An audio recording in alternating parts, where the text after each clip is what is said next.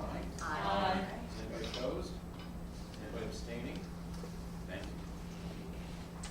I move to approve the board minutes. Oh, we are moving that. Thank you, Joe, I appreciate that. Yes, I just read that. All right. We're moving on to member comments.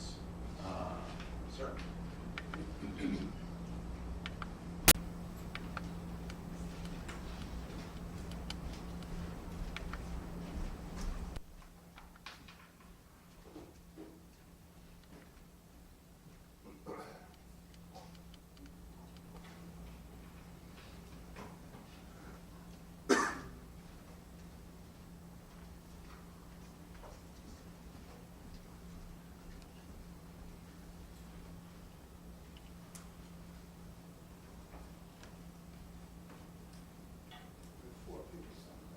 sir.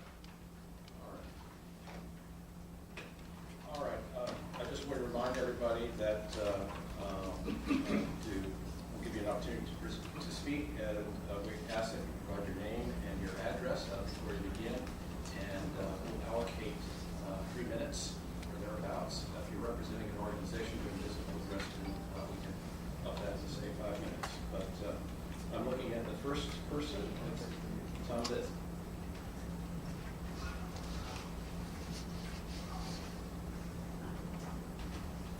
On this, 2229 Cartwright Place. Can I have 3 minutes plus enough time to suggest that I don't know what the agenda is because I couldn't get a copy on the website except the one from several days ago, and I didn't find a printed copy out on the table on the phone, so it's all mystery to me. May my time be here now after I've seen that. Yes, you may. I'll talk about some budget things. I don't know if you're going to or not because I haven't seen the agenda. As a general process, I am in favor of additional attention being paid to capital funding and taking care of the existing assets, repair, maintenance, whatever things that we have. Though I'm not particularly comfortable with the idea of executing a loan to do that. Nonetheless, you've had some other discussions that I have not been able to observe, and I don't know what else is going on. That may be further along than I could disrupt. But I do have some observations and a critique and a defense mode about things that I've been seeing online when I read about this topic. The way that the program is being presented by Ken's writing, or the writing under Ken's name at least, says that we are considering making a loan, executing a loan, in order to minimize dues increments in the future. I was a party to the preparation of the budget exactly 2 years ago, and I understood at that time that we were short on capital funding things, and really, I have a contrarian view that what we're really doing, if you do execute a loan, is you're instead executing a loan to catch up with a minimizing of dues increments we made in the past. Also on the line, I saw some observations that Reston needed to get its act together, or something of that nature, get its act together about capital funding. And I'm going to give you a defense, and that is that actually you have already done so. And it's going to go back to that same meeting that I referenced, a series of meetings in preparation of the prior budget 2 years ago. At that time, I understood that we were falling behind what we were doing toward funding, and I tried to agitate that we have a different process to take care of it, to catch up, or at least recognize that we were falling short. And in the short term, that ended up causing a different way of funding for that one time wherein, even though it wasn't entirely connected to the problem, we just said, okay, we're now going to have what I call the 15% rule. We still did not connect with future known needs, but we were going to allocate 15% of our income towards the problem, which was still less than what was required. So that was a baby step that took place 2 years ago during the budget process. After the budget process was completed, though, we then did go into properly revising eventually Resolution 4, which now has the 5-10-year look ahead, a more sensible way. So I repeat, as far as getting your act together, you actually started 2 years ago, whether you remember it or not. Thanks, sir. Let's see. Dan, Rowe? Yes, thank you. I apologize. Dan, this is part of the presentation on Wednesday, right? Do you want to hear now or during that? I think it'd make more sense to do it when the item comes out, if that makes sense for you. That's fine, sure. We're willing to wait just a little bit. Is that okay, Larry? Thank you. And I would assume Jessica, the same? Okay. Same, yes. All right. And Andrew? Andrew Oshkovich, 1556 Northgate Square, apartment 12. So I talked to you guys last week, I think it was, and John, I want to say, like a lot of the things that you said, both after I spoke last week and then again this past Monday, everything makes so much more sense. You explain things, and I want to thank you for that. And also a lot of discussion that everyone here had, I think has been very helpful. But I really hope you really tackle a little bit more of this aspect of, I understand, I don't want to sound like I'm saying, just lower the fees, because I understand, and by being on my condo board, I also understand there, you have to raise fees. This is what you guys are saying, and I understand that. But I want you to look at what are some of those other things that we're doing that maybe could come off the other end that don't necessarily need to be part of the fee. Maybe all of our camps could make more money. Maybe our swim program could make more money. Maybe a pool pass could cost $100 instead of $20 or $25. If those things are things that you'd be willing to entertain, I know that would help me in the future, and I think it would help a lot of people. So I'm not, when I say lower the fees, it's unreasonable. I understand that we need to increase, but also what are some of the areas that we could take off so that the overall effect on some of the members is overall less, and it can really bring it back into reason as something that they can handle each year. So it's just a different structure as to where the money comes from. So I think that needs to be a part of the discussion. I hope to hear more about that. Thank you. That's it for those people who signed up. Have we missed anybody that would like to take an opportunity to speak? All right, I'll turn it over to the members of the board to see if they have anything they'd like to share. I'll start with you. I just want to say I'm happy to be here, and I'd like to remind everyone I say that to please speak slowly when you talk. Now, Why did you go? because you want to hear the flag. And that's very important, so we get the minutes right now. Now it's the honest, you have to understand.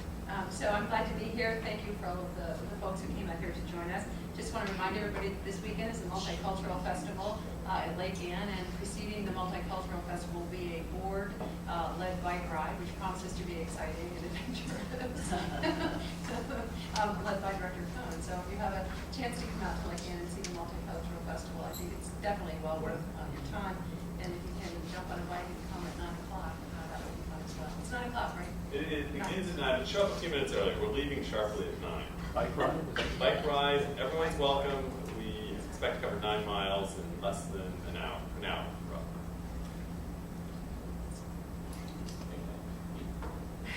Yeah, likewise happy to be here. And for those of you that have not been to the Multicultural Festival, it begins with a naturalization ceremony that is just a wonderful thing to see. I can't remember last year, I think we had some 50 countries represented, and it's just terrific. So come on out and see that. It's very special. Well, I'm also happy to be here. I'm so happy today. You're happy. Is that slow? But anyway, the Multicultural Festival is on Saturday. It starts at 11, and I know you will be there to kick it off. It's going to be a fantastic day for everyone, right after the bike ride. And also, 2 other great opportunities. Walk-in homelessness. I think Kate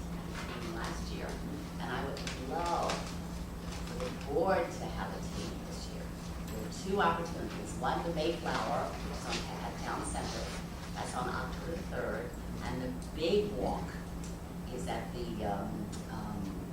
It's at the Reston Heights on October the 27th, and it starts at 1:30. Now, you have to sign up online, and Kate, if it's okay with you, I can send Sabrina the link. I have it. You have the link? Actually, yeah. So I can And, have it. perhaps if you could send it to our board members and anyone else who might be interested, because we need to have 1,500 walkers. Now, let me define a walker. Could be your dog, right? Yeah, your dog walks. Right? Yeah. Yeah. So, just think along, think like that, right? Yeah. So please sign up, because we certainly want to end homelessness in our community. It's very, very And I important. can kick that off for us. We can have an RA team and. Sounds good. I'll get us set up and let you guys. That would be awesome. Thank you. So there are teams. Yeah. Well, there's nobody competitive on this. So we are. Who's gonna walk the fastest? And it's a lot of fun for a good cause. Hi, happy to be here. Looking forward to the budget discussion.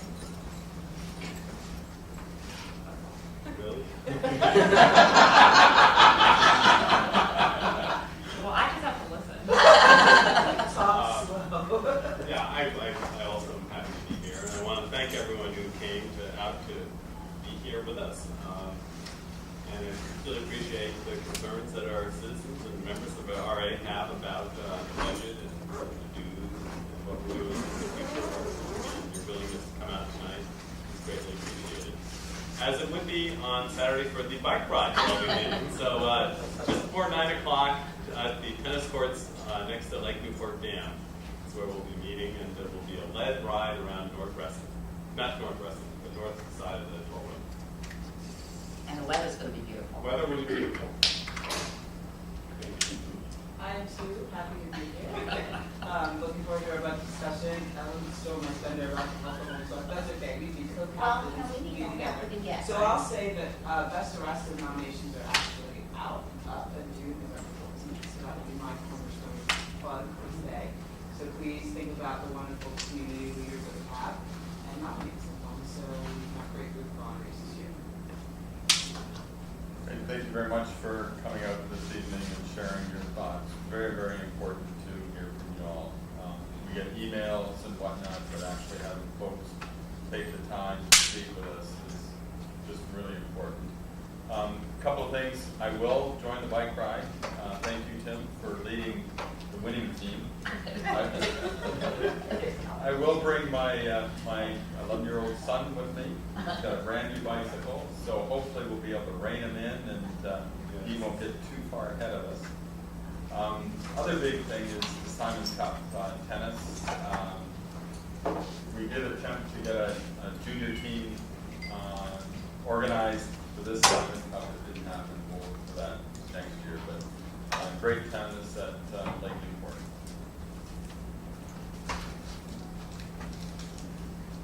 Just one comment, and I'd like to remind the board and the viewers and our audience that this Sunday is multicultural festival. Saturday. That's why they give the shirt. If you volunteer to make the shirt on, so you show up on the right day, this Saturday. It is a wonderful event. If you haven't been there, then take my word for it. If you haven't, then you know that I'm right. The entertainment is spectacular, and as Kate mentioned last, that you mentioned, the swearing in ceremony of the citizens is always very touching. So it's a great event. I hope we have wonderful weather for it. I hope to see you all out there on Saturday. If you show up on Sunday, I'll still be there.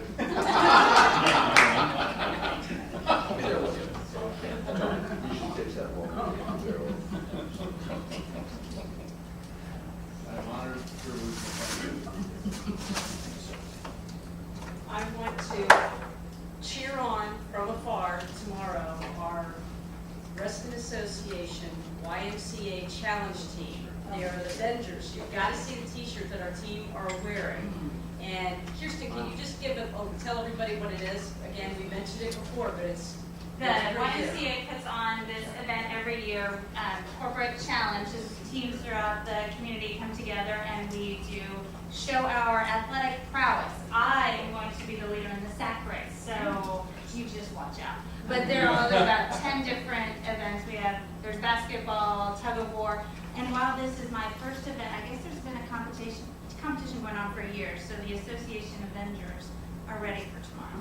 Go team. Yay. I think everybody has taken my comments already. Again, please, I'm looking forward to seeing as many people. It always packs in people in the multicultural events. I look forward to seeing everybody there. And look forward to getting involved with everybody on the bikes. I think we should have a little challenge, a little race uphill, things of that nature. A little wager here or there, should be fun.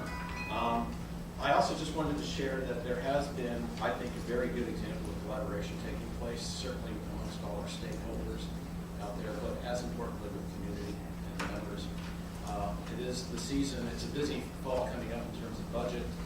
A lot of items on our docket to be covered that are in the public eye right now, and I look forward to everybody continuing to share your comments and your thoughts.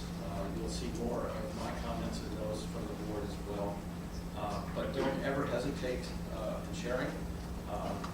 Spread the word to come to these meetings. We look forward to a packed house if at all possible. Just make your feelings known. And as importantly, look at our advisory committees. If you really want to get involved, look to get involved that way, or even down the road, get involved with the board, what have you. So all of those things are opportunities that you can take advantage of. It's the way we did it, and it's the way I did it. I've been here for a very long time, and it's a great way to keep us in touch with the things that are happening in wrestling. So for that, I thank you. So with that, I'm going to move on to our busy agenda, if I may. And I think the first item on the docket is the pedestrian and bicycling advisory. Kurt is not here yet. Yeah, I think what we'll do is if you just bear with me to the next item, we'll come back to that. The next item will be the deer hunting request. And if I may, I'll read the board and the motion, and then we can start the discussion. All right. Move to approve the deer hunting application request of Mr. Dan Rowe, owner of the property located at 1916 Buckthorn Lane, thereby granting him permission to hunt through the 2016 season and changing the time of day hunts. Changing the time of day hunts are conducted on this property during the winter months from 6 a.m. to 9:30 a.m. until daylight savings time comes into effect in the spring. The actions to be granted in this motion are contingent upon the execution of an agreement as approved by Resident Association's legal counsel. Do I hear a second? Second. All right. And Larry, why don't you just give us a little background? Sure. Those of you who were at the board planning committee meeting heard most of this. Mr. Grove, who's here with 3 of his daughters, originally got permission to hunt on his lot over 1916 Buckthorn Lane in 2010. That was revisited in 2011, and there was an extension, and that was done primarily because of daylight savings times aspect. And he's come in to request basically a new approval because the prior approval expired in April of this year. And he's requested a longer-term extension of what's suggested in here is 3 years, so that there's not have to come back each year. I want to address a couple of questions that came up at the board planning committee. And first question that was brought up is how many deer have been taken on the property. And so Dan worked with Suburban Whitetail Management of Virginia, which is the outfit that has been hunting on this property, and they've taken 2 deer. However, despite that, and that's lower than the average number that they get for the hours hunted and the number of hunts that were conducted. I think there were 20 hunts conducted over that last permission time period. However, they believe, and he's going to speak to this, that the deer traffic on the property is considerably less. And I'm going to let him talk about the personal aspects of that. One of the other questions that came up were the immediately adjacent owners who, for those of you who recall prior when we read the materials, the board waived the requirement of distance provided that the adjoining owners were okay with that. And you have letters from the adjoining one of the owners, who are the same owners from the prior commission. I checked the land records, and they give their concurrence to having the hunt take place closer than what's in the actual resolution, which you also have in the packet. One of the third questions, I didn't remember who asked this, was how many ticks are on a deer? I searched all over, and the only information I could find was from a study in the UK, and what I got out of that was hundreds. I'll just leave it at that. I couldn't find anything.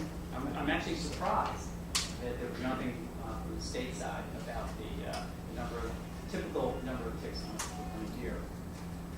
So what you have in your packet is Mr. Grove's request and the reasons why he wants to continue hunting on the property, the graphics, the notification the notification map that we sent out.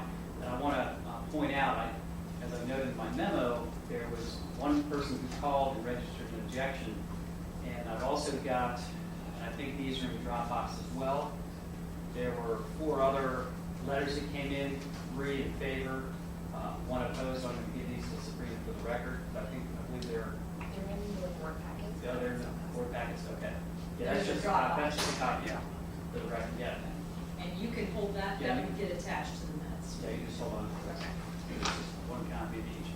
So, staff has looked at this again, the property, and we would recommend that the board approve the application and grant permission. And we're fine with 3 years. I think it's important to note that a lot of people in this community have my phone number and Claudia's phone number when it comes to things having to do with the common area and open space and so forth. Neither of us have received one call during the conduct of any of the prior hunting activities on Mr. Grove's lot. I think that's kind of telling. And that's despite having notices in 3 locations at the back of that lot during the periods that the hunt takes place. So we're in favor of the board moving forward with this. And I'm happy to answer any questions. And what I'd like to do is have Mr. Grove come up, or perhaps one of his daughters who want to speak, and talk about why this is important plan.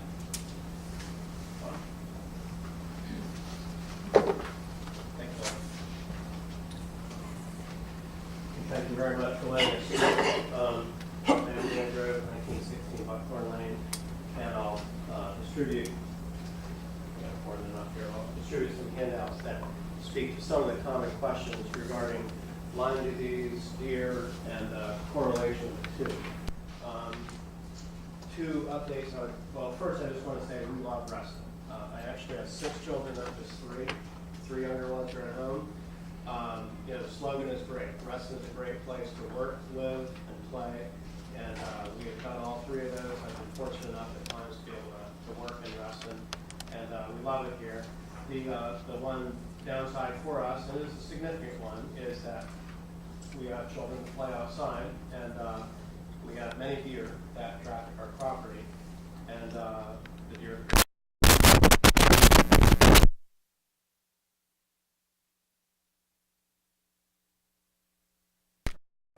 at times had Lyme disease or associated co-infections. My daughter Jessica is here tonight to speak to her personal experience of that. What I'd like to say is that, just to reiterate Mary's request, we would like to request the extension of our authorization to hunt and clarify, I do not hunt. The people that would hunt and have hunted are suburban whitetail of Northern Virginia. They are the county contracted, if you call it a contract, hunting organization that both hunts in the county parks to reduce the deer traffic in the county parks. There are many deer in our area, in Crabtree Park area about a mile from our home, which is a place where many deer come from, traffic our area. There are many deer, and the population has been measured. The population recommended by the county is 10 to 12 deer per square mile. The population in Crabtree Park is 185 per square mile. So there's very high deer density. You probably noticed it yourselves. My point here is that while there are many deer, they're also associated with carrying Lyme disease, And I'll share this chart with you with Jessica prepared when we were here a few years ago. Just to point out that the life cycle of a deer tick, which carries Lyme disease and co-infections, is that it starts as an egg, becomes a nymph, becomes a larva, becomes an adult tick. This happy family is a photo of 6 deer that are on our front yard. This is a very common occurrence to see this number of deer walking through our yard or kind of parked on our yard or whatever. So it's very common to see them. Many people have pointed out correctly that squirrels, mice, chipmunks carry the deer ticks. And while that is true, in the overall life cycle of a tick, when the nymph climbs up on a bush and gets onto a host, it's looking for a large host that it can then suck a lot of blood from, basically, and be prepared to lay a lot of eggs. And the number that Larry had been searching for and found a statistic in the UK for, I have some data in here for the typical woman, female tick falls from the deer and lays 2,000 to 3,000 eggs at a time. So if you imagine you have some number of deer trafficking your property, at the point where the female deer tick is ready, she drops off the deer, lays a lot of eggs, and as you can imagine, the real estate on a deer, so to speak, to support a lot of ticks is far greater than it is than a chipmunk or a mouse. So I think there are statistics that document all that, but studies have been done that show that where a reduction in deer population has occurred in the Lyme disease area, there's been a corresponding reduction in the incidence of Lyme disease itself. The statistics are here, and there are many other statistics that you could find just by doing a simple search on the internet. But I brought these for you so that you could look readily. So my request is essentially that because deer carry ticks carry Lyme disease and other co-infections, and the effects of those are very traumatic and substantial in terms of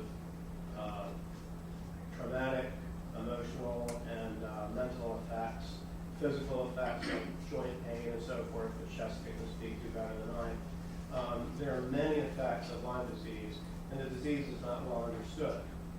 So there are minimal treatments available. Treatments that are available are pretty limited. So I've spent many thousands of dollars out of my pocket because the traditional insurance system doesn't support treatment of Lyme disease beyond the 3-week antibiotic dose. So there's expense, there's emotional expense, mental expense, and physical expense. And so given that there is a strong correlation between reduction of deer population and reduction of Lyme, we would like to have the authorization to continue to have suburban whitetail hunt on our property, which we would expect to have the continued ongoing effectiveness that it has, even with only 2 deer being taken on our property. The other update I received tonight was from Greg Brown of the Suburban Whitetail Management of Northern Virginia, who said that another property owner, or actually a set of 3 across the street from us and down the road a bit, actually have a little less restrictions on their property for some historical reasons. They have actually had 9 deer taken in the same time period. So the effect has been that within that area, 11 deer have been taken. That reduces deer traffic, reduces tick presence, reduces Lyme disease. So that is our request, is that we have authorization to continue to hunt. Thank you, sir. Yeah, I think. Any questions for me first, or? No, good. Jessica? Hi everyone, my name is Jessica Grove. I'm 17 years old and I have Lyme for at least 5 years. And the effects of Lyme disease are many, but it has physical, emotional, and mental implications. I've experienced tons of symptoms, but a few of them are headaches, chronic fatigue, and joint pain. And even though we've tried many treatment methods, I still daily struggle with these things. it's very hard to get rid of once you have. And others in my family struggle with them as well. So my encouragement is just that you would vote to allow us to continue hunting because the evidence has shown that it does help reduce the tick population, and that in turn will reduce Lyme instances. Thank you.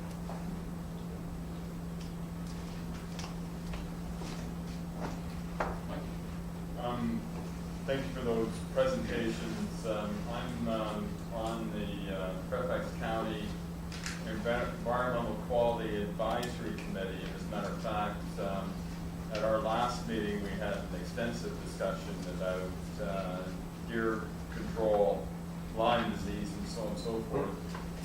The big takeaway from there is it is a serious problem here in Virginia. The other is that the deer population in Virginia is far higher than the ecosystem can actually support, which was new to me. I see them as a resident here as a bit of a nuisance in terms and a hazard. I love animals, but when it gets to a point where it's difficult for the community to coexist, and it's exacerbated by an already overpopulation of a species such as deer, it becomes a major issue. So a whole variety of hunting methods make very good sense.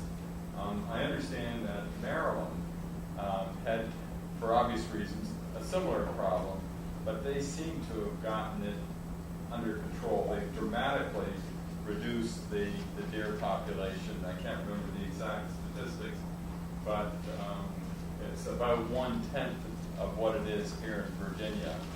And so Reston absolutely appreciates and wants to care for its natural assets and resources. I think that exploring ways where we can be a leader for the rest of the state and how to manage it. And hopefully over time, we'd be able to deal with other things like Lyme disease and ticks. I understand too that one tick produces many eggs and can generate many other ticks. It doesn't take many. To try to eliminate it is a real challenge.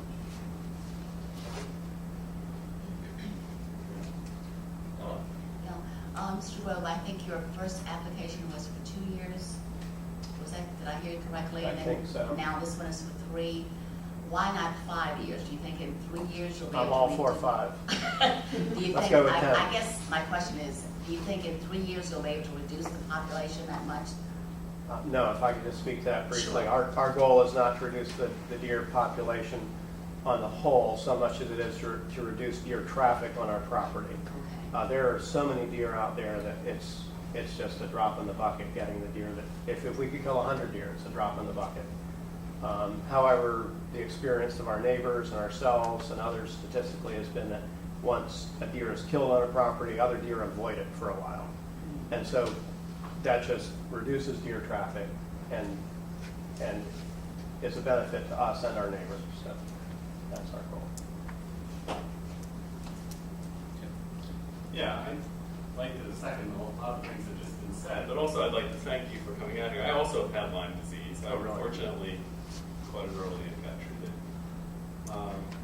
It's a terrible thing, and it's something that we really should be taking very seriously. And I'm hugely appreciative of your bringing this up and trying to deal with this. I think it's something that the community has to take on, and I'm glad that you brought it to our attention. Thank you.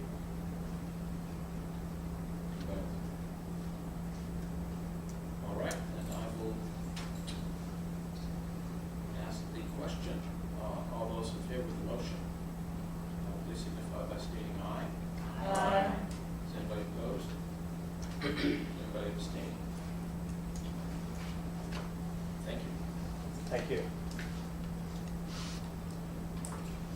All right.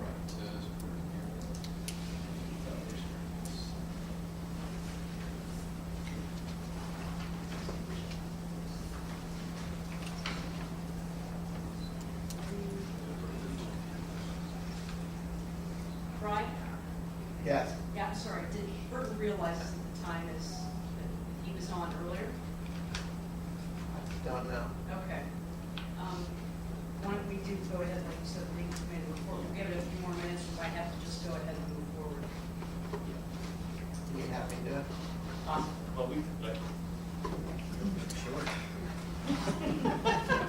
I'll give it a little more, it's easy to move on to the middle.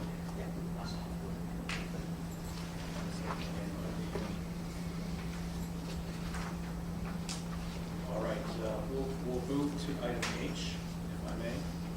The September 2013 legal committee report.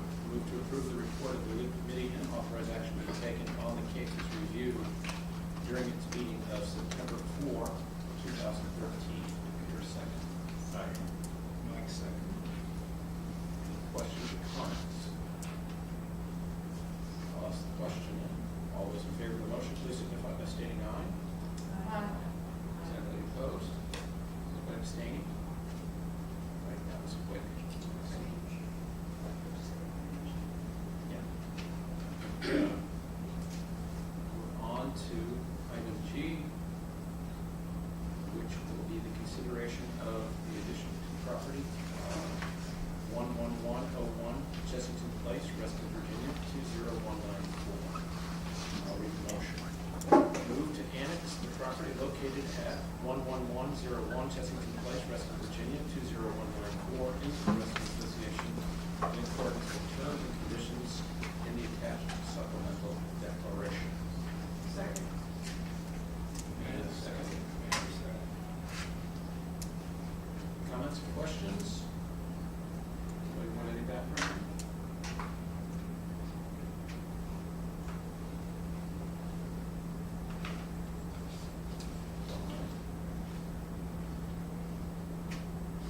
I will ask the question. All those in favor of the motion, please signify by stating aye. Aye. Raise hands, please.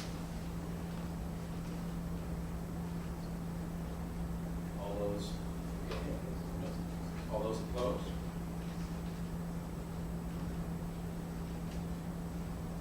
Is anybody abstaining?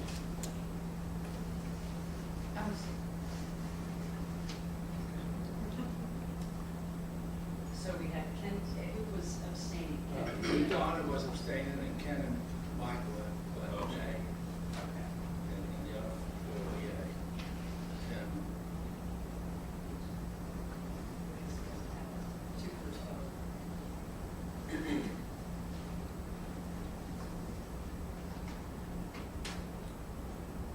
So what's the outcome? It was, Four. four.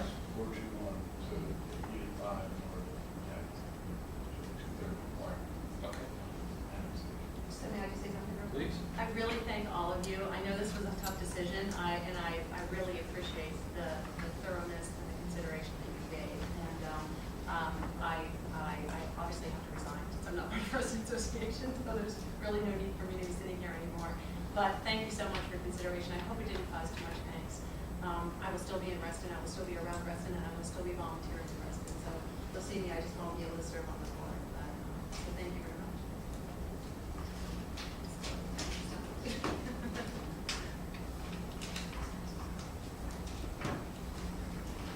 Thank you. And nothing for pedestrian crossing. Executive session. So, absolutely. Brian, you know, I hate to, we're gonna move into probably executive session here. I hate to leave Burton hanging. What would you recommend at this point? Well, if everyone's done their homework and read the packet, I can entertain questions. Go. Okay, that's all you need. I'm all for that. We can go forward if everybody's comfortable with, There's a question over here. I'm actually wondering why a 4-2 vote doesn't constitute a 2/3. Two-thirds of the members present, and 2/3 of 7. It is 2/3 of the president. the Donna could have walked out and the two for passed. That would have been dishonest. I would never have done that.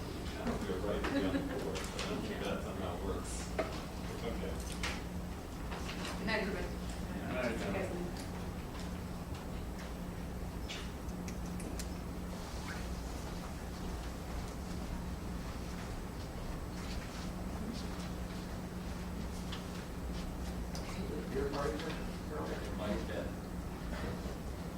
All right, so we'll move on to the pedestrian bicycling advisory committee.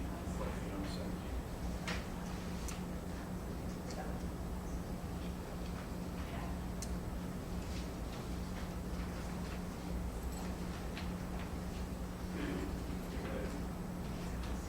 All right, I'll read the motion.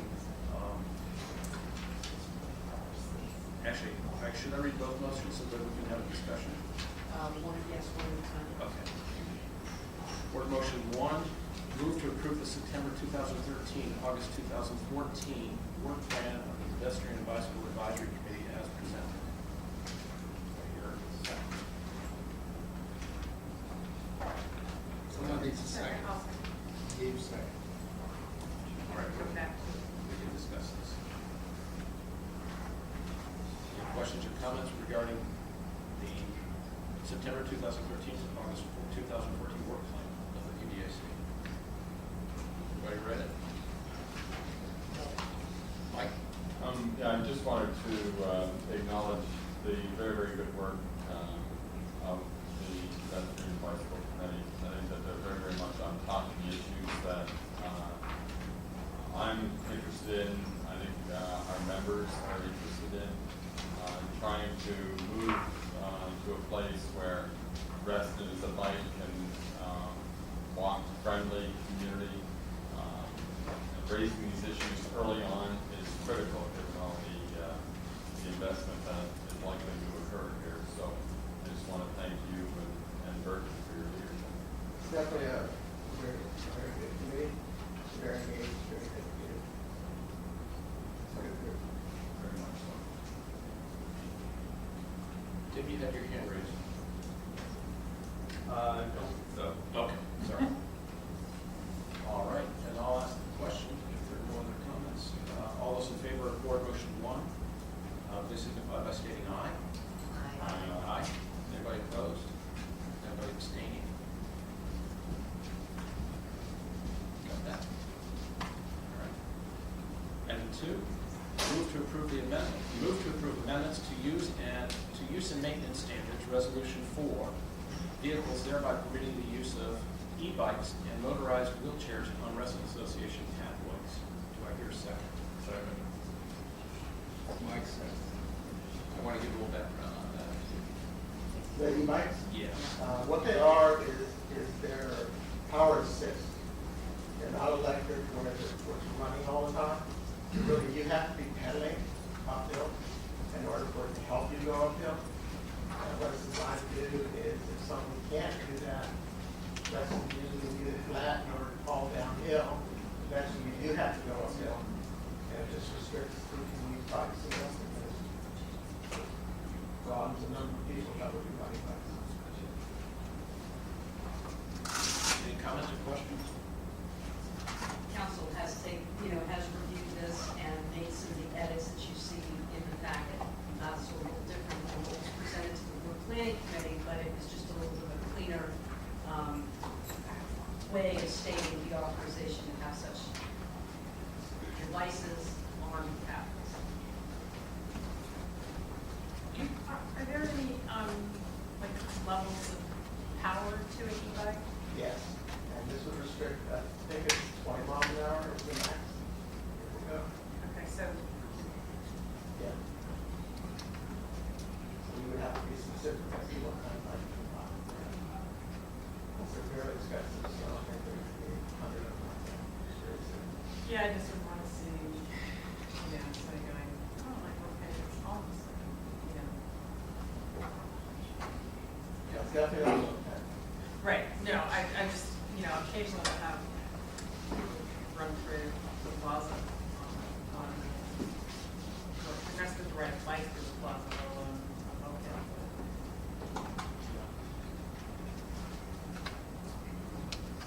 These are also limited to speed, right? Yeah. Power, it's at 750 watts, so it's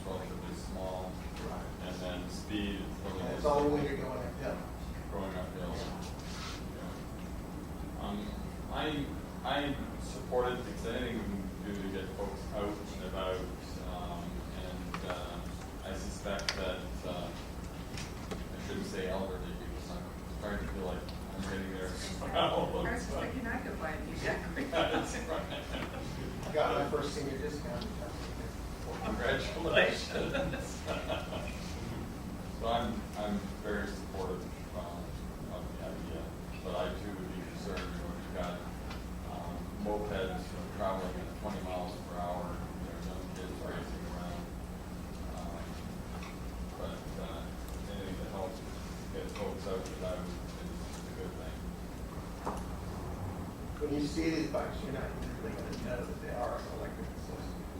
They really don't make any noise. So that's not, people aren't going to see them and say, well, that's a moped. Yeah.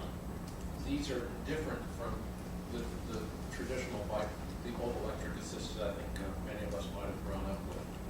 So you read in the resolution, as the speed increases, the output diminishes automatically. And if you stop pedaling, it stops, the motor stops. So if you're used to the traditional old assisted bikes that I grew up with in the 60s and 70s, that's not what this is. Where you have a motor that's always on, and you can just put your feet up on the handlebars. That will not be the case. So it doesn't behave anywhere like that, the motorized vehicle per se. In my 2 cents. Any other questions? Then I'll ask the question. All those in favor of the motion, please signify by stating aye. Aye. Aye.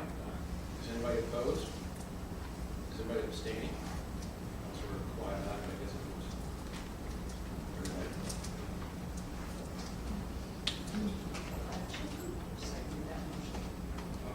Mike. Just have a minute. I don't know if the rest of you feel the same way, but we just had a loss on the board. And I think, I can't ignore that and remain silent about it. I have a great admiration for the fact that Donna put herself out there. She tried something new. She knew what the risk was, and I want to make sure that we take the opportunity to thank her properly for the time that she has given to the community and her conviction of things that she's wanted to do.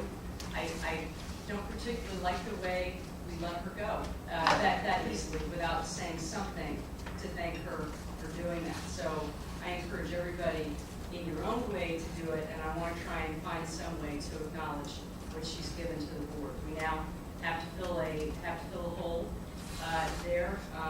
Again, I recommend that we do it sooner rather than later because you have a lot of things that you have to do as a board in the next several months. I don't think waiting until April, until the election is the way to go, so I will come up with a plan of action to do what we just did a few months ago, and it is unprecedented in my history. We've never had to replace 2 board members in less than 5 months and out of sight. So I do take this very seriously and just encourage you all to take the opportunity to thank her. And I just don't want this to go unrecognized for that. Thank you, So, Kate. sorry. No, I appreciate that. I had the same feelings. It's a rather awkward moment. Thank you for making it. I wholeheartedly agree. We must do everything in our power to thank her, recognize her, make her feel like she's still a part of this. She was an at-large director, yes. So we will go through the process of soliciting and asking, and I'll talk with council about what we can do. We had a pool of candidates from the Mersey-Saukwood district, that's a consideration. But probably the best thing to do is to make that an open invitation for the community. We'll go through again the same process. Hey, thank you for raising this. Felt very awkward and absolutely I was disappointed with the outcome, but she has been a little trigger. I apologize. Oh, no, I'm responsible for what took place here from my perspective, so I thank you for everybody's patience. It was a very unique situation. I wish that would not have to encounter it all as president. So.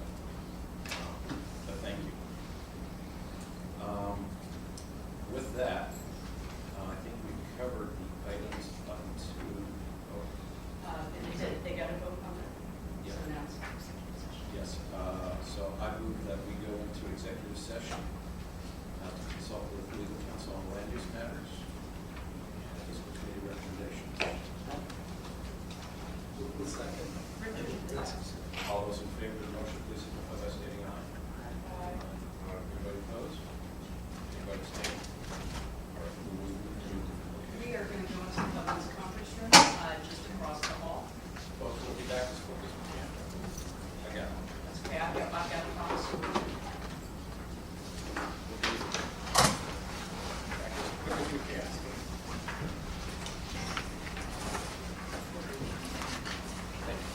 Thank you all.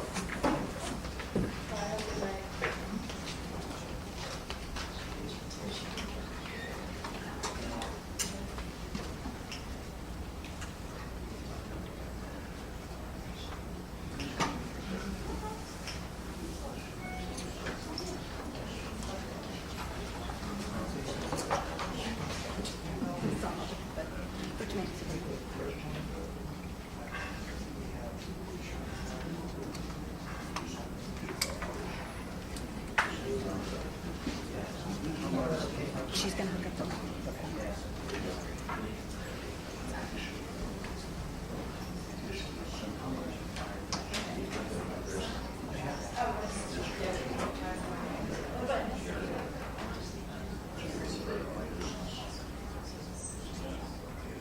No, that's the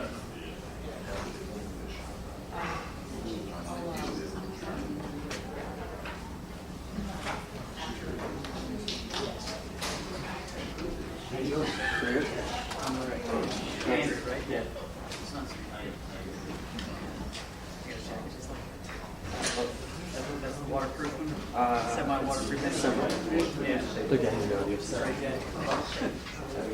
Yes, well, I'll be back. Okay.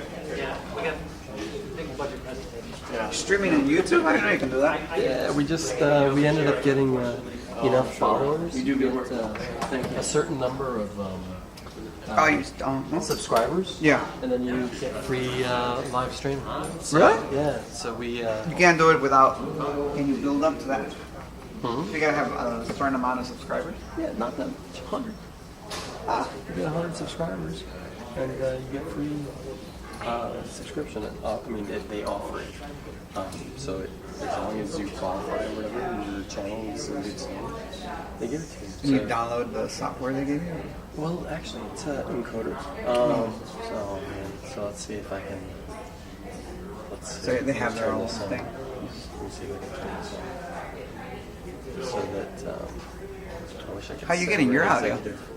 I was just getting it right off the mic, and it was really faint, really faint. So they're gonna set up the mic soon. They forgot. Yeah. Well, you know, in between. Yeah. Kiana and in between Kiana. Did that lady just quit? She didn't quit. No. She moved into a house that's outside of the resident boundary, resident association boundary, and so they needed to come through with a resolution to insert her house temporarily into the resident association. Governing documents into the association. So she had made that request, and basically the board denied the request. So based on that, she can't serve on the board because she's not a resident association member. So Can we turn them on just to make sure to? yeah, I'll check. So that way we can check That's that. plugged in. Yeah, I'm gonna.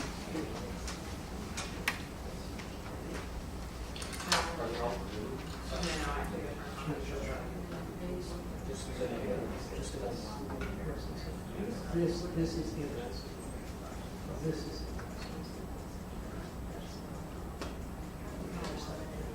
About 30 minutes. Wait a second. Yes. This is the one. These are developments here.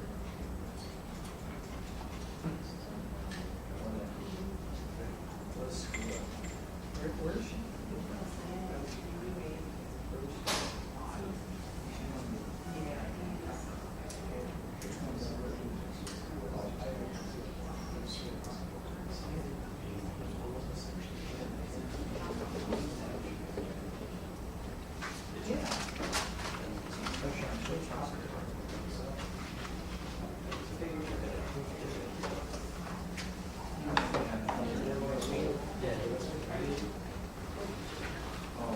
Yeah, I know that.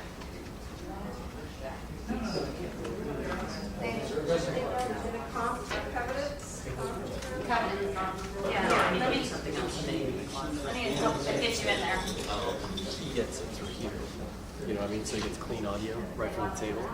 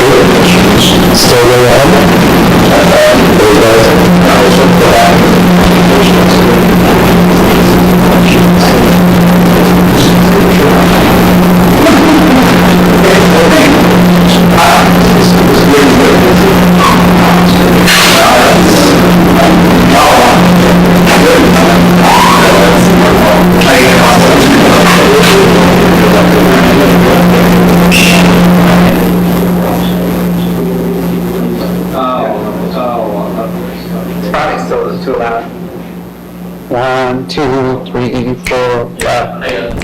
What?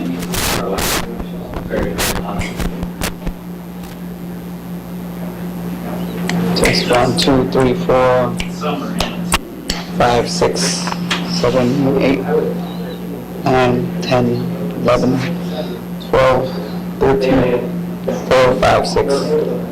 Oh.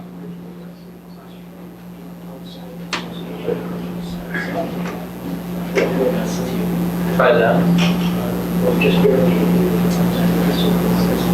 1, 2, 3, 4, 5, 6, 7, 8, 9, 10, 11, 12, 13, 14. You got it? Yeah. Let me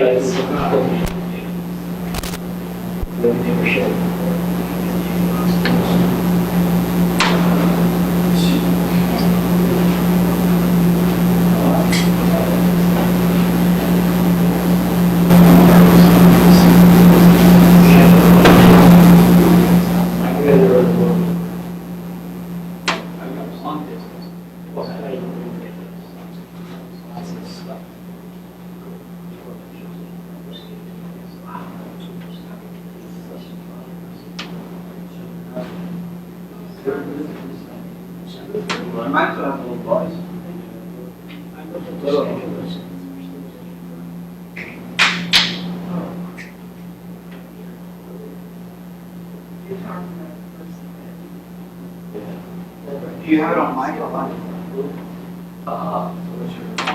I think I changed it to line.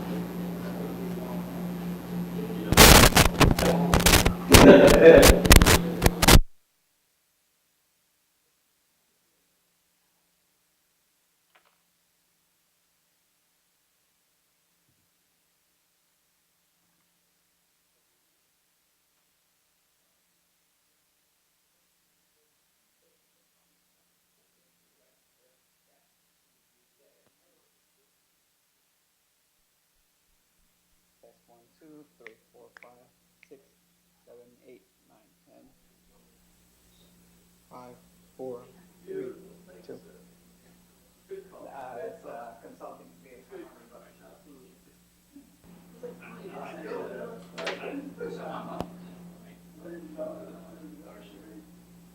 Maybe that's why you're working. Hey, Michael, I'm delegating you to stay till midnight. I won't be. Yeah, see, my one away. I won't be. I got too much going on. I had a conference call last week. I think that was making it all up. You don't even want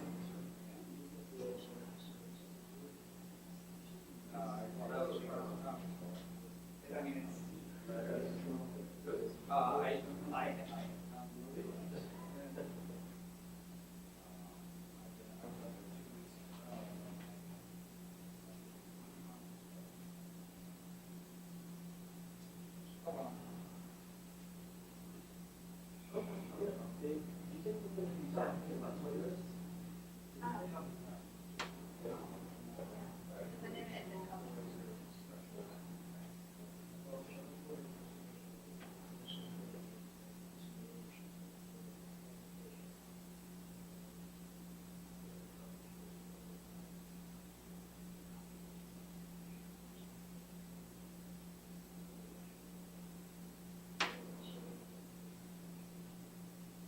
what you can do.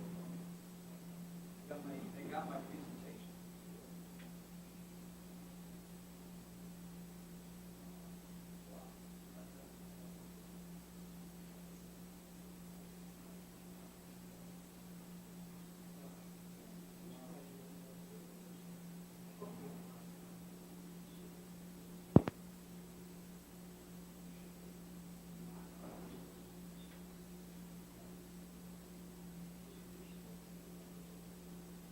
Yeah, you're just too damn old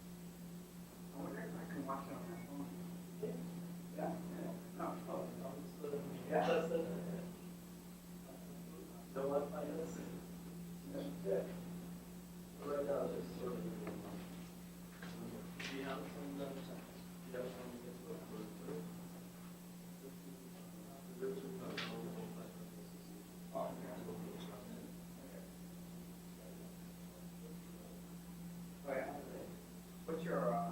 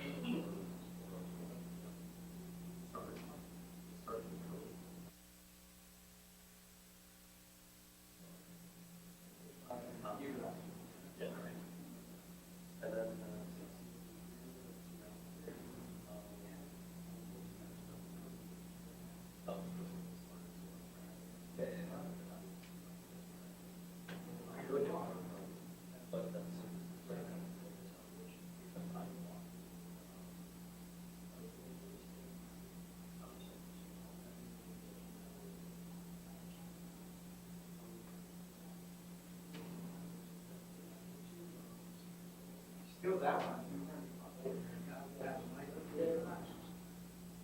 You can just like, because there's like people that, you've got like. So take this one. And this one, I think the battery's running out anyways. Yeah. Is this one good? Yeah, this one's blinking on. So yeah, you can take this, like he's saying, and then just slide it somewhere about here. Yeah. Because this is picking up Andy's not here. All right, well, this one right here. Can I have the dead one? Yeah, yeah.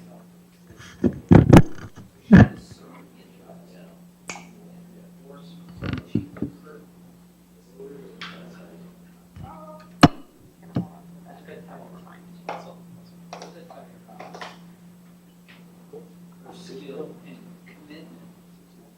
Janet, that was a quote. She would be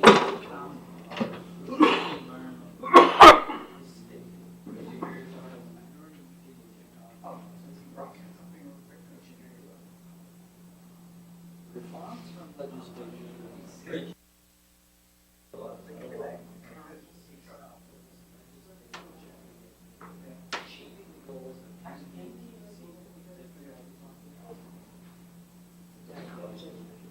No, that's a quote. No, this is right. Wow. She has power to be. 1, 2, 3, 4, 5, 6, 5, 4, 3, 2, 1. Yeah. Maybe normal, it's normal, but so, quotes and quote. Of course, she doesn't go from that. Yeah, I didn't know that. Yeah, it's a, Sorry, I was SaaS law. Second. Can you tell I've got the coming, so I need to.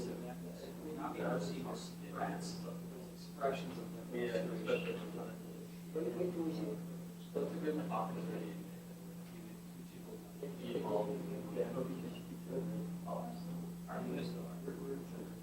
You know what? I'll work with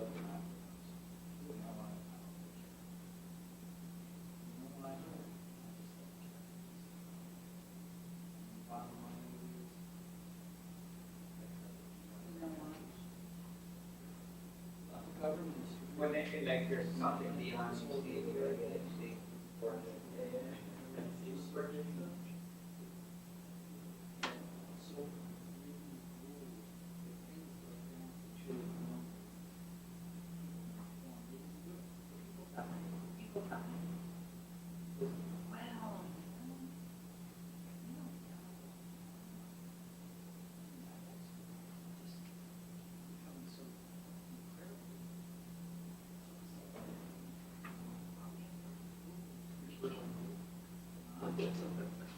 That happens all.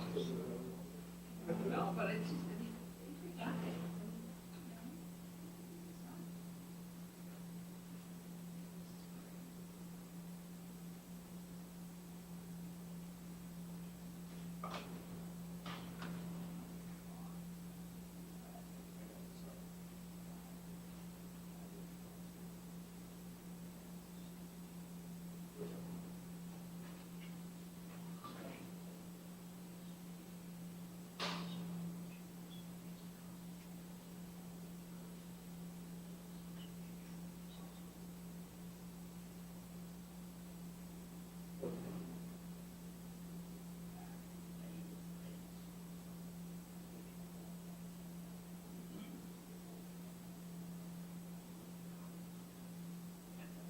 This is.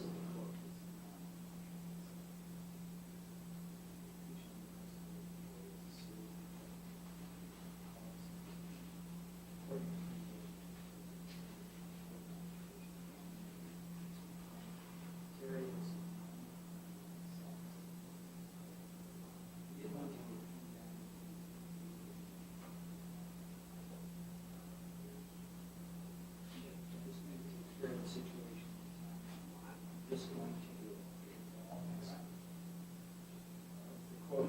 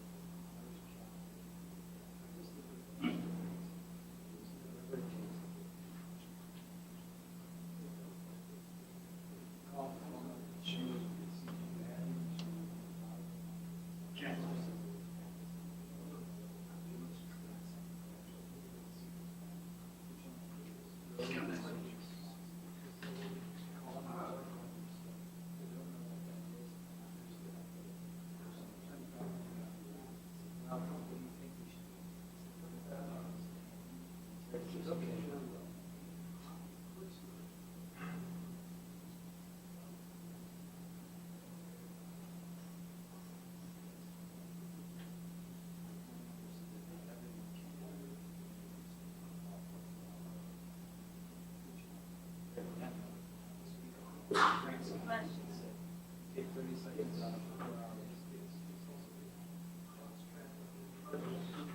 Why?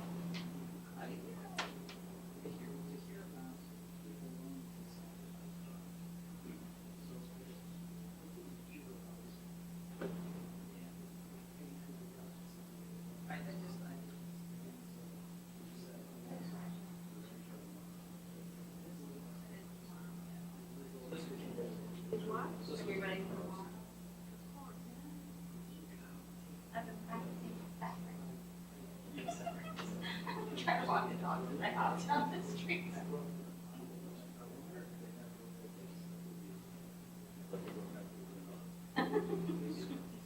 Don't You're all the look first. little. I'm not on that team.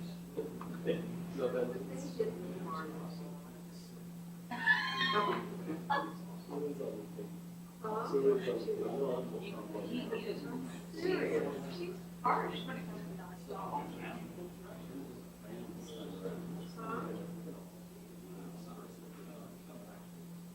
Wow, seriously. Systematically take the receipt.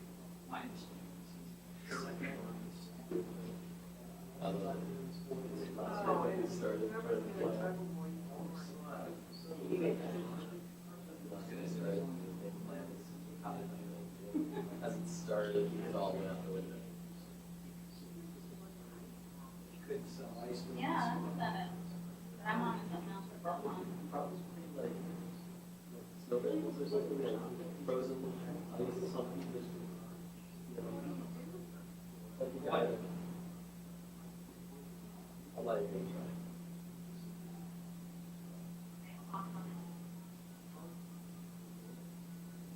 Actually,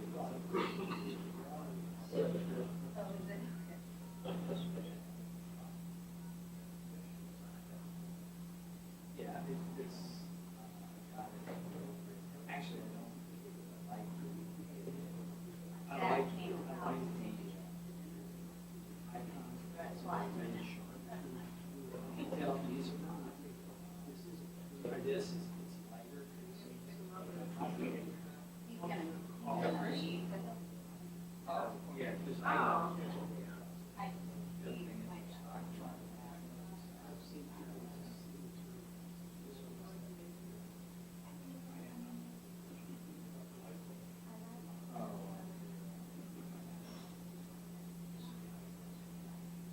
well, yeah, the icons. friends with my maid.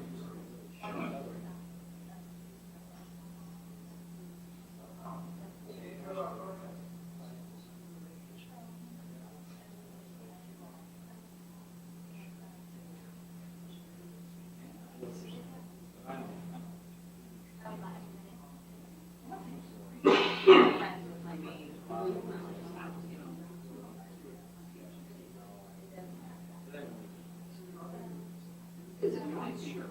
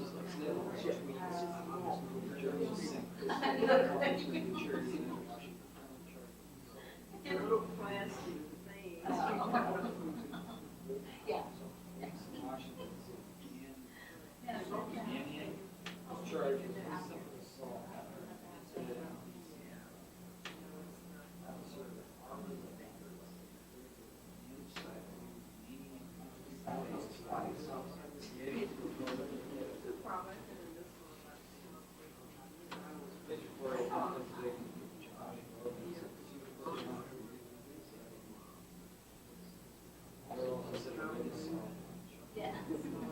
Are you?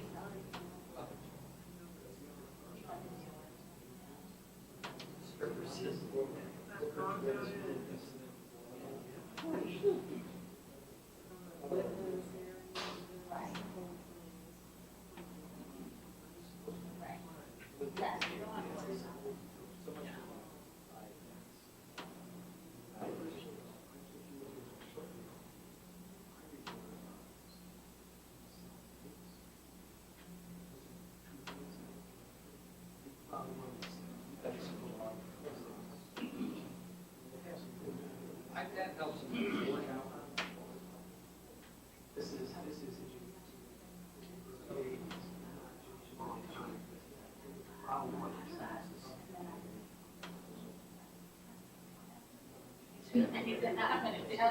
I got all these bottles that were there.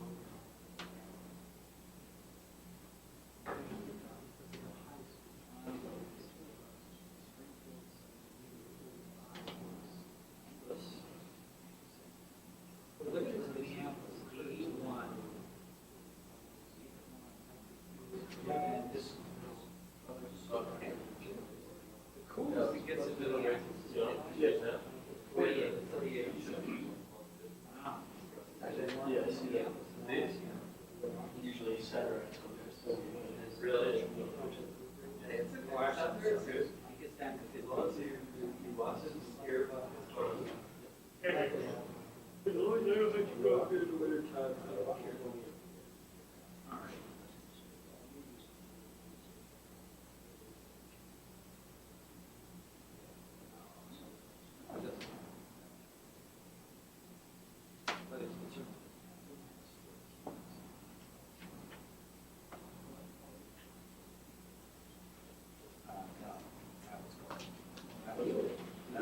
No, that was it.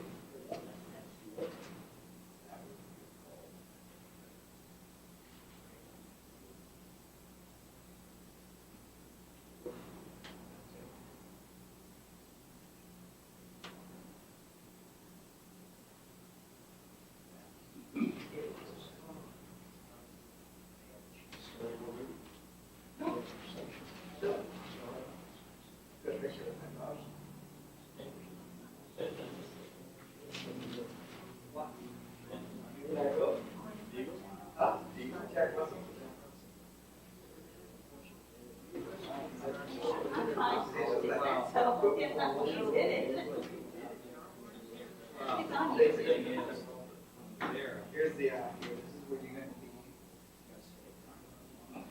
And then out.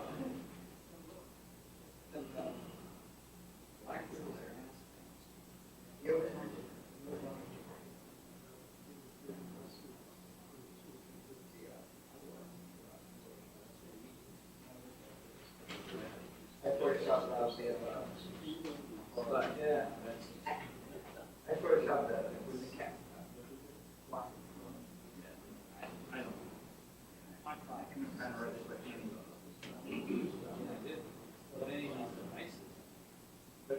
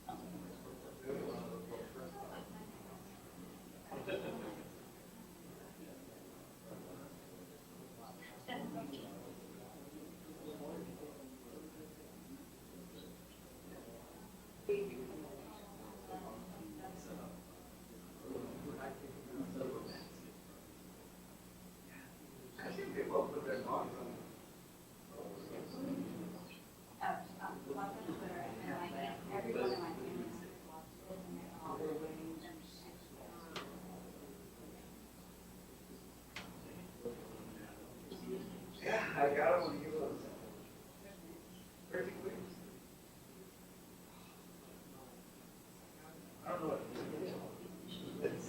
It's close to that, but I actually don't think it's.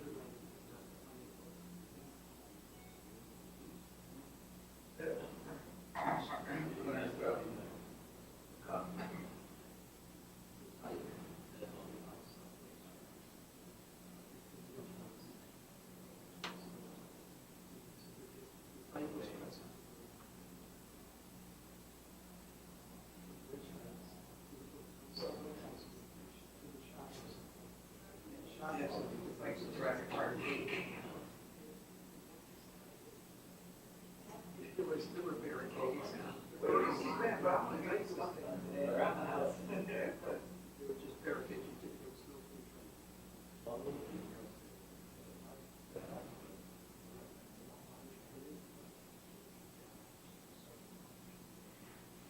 Yes, I had.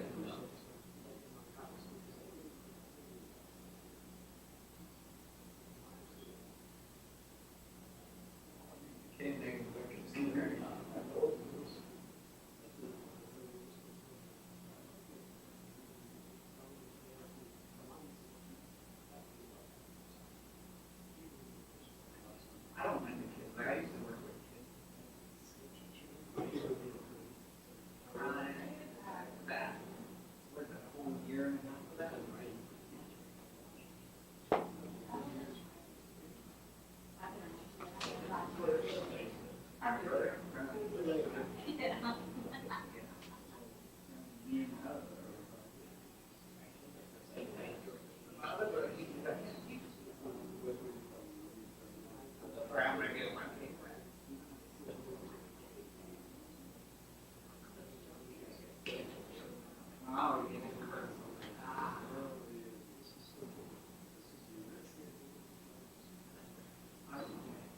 So that was a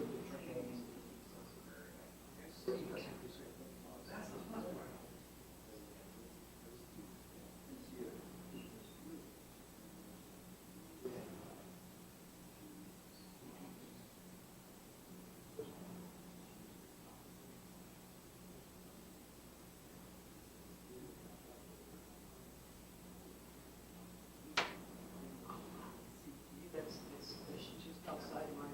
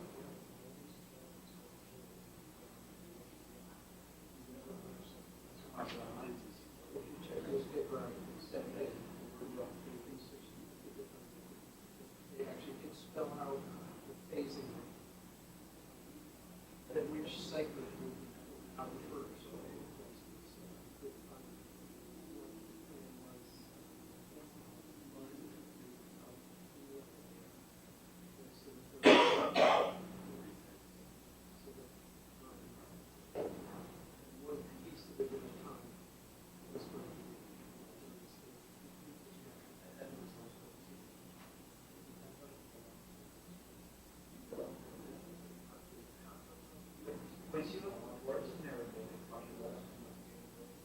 You're safe in your head, yes. Yeah, but as soon as you get to as soon as you cross Western Avenue, it's no longer resting except for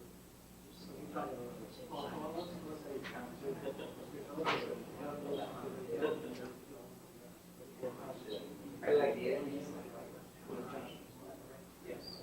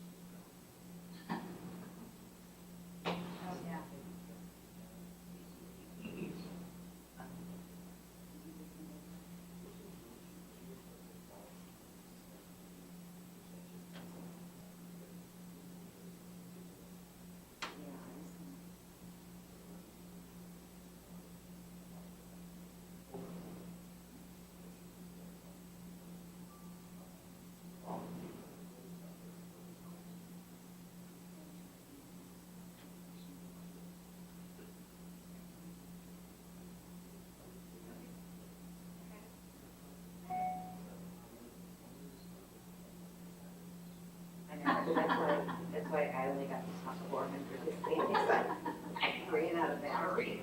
I was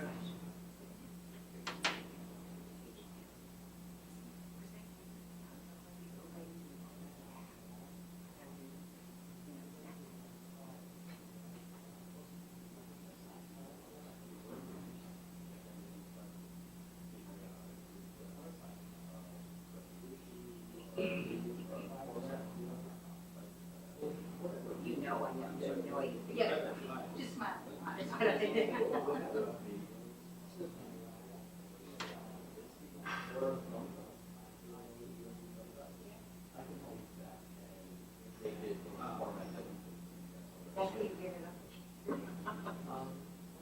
I left it over here and it goes straight. I a little piece. Yeah, you did it. Put it on my back, and I just start sending them wherever they need to go.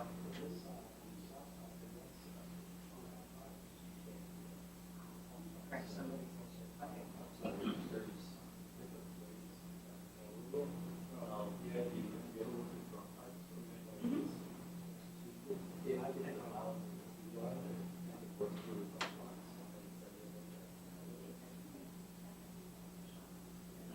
You were having a conversation like anybody understands.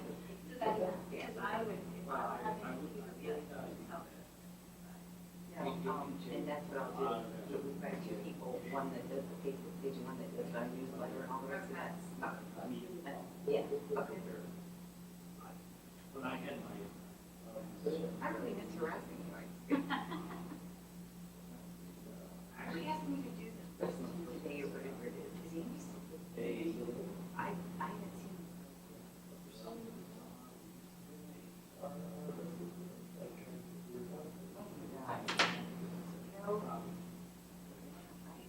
they couldn't identify.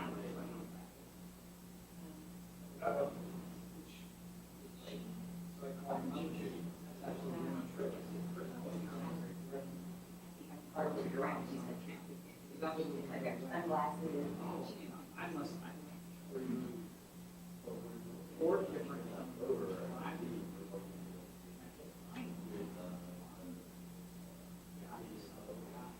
Yeah. He fixed it in like 3 minutes. Oh, so you're gonna be over at everybody else's trying to get meeting. Oh,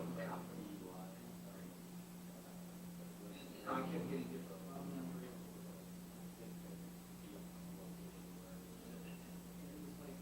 Constant scroll. How we connect to the problem. Status.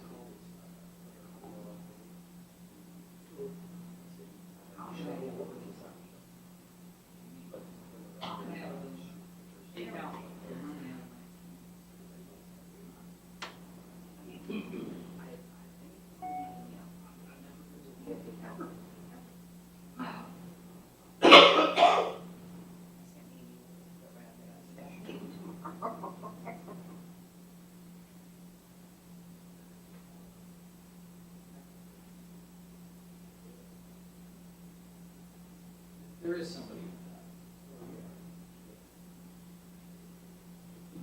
who is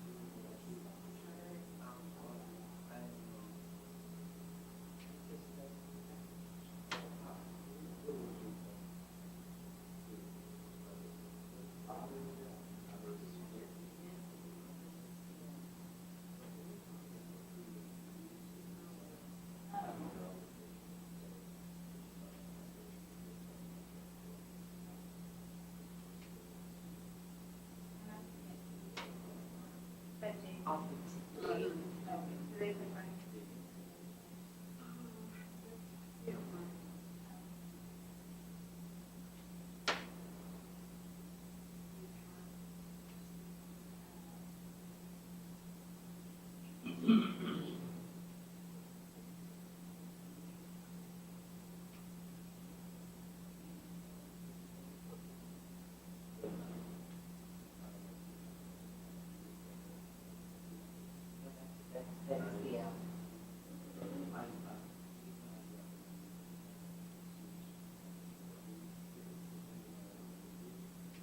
It is.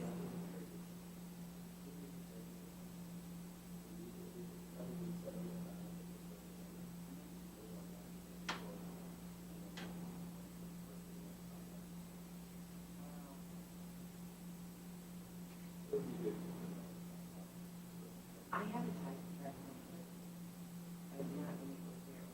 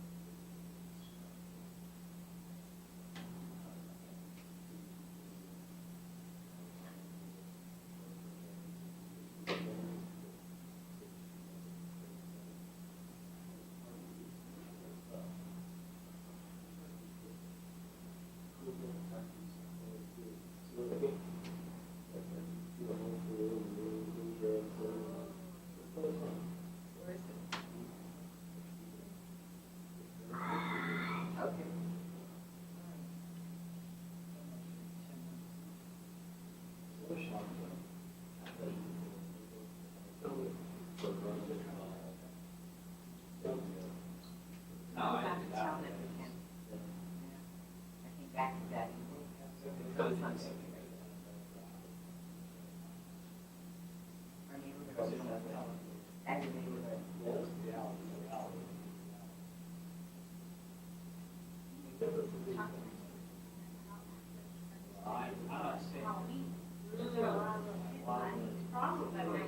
Keeps me fed and employed. I'm gonna get. Yeah, start getting a bunch. I have to give out wine and cheese snacks to get the parents. Yeah. Because what I do is the first year everybody goes, I was gonna say, I'm going, this is so cool. And I'm like, while they're doing that, I'm getting all these candy. And I'm like, oh, the reason you're getting that is so you bring these kids back next year. And they do. I was a little nervous the first year I did it. I was afraid that somebody would turn me in. The lady down the street's giving kids out. Yeah. I thought, that's not gonna be too cool. End of it prison. That was not what I was aiming for. I was bad with where the women turn to the parents and go, you won't let us eat that rough candy.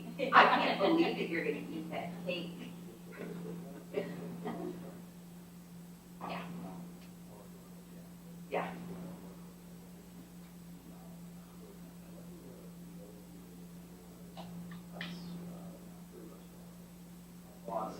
Yeah, it is. And I will. Presidential law between now and whenever Metro really opens, just going over it.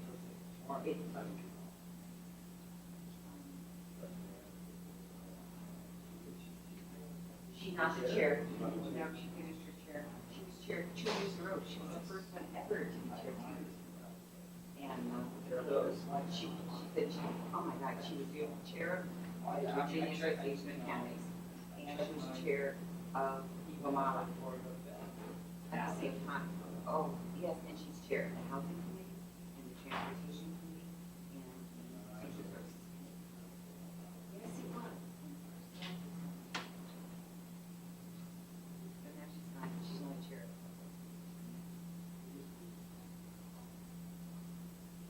And so my comments tonight. Well, Jerry sent central last so he can't get to.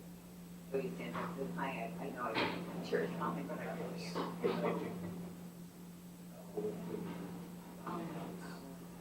At the stand, standing business in Fairfax County.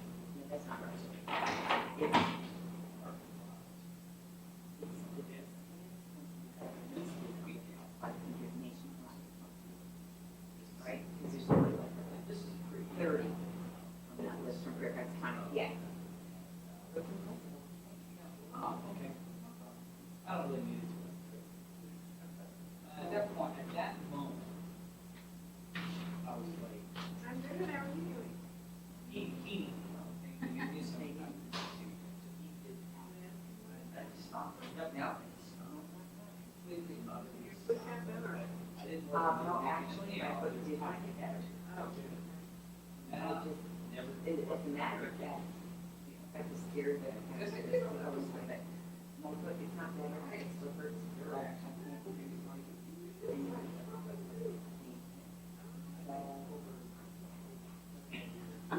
it's not exactly your typical presentation attitude. It might be I might be a little shaky. That was my theory, I just said that my rich life.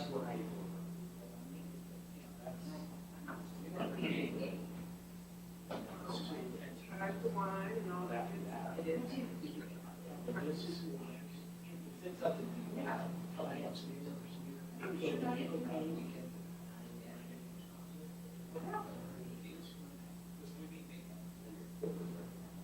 It's referred to me then. Basically said you didn't need it. Big outside of that. No kidding. I'm already 2 years now. I'm only been 6 years. That was yours. Oh, I bet it was fun. Yeah, well, I like it. Big when you get married, I'll have 3. Okay, I'm putting that in our years. Oh, no, you don't. We're live tweeting. My daughter told me she. But it's embarrassing.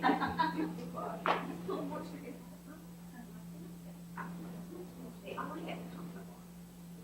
They're born.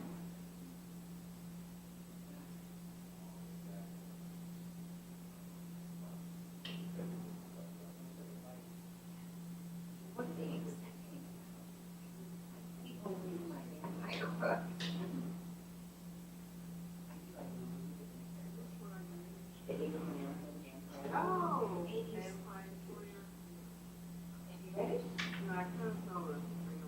I don't know about the TV part, but the movie is so clever. It's so, I'll give you just no, it's not a spoiler. Well, I mean, it is, it's active. Yeah, well, that's. One of the, there's a whole, there are a lot of that. So, you know exactly what happened. Very interesting. I mean, so for an example of, the first Virginia settlers in North Carolina, the ones that disappeared. Oh, the brook, Virginia Dare and the, okay. All right. Yeah, it seems when I go to that place in North Carolina, I can't remember which one, right? Roanoke Island. Was that it? Yeah. All right, all those people disappeared, right? And all they found was, the word Crow Canyon. The Crow Canyon. All right, he fills in this whole thing, this very lovely story. Do you know what happens to him in the book? Vampires.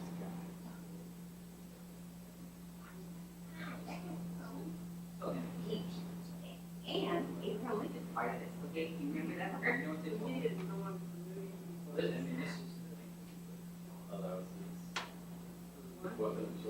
Yes, in the book it is. That is state, he's really hot on state.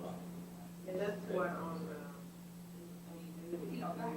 I understand the movie, well, I would imagine the movie into the really gory, violent kind of stuff. This is much more cerebral. What you know about history, to remember things, and you can, if you know history pretty well, change his language. He's, this could be stuck in and it leads you. They don't even. Seth Graham Smith. And he's written a couple of things. It's just very, very interesting. It actually, oh, I'm in a book club and I say, and one book club, only nonfiction. I mean, you read economics,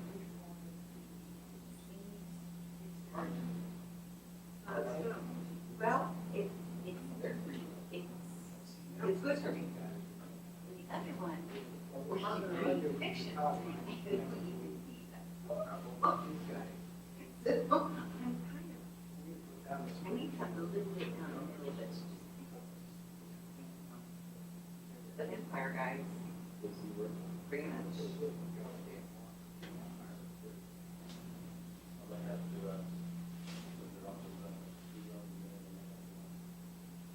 I don't know, I bet it's really, but when they start describing what vampires do, I'm just like, I'm moving along very quickly, you can read. That's right, I don't read that part.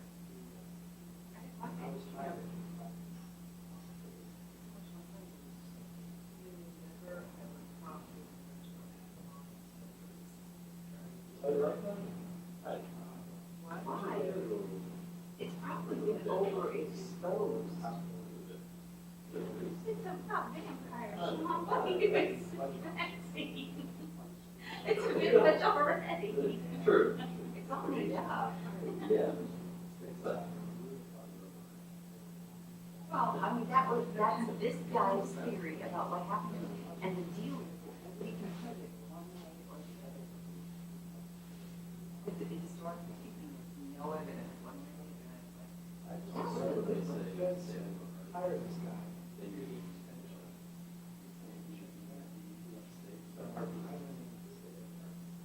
Maybe letting state, you know. Yeah. And that's what I find out, you know. Right? There we are.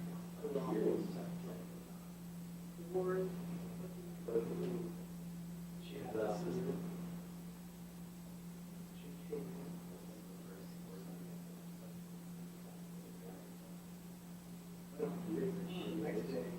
When you get to a board meeting, I mean, listen, you know, I mean,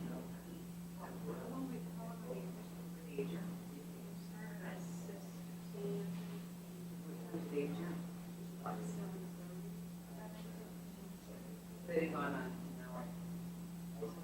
2 years.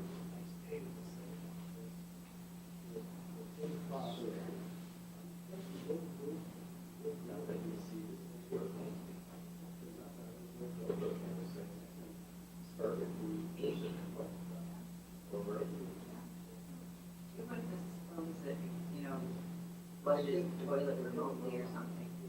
There's some that it does. I apologize, I don't know, maybe like it all.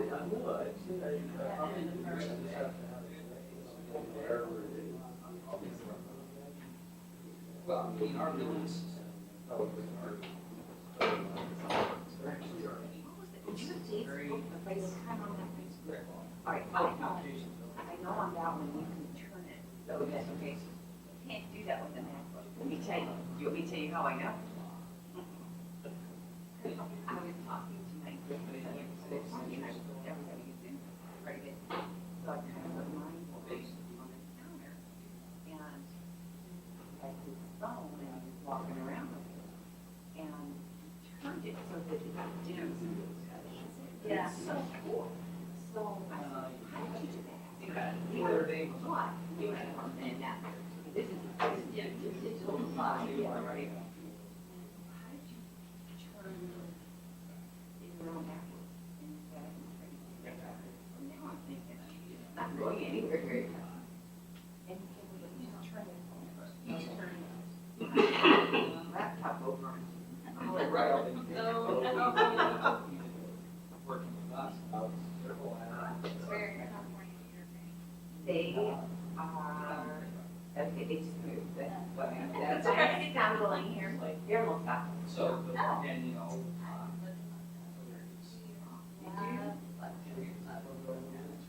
You know, I think, Basically competing with him. because my son's wife These are the came, shops. and they prepared us, And also the first 5 years of their marriage, that they would live in the United States, because he was more employable than she was.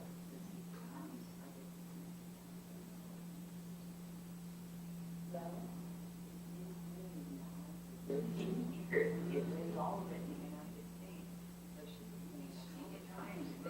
far. And they were gonna and I'll be there. They love that, but I don't expect my stuff to go down. And, I think they'll work. Which is fine, it's easier to get to Denmark than you can pay for everybody. Yes. California is not cheap. No, I actually, I was there for a year. They can book a slightly month.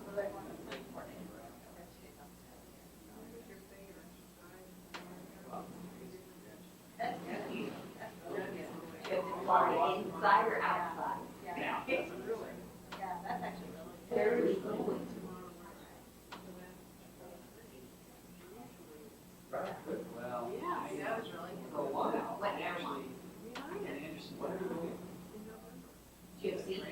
About a month Seriously? When did you buy it? The guy I work for. Or did you know that when I went to go, I went to Dallas. That's right, you're done. What did you?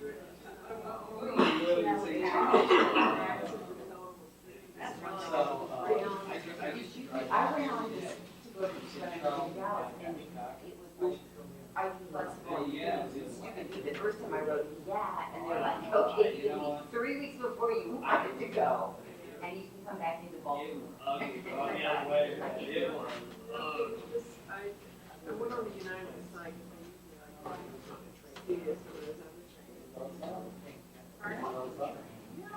Non-stop tomorrow, right? Wow. I have to go, but it's non-stop to SFO, so, Yeah. Virgin usually don't have to be chair. Yeah. SFO, Dallas SFO, Virgin will have non-stop. I love I've heard, very close. Actually, when I came out, last January, I think I got a voucher from SFO to Dallas on Virgin. Really? Yeah. How far are you? That's not nice. Because it was my dad's birthday. So is it 6 fingers on there? They go out there. It didn't matter about who you were talking to, they were gone.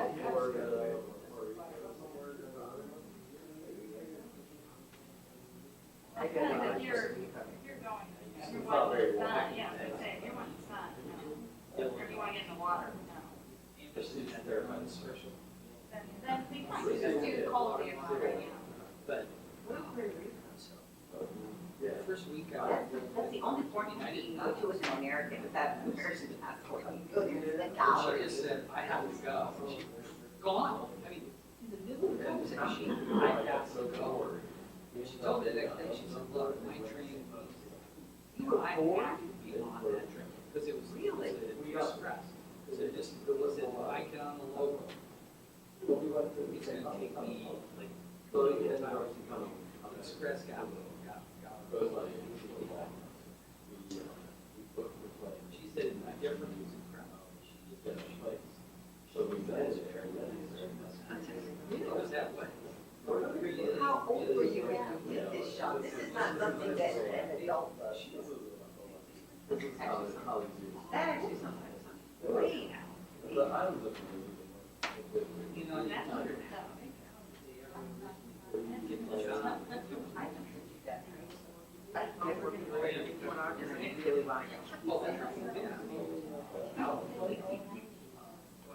I had a partner I worked for, lived with me. He'd never taken work. No.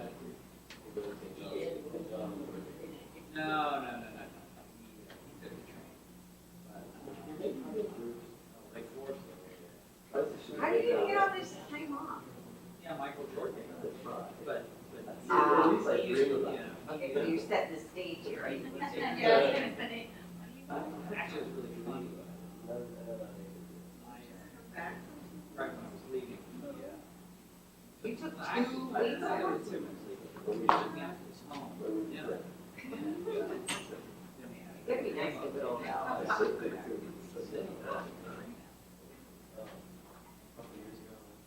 I think I had this vision of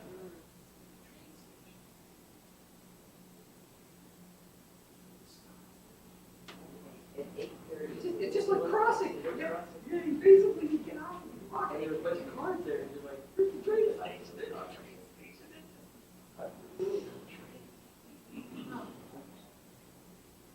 Well, actually, this was pretty nice. It was a double deck. It was a double deck. I did it. Well, Oh, I love it. It's so easy.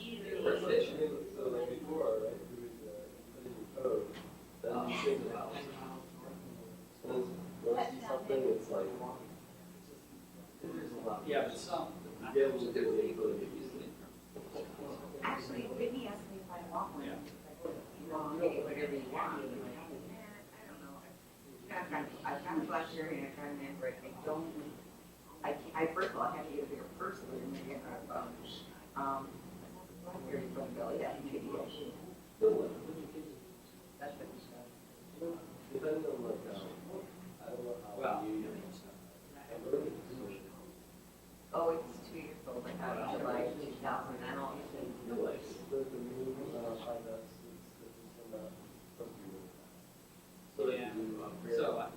But I live another out. I actually love my BlackBerry. I love that. I love it. No, the BlackBerry doesn't the Android. Well, Like, yeah, I really, really. Old Chicago Library. I did. I was brokenhearted when they were talking about dismantling. And they were so, this is not what I Michigan was Avenue. thinking. Literally, I was on Michigan. Route Plaza, a lot more of those. I literally, I was on the 33rd floor. I moved down to Michigan Avenue. Now I love it. Walk up. Brokenhearted, and they're not ever coming back. Chicago River. Have you actually seen she was? I argue with her. I was the building.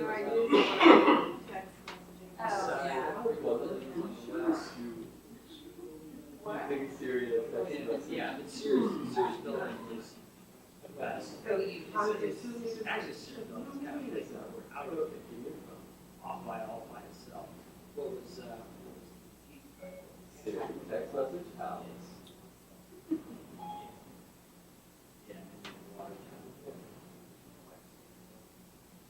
yeah, I was. That's why I argue with her. Literally, if you took it went straight out, it was like. Okay.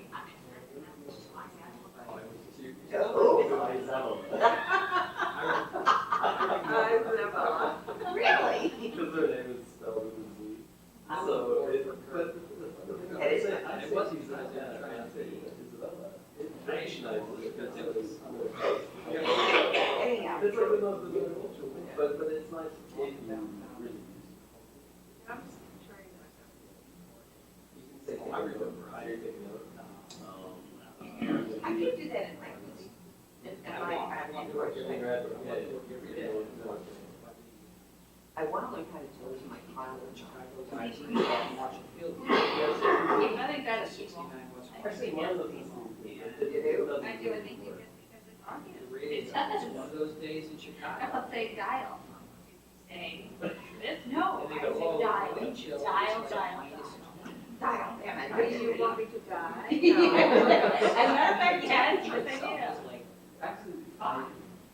I just got Mine has it. I don't even know how to set it up. I was trying to read the instructions while I drive it. I was like, that was, you could feel the air. Yeah. Cold feet on it, and like Block you said, that corn. That's what the wind was had going on the so lake. often It was like, that I boom, felt going through like the 50s, and I thought, serious. I just turned right. I just like, The people come out of the train station. I did it. They're like, I think that's what Shannon does. I think she uses her phone for the GPS. I don't think she uses the GPS in the car system. It's not, I think it's just, they don't have a very sophisticated computer Well, and I think interface that's because these guys spend all their hard times and make this really sophisticated.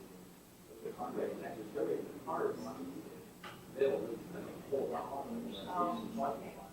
You know, they're not I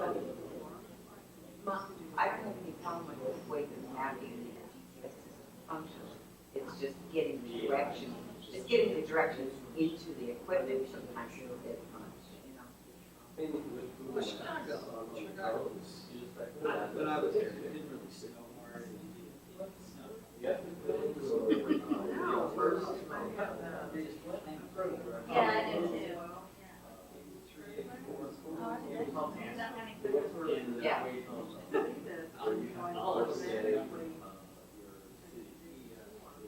Going down to Russian Street, and then.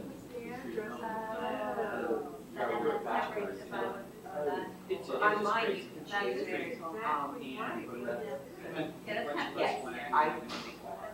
first thing is check to make sure you're using the right state map. In this area, it's really important. Washington, Maryland, Virginia are completely separate. They will allow anything. That's the history map. Then I don't put history map. And then it'll pull up the rest. And you're walking by. You know, what do we do? Oh, that's right, we used our brain. Oh, But we've got an awful lot. just starts, I was just getting lost in some I directions. do, I have a very good sense of You can do one, I don't, I have terrible walk, so I always do exactly the opposite of what I want. It's French try. usually. That's serious. This house has a they basically bring them back. Now, Let me say that. Alice is in your contact. I was gonna say, That's no. why it's completely stupid. No. So he kicks the cop. tired of talking to Sean. Okay. I don't know the next thing. They're the side of the path. So comes out, shuts the door. We're all looking at it. He looked at us, we looked at him, we either opposite, good evening, Shell. I appreciate that. Come on. I swear to God. You're like, Hey. I have definitely, Well, you're all in suits, I mean, just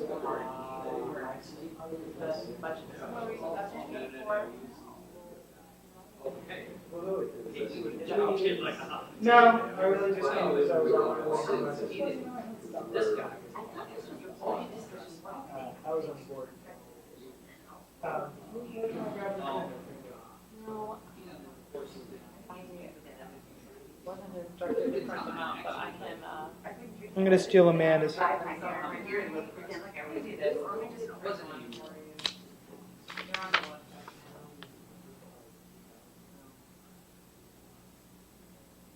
that's budget. I'd be glad if Would you like to come play dodgeball?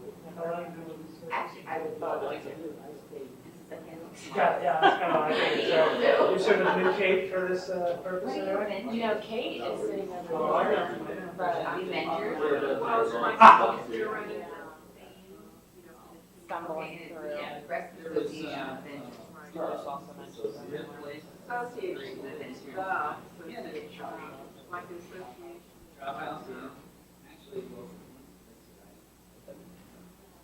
Okay. Who organized this? The one. And did they, are they? Yeah, there's probably about. Okay. Michael, how are you? You're hanging out, huh? Yeah. Go Definitely mentioned you. And then Lauren, yeah. Very good. Yeah, I mean, It that's was the- really, that might- it is funny. Okay. I did. Good, good. Yeah, Kathleen mentioned you. Still haven't been, but I want to know why I'm sitting here talking. No, exactly, I didn't, it's, yeah. At Yeah, my 8:30. kids are going dead now. I don't wanna go. Yeah, let's. Friday executive session? What are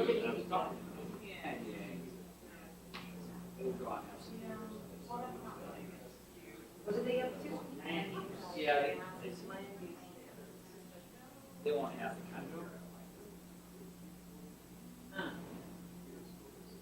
Remember your suggestion way back when to, Spain for YouTube? They won't have it. Yes. We're not officially sure. Heard that.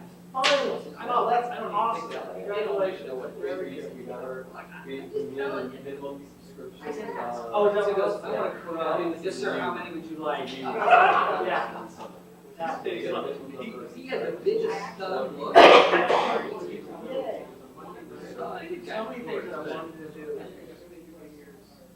Oh, yeah. But, yeah, Let's see. well, 70s, that was in the 70s. Sending emails already talking. Yeah. No, they. There's probably not too many people watching it right now. All right, yeah, we went into the. Yeah, so it's something good. So we started tonight, so Ryan, hopefully get a lot more, followers. But yeah, that was. Tell your neighbors. That was. With you people, there's no excuse now. Better keep doing Right. it with your phone. The live feed, even when it's over, through, It's kind of. through. We'll be hearing from John Farrell for sure. See, that's the one good thing is he's the one guy who won't watch it on his phone. He won't watch it on his No, he'll watch it on television. So much work, I don't know what it is, but I can. But, yeah. Pretty good, pretty good. This month is just, I'm just saying, As soon as it lets the government get a little time off. yeah. I'll be eating essential for it. Going to, well, Dr. Marty walks in. Something's got to. But yeah.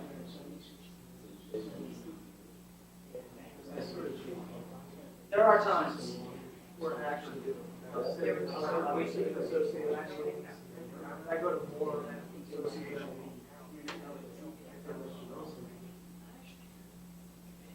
There's just such a high level out there.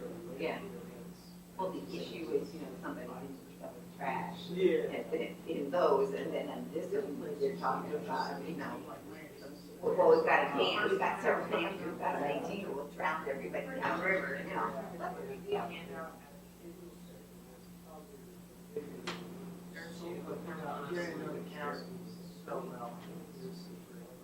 There's many beautiful places to find rest.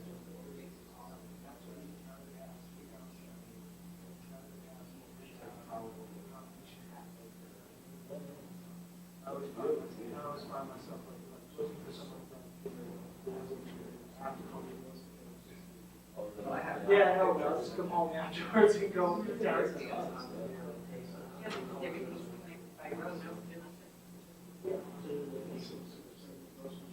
But they do have trails. The trails, it's a cherry horses, like the trail house. Yep.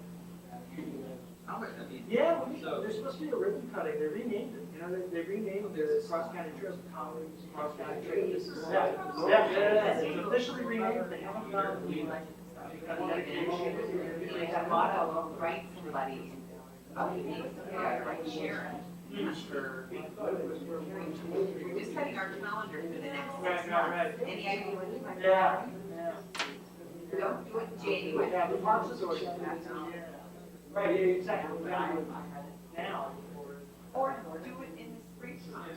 I mean, we don't want to do it in January yet. Well, yeah, I mean, you bring your own glasses.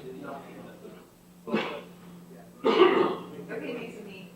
All right. All good. I've had as much fun as I can have, besides that, I had to race home with that poor woman out. Had to travel, my son has a issue ridge back. And, yeah, he is actually, here and here. So I'm out there trying to run around in these stupid little shoes and his dog and little, So I said to All dressed up to be walking a dog. Thanks. I hadn't realized that, but thank you. Yeah. It was lovely to meet you. It was so fun to talk. Glad to see each other again. What's your next event? Oh, yeah. Yeah. See you guys there. You're on Daisy. Yes, I know. Bye. Usual suspects do that, I'm sure. Well, So how you settle in here? Where do you live? In Ashland. Yeah. yeah. Yeah. One of my Ah. American Heritage Preserve. When they are, I bought it. They don't ship. Getting settled. I Enjoying being back. How was your Virginia connection with? I grew up here. Oh, I didn't know. Yeah, I grew up here. I went to Virginia Tech. That Right now. how'd you wind up in King? Oh, in California, yeah. My family actually is from, Preserve it. my parents had stayed, my dad was Norman at his first year of staff, so that's where we moved out here when. And then after I graduated, I went for Norman in his district office. Oh. In San Jose. And then after 20, whatever years. Family, so my kids live in so I ended up, and it really is nice. I enjoy it. We're at, going to hiking, gone down to visit my cousin in school, with my parents every weekend. So that's really good. That's what happened. Oh, yeah. I wear it real good. Oh, okay.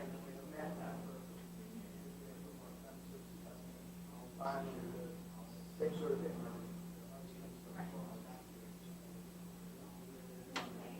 And I really enjoy it. There's a lot of, my kids are getting used to it. It was a good time, but then my daughter just started sixth grade, and my son just started ninth. So she started middle school, and so everybody else did. She started high school, she was kid, was seventh grade. And that was, yeah. And I still think myself, go back and visit.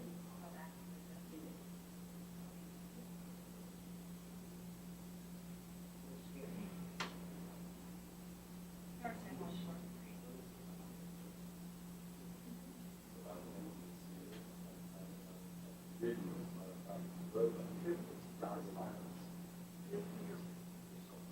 So 4 months of 5 months, that should be able to. And I was trying to do it in sort of slow. Step it up before it gets cold. Yeah. A lot more. Yeah, right. Yesterday, or Tuesday, the restroom, like, huh? Yeah, I made it. They're huge, and like, it's something like 50 at work. They're just rolling right on through the branches. Pretty much they They enjoy that, use the motivation. Yeah, they're special. You know, they have a lot. Yes, and they're hobby on the street.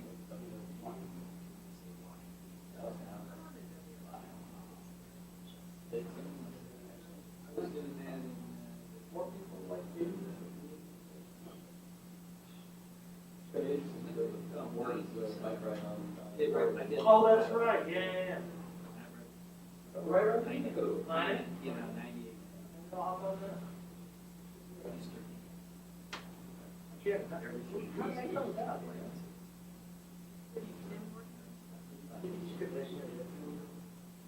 It's just that they're going for around the first year. And then I'll end up with.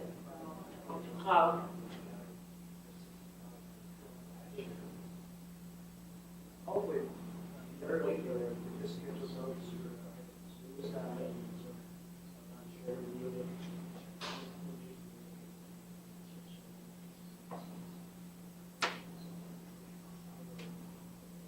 Whole lot of waiting on our to see what happens. Wondered about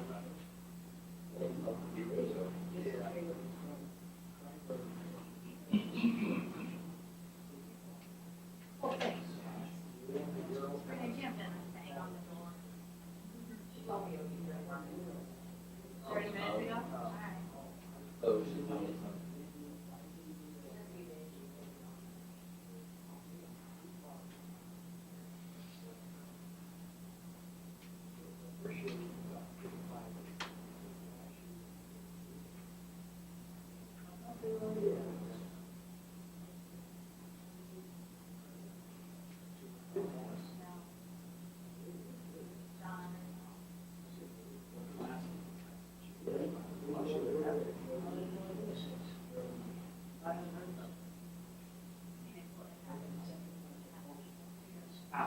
for an hour, not this Monday now.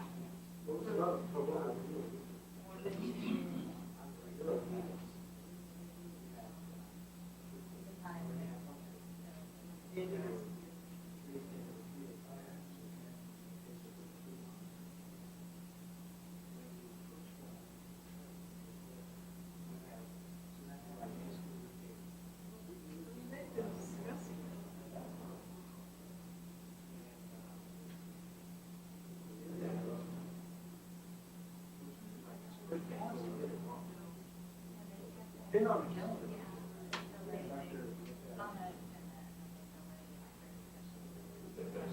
Okay.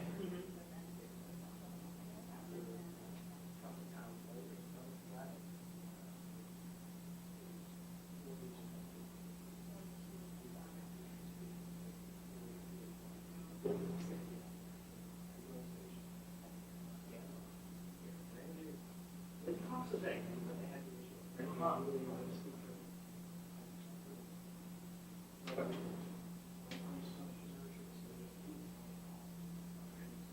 Anyway, deer hunting, then switch speeds.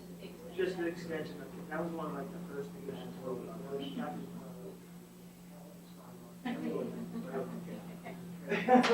I tell them I got myself into. Well, they said that on the, I had read it, I can't remember where, what. Contraception. Really? Yeah, so that it actually was, over time.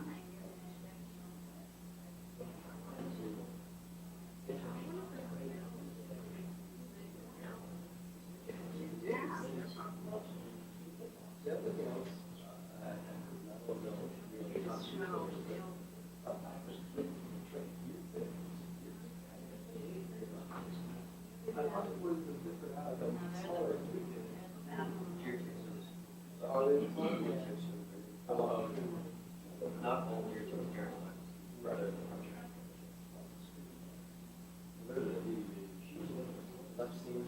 yeah, I was worried about that.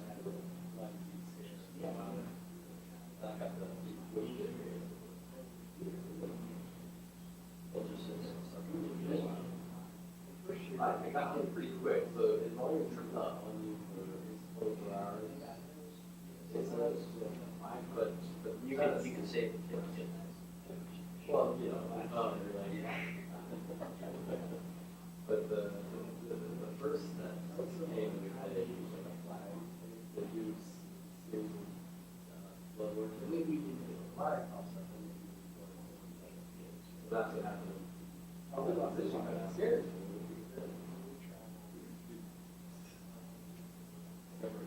Yeah, yeah. But personally, it was not.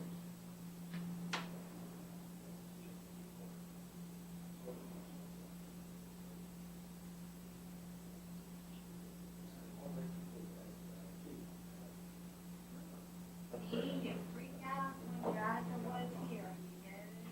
I very do that. So what we went to the power park.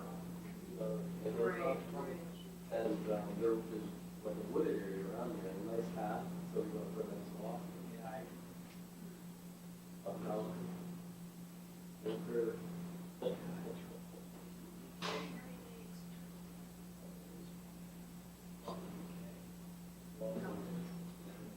Yeah, the last picture you showed us. I will tell you.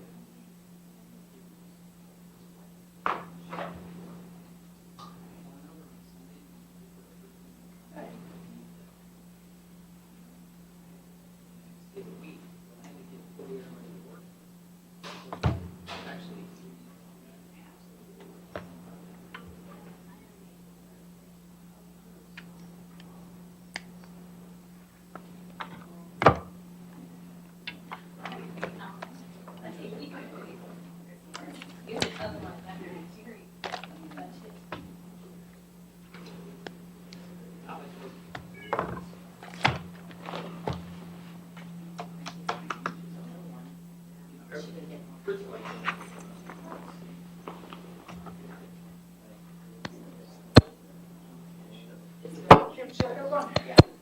Hello, good to see you. How are you? I was just gonna, on my way home, I thought, no. You know, we just funded someone off the island down there. I know. So I heard, how are you, man? Good to see you. Good. I gotta talk to you about something funny. All right, I look forward to this. You never told me that every major issue was going to throw north. Oh, yeah, you don't. Hey, I'll do that on the road. Hey, no big thing, right? It's like, you'll learn how to breathe on your own. Yeah, exactly.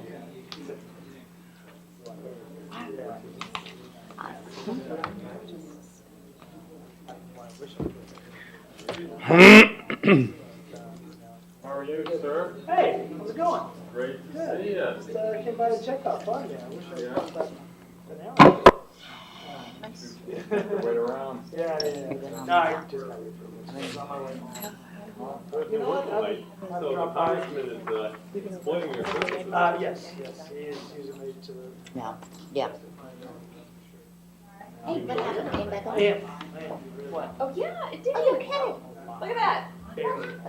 I don't know, I was just pressing buttons. You're kidding. Die. Oh, here's what I was. When I turned it on, it said 100%.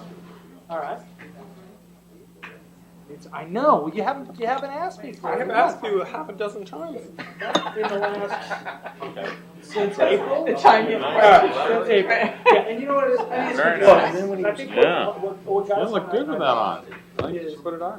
me wanting I to know. even talking to You want a coffee? I know. I was like 85%. But that's just You're you're like, doing it. Right, there, you know, like, oh yeah, that won't be hard to manage. It was really just,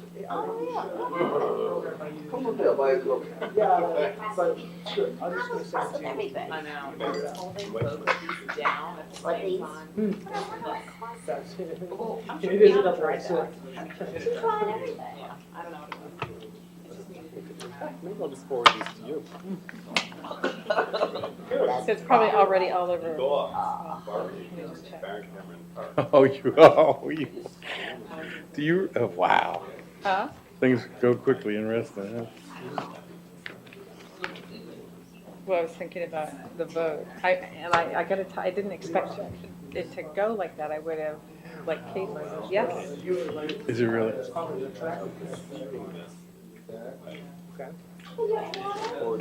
Can't believe it. Shoot, bounces.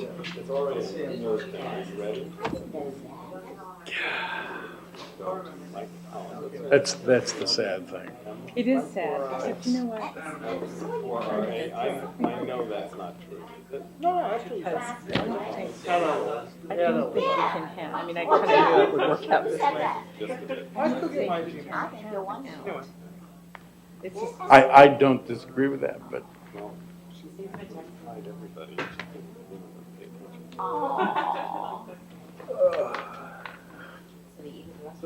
yeah. Hey, how are those shenanigans going on? I saw that, yes, I'm sorry. Are you okay? You don't want them to file So a Kate- lawsuit against this association. Eduardo? Yes, I did know that. Yeah. Come around to you. Jeez. So when he was talking about the parking. You knew her last name, right? I saw the man and from it the clicked, right? Chinese. And I Did you hear about thought, the- you know, sometimes the you see 9-day something. I was traffic thinking, jam? I saw, I mean, it's not like it's. Yeah. Yeah. That's unreal.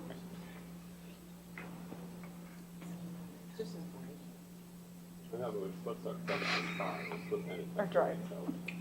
I hate to say it, but we could be here for a while.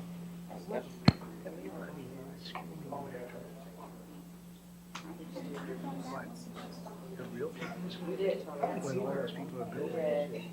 Because it works. Forget afterwards. Yes. Man, I didn't know I hate these licenses, come back here.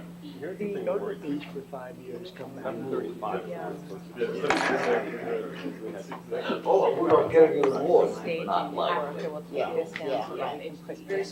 Oh, no, Yeah. no, I'm talking about. But that was on the report. and look at this, parking too. Yeah. That's You what will I'm not be saying. able to get east west. Wow. Unreal. Walking bike, what does that mean? We really do.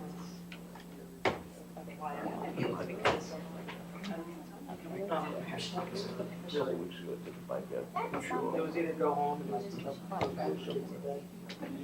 Right. Well, see, the thing is, why you get that? No, it is. Oh, you want my box? I don't talk to your father. I think I wanted to do that. Right, It starts at 9 sharp, so it's over at, like. That is- Yeah, one side grass and one with a cast iron. So maybe I'll. Springfield. Office, and then I would drive home. Oh, this one, you did the right thing. But I call plugging them up. That's a big question. 421. If it's an anesthesia, sure.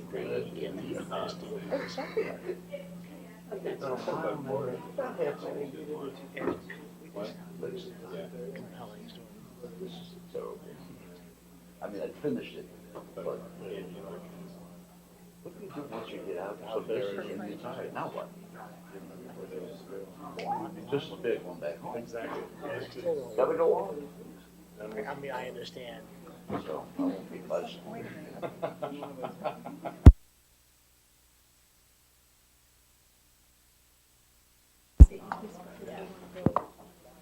Everybody still here? How patient. Do you have any idea what this means? I am opening it up right now.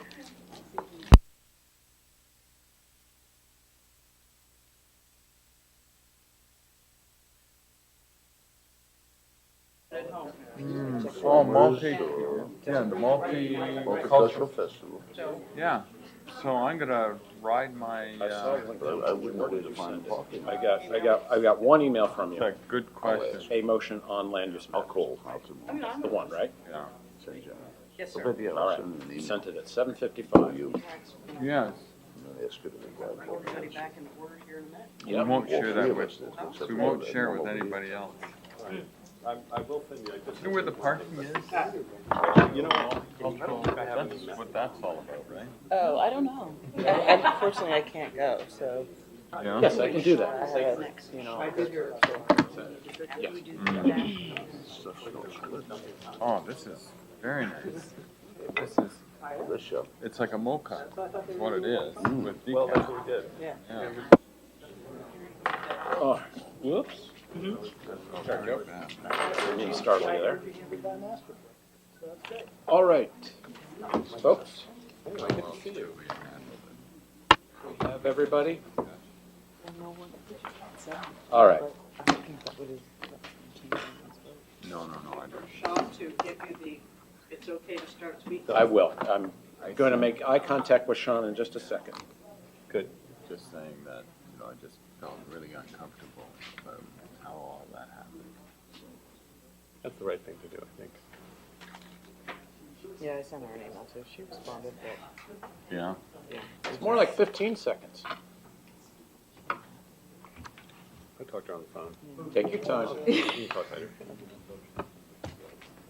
Oh, we're waiting for Sean. That's pretty weird.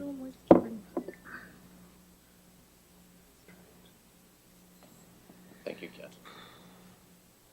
You're always there helping, making sure the tiller is aimed, it's steering in the right direction. It's the implementation. You spoke with her? Yes, I did. Yeah. Is she okay? Yeah, she'll be fine.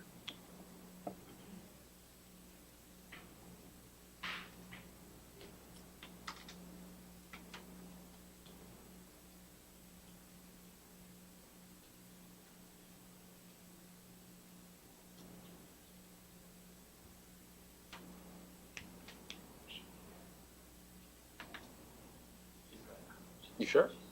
Okay. All right. I move that we come back into regular session. Second. All those in favor say aye. Aye. Anybody opposed? Anybody Thank you. All right, I have one motion to read going forward, if I may. Board motion on land use matters. Move to direct staff to prepare a letter to be signed by Ken Knieven as president of the Reston Association to be sent to the appropriate Fairfax County officials, staff, and agencies, incorporating and recommending the points and proposed amendments to version 7, September 23rd, 2013, of the draft comprehensive plan text for the Reston Transit Station areas as presented by legal counsel in the attached document. Do I hear a second? Second. Mike, second. Thank you, Mike. Any comments or questions to that? I'll ask a question. All those in favor of the motion, please signify by stating aye. Aye. Is anybody opposed? Is anybody abstaining? Thank you. All right, I think we're now moving on to the last item on tonight's agenda, which is the 2014-2015 budget development, and I think we have a good lead here to kick it off. Sean, oh, there he is. Sean? And actually, he does have a PowerPoint presentation that he has given to us, so we do need to pull that up for him. Thank you, ma'am. I promise you this will be less than the amount of time in our deliberation. Ken was there, he knows, it was 3.5, so this hopefully will be. Yes, I concur. Joe? Yeah, so was John was there too. Yep. It was a good meeting.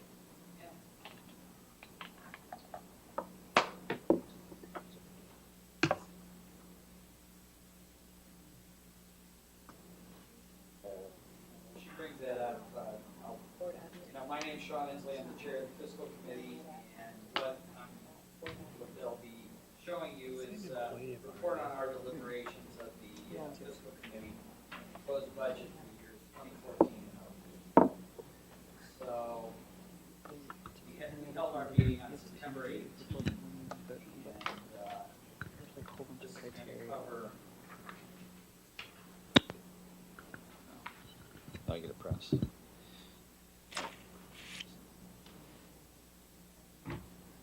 Bear with us just 1 second. Sure. Thank you, Sean. Sorry about that. Nope.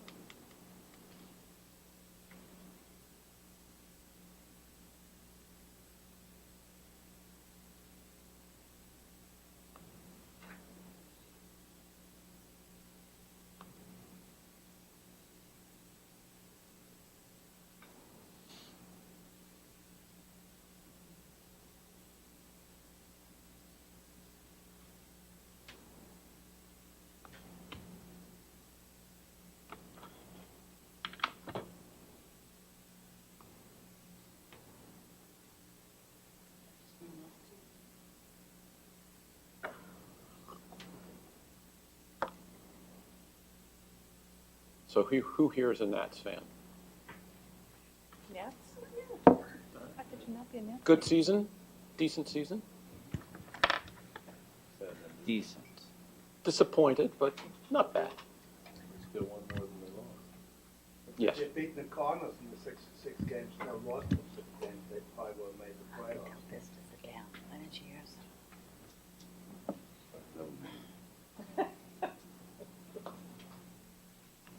We won't talk about the Redskins with Joe here. I No, we won't talk about the Redskins with Joe here. You wouldn't like if you wasn't for Dan Snyder. You got to call him Mr. Snyder if you wasn't for him. Not the football player, working in the office. Everyone has to call him Mr. Snyder. But Ken Chadwick would not like to be his attorney because he'd be very nasty to very nasty to office employees.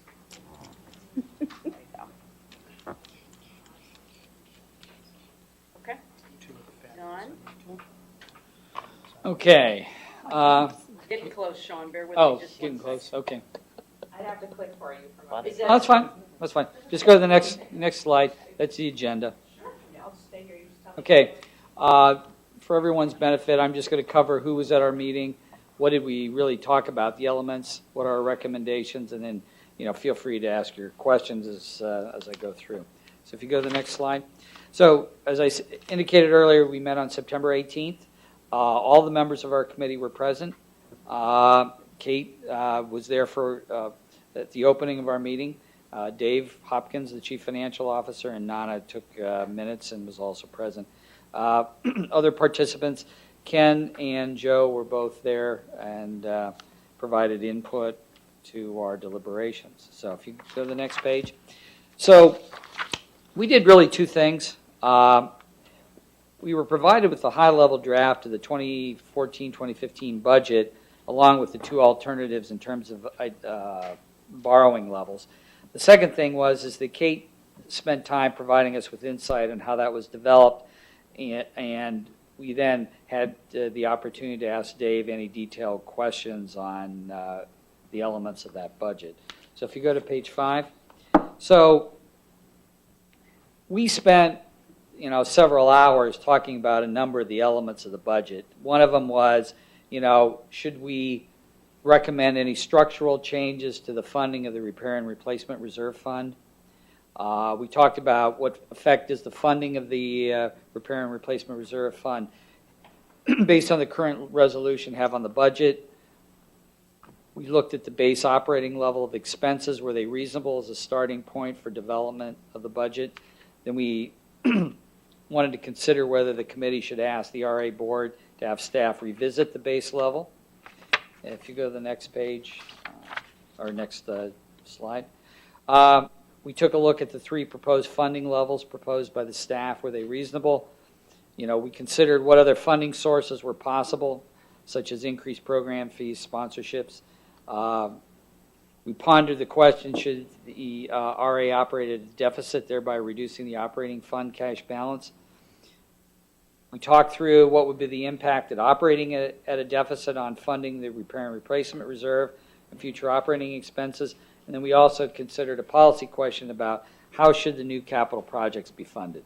So as you can see, it was a relatively comprehensive list of items with respect to the 2014 and 2015 budget. And as I said earlier, we spent about 3.5 hours talking through the budget. So if you can go to the next slide. So, you could spend a lot of time talking through things, and we came to the conclusion that after looking at all those elements, what should we do as a result of our discussion? So we distilled 4 questions that would then become recommendations to the board from the discussion of all those elements. And what I've done is distilled those 4 questions. First, should the funding of the Repair and Replacement Reserve Fund be changed from the current resolution that you've approved? How are you going to spend your money with respect to the Repair and Replacement Reserve? The second element was, should the base level of the operating expenses be revised? So we took a look at the $13,855,000. The third element didn't deal with expenses or how you're going to spend your money. The third question really dealt with how should you get the cash to do that funding?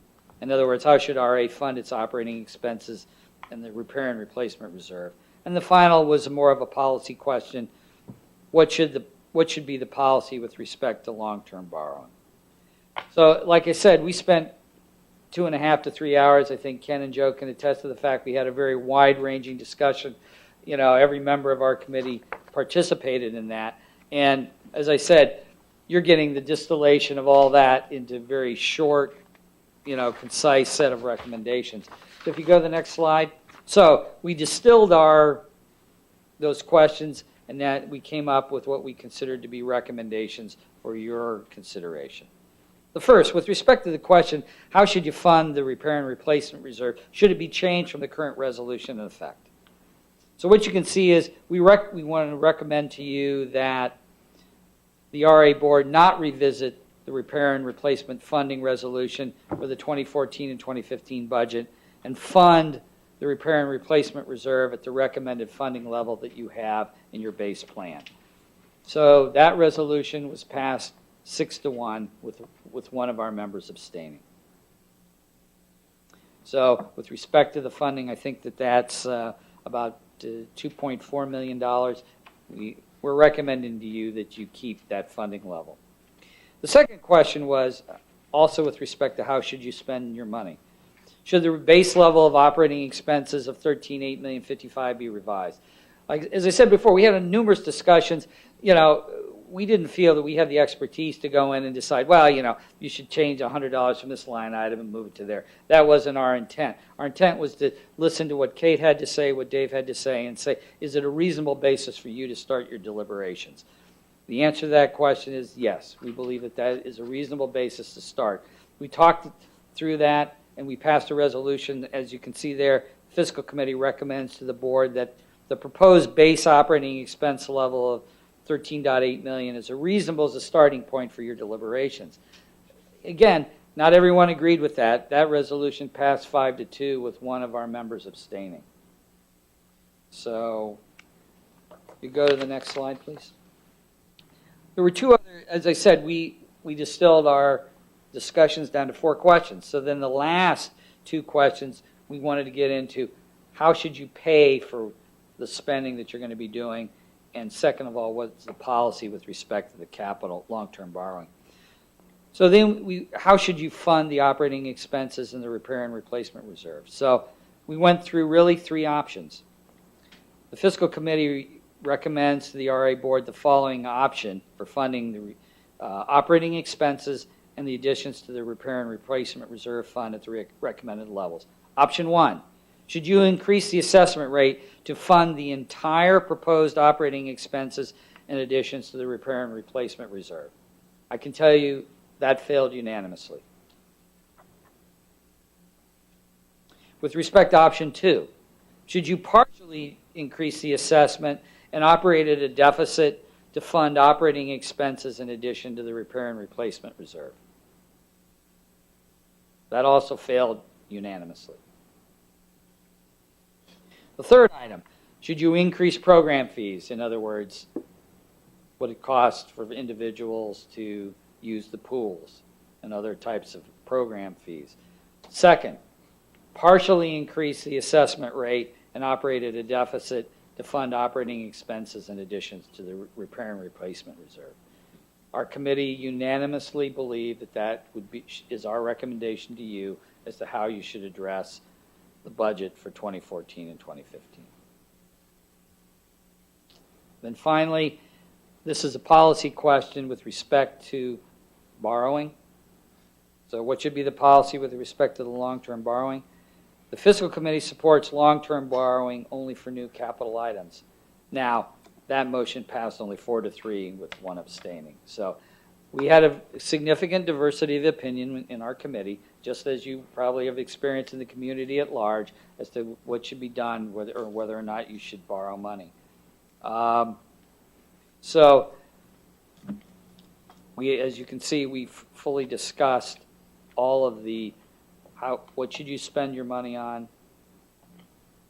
how should you fund that, and then whether or not you should borrow money. So if you go to the last slide. So, like I said, our discussions were quite lengthy. I promised you I wouldn't take 3.5 hours to get there. So that's our time and consideration of our inputs. So, as I said, Joe and Ken were there. Dave was there. Kate, unfortunately, had other commitments and wasn't able to be there for the entire time.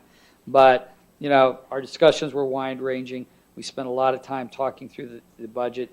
Now, we're not in a position to make any policy recommendations for what is being spent in that $13 million. We simply spent the time to say, look, as a base level of expenses, that's a good starting point. You can talk through that. That's your prerogatives as to whether or not that should be the priorities in that budget. Management and the board can do that. So, like I say, our recommendations were not unanimous. You can see how we went through. The only 2 elements of unanimity were on the funding. Everything else obviously reflected the discussion and priorities of the members of our committee. But other than that, are there any questions to what we did and our recommendations? I'll only add that it was a fruitful discussion. I'm happy that I was a part of it, and thank you for letting me participate. It was enlightening, and I feel that in general, the Fiscal Committee is, I think, on the same wavelength with staff in terms of the initiatives, the future of Reston and the program areas, the the money's involved. I think the discussion from all various dimensions was very, very helpful for me. And I think the results here, show that very well. So I just want to reiterate what Sean has shared. A lot of discussion went into these points. And again, the recommendations, but, I think I have full faith in, based on my being there, it was, these are good words to look at and review. And we welcome your continued input. We may be coming back at you with more specific ideas or questions. So thank you. Anybody else? Thanks very much, Sean. Really do appreciate the time that the committee spent on it. And that is one of the purposes of the committee, is to take a look at this and come back to the board with recommendations. So this first draft, your input and perspective makes a big difference. It does. Thank you. Well, as I said, we're welcome any input you have, and also if you give us direction, we'll spend our time to work on it. Yeah. We know you will. Yeah, I enjoyed all the discussion that you guys had. Yeah, we it was lengthy. We didn't solve world hunger, but we almost got there. No, we almost got cancer cured, but it yes, didn't quite get one there. step at a time. Yeah, exactly. Well, thank you. Appreciate it. Thank you, Sean. Thank you. Appreciate your time. All right. Ready for the main event? I am ready for Okay. the main event. Okay. I'm going to kick us off quickly. Thank you very much, Sabrina. You're a great man of light. Thanks. So, last time we met last week on the 17th, we started having a discussion about what was in the first draft of the budget, and it was clear from the discussion that it's time, because we have so many new faces around the table, to go through kind of an overview, a departmental overview of the budget. So the purpose of this overview is going to give you an idea of what each of the departments achieved in 2012-2013 budget. Next is to just give you an idea of the planned projects that are in that budget, things that we're going to do, even though we say business as usual, as we've discussed before. We'll give you an overview of what we're going to try and do with the monies allocated. Next, we're just going to give you a little bit of facts and figures. Each department will give you some information about what goes on in their particular cost centers. And then we're going to give you a perspective on what the organization needs to move forward. So I am going to turn the floor over to our department directors, and we're going to start this evening first with communications. Welcome. Thanks.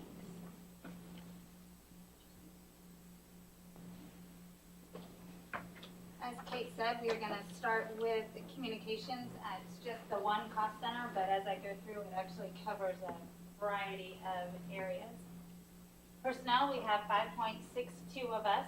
I'm only 5'2", I counted that 0.62. The director, media manager, who handles our Facebook, Twitter, all social media, YouTube. Actually, as you've seen him here tonight, we are broadcasting, live streaming this on YouTube. It is a service we have now been able to offer in addition to our Comcast. And so people in Reston can actually watch this on YouTube as well.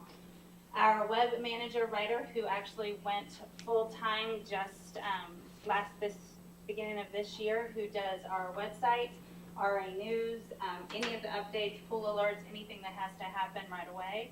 Our community outreach specialist, if any of you have volunteered at anything, anytime in the last 11 years, you have been greatly involved in a lot of what we do with the Habitat Heroes, any of our corporate projects. Also this weekend, as John mentioned, a lot of us will be working Saturday, not Sunday. Actually, John's working with me for 2.5 hours Saturday afternoon at the Multicultural Festival, so that's one of the things. Then we have 2 graphic design specialists. They do everything. Our Reston magazine, branching out, Covenants the Advisor, every flyer that we do, any printed piece that comes out of Reston Association comes from them, any logo thing, anything that we do on the website comes from the one full-time, one part-time graphic designer. Our primary responsibilities are all geared towards our strategic area of focus, which is community leadership and engagement. First one right there, public relations and community outreach. It kind of encompasses a lot of what I just talked about. We have the website presence, our media involvement, the volunteer activities that we just talked about. We're also involved in numerous community groups. We do a lot with RCC, the Chamber, Multicultural Festival, things at South Lakes. Just this year, we actually participated in the South Lakes block party. So as the kids came back to kick off the school year, we had a Reston Association table so the kids and their parents could see a little bit more about what we do and how they could get involved. Marketing and advertising. That actually talks about how we market to our Reston Association members, our programs, pool passes, any of our special events, the different senior group programs that we do, as well as to marketing to potential Reston Association members. A lot of real estate agents use our Welcome to Reston guide to talk to potential members about what it is like to live here, why you might want to buy here, why it is a great place to do all the things that we've talked about, live, work, play, and get involved, as well as developers. And then we do the member engagement and organizational communication. The member engagement, some of it is exactly what we just talked about there with the YouTube channel, being able to have our members know what is going on. The pool alerts on the website, the magazine, newcomers nights, President's Perspective, the advisor, and then actually at the Multicultural Festival this weekend, one of the things that we are going to be doing as we've been talking about the budget and as our members and community members have wanted to get involved, we have these cards that we created that are asking our members what's important to them as they look at the budget. What are their top priorities? What are the things that mean the most to them as Reston Association members? So we want to get our members involved and find out what they're thinking and feeling. Okay, in 2012 highlights, we actually increased advertising revenue from the Reston magazine, created the Welcome to Reston newcomers packet that I talked about that actually is used all over town and with the real estate agents. We created the map guide to Reston, which I have to tell you was the #1 hot commodity at the South Lakes block party. That's what they all wanted, the different trails that they could go on, how they could actually enjoy Reston. And then we initiated a community-wide survey. 2013, we have increased presence on social media outlets. As of yesterday, the different numbers that we have on Facebook, Volunteer Reston Facebook, Twitter, the number of followers is actually, we were just talking about this in the office today, not only have our followers increased, but what's really exciting is that our tweets are getting retweeted by people who are actually then following us and sharing the word. It was stuff when we actually, Reston, I think you probably all heard Reston Association was honored last week as healthiest employer.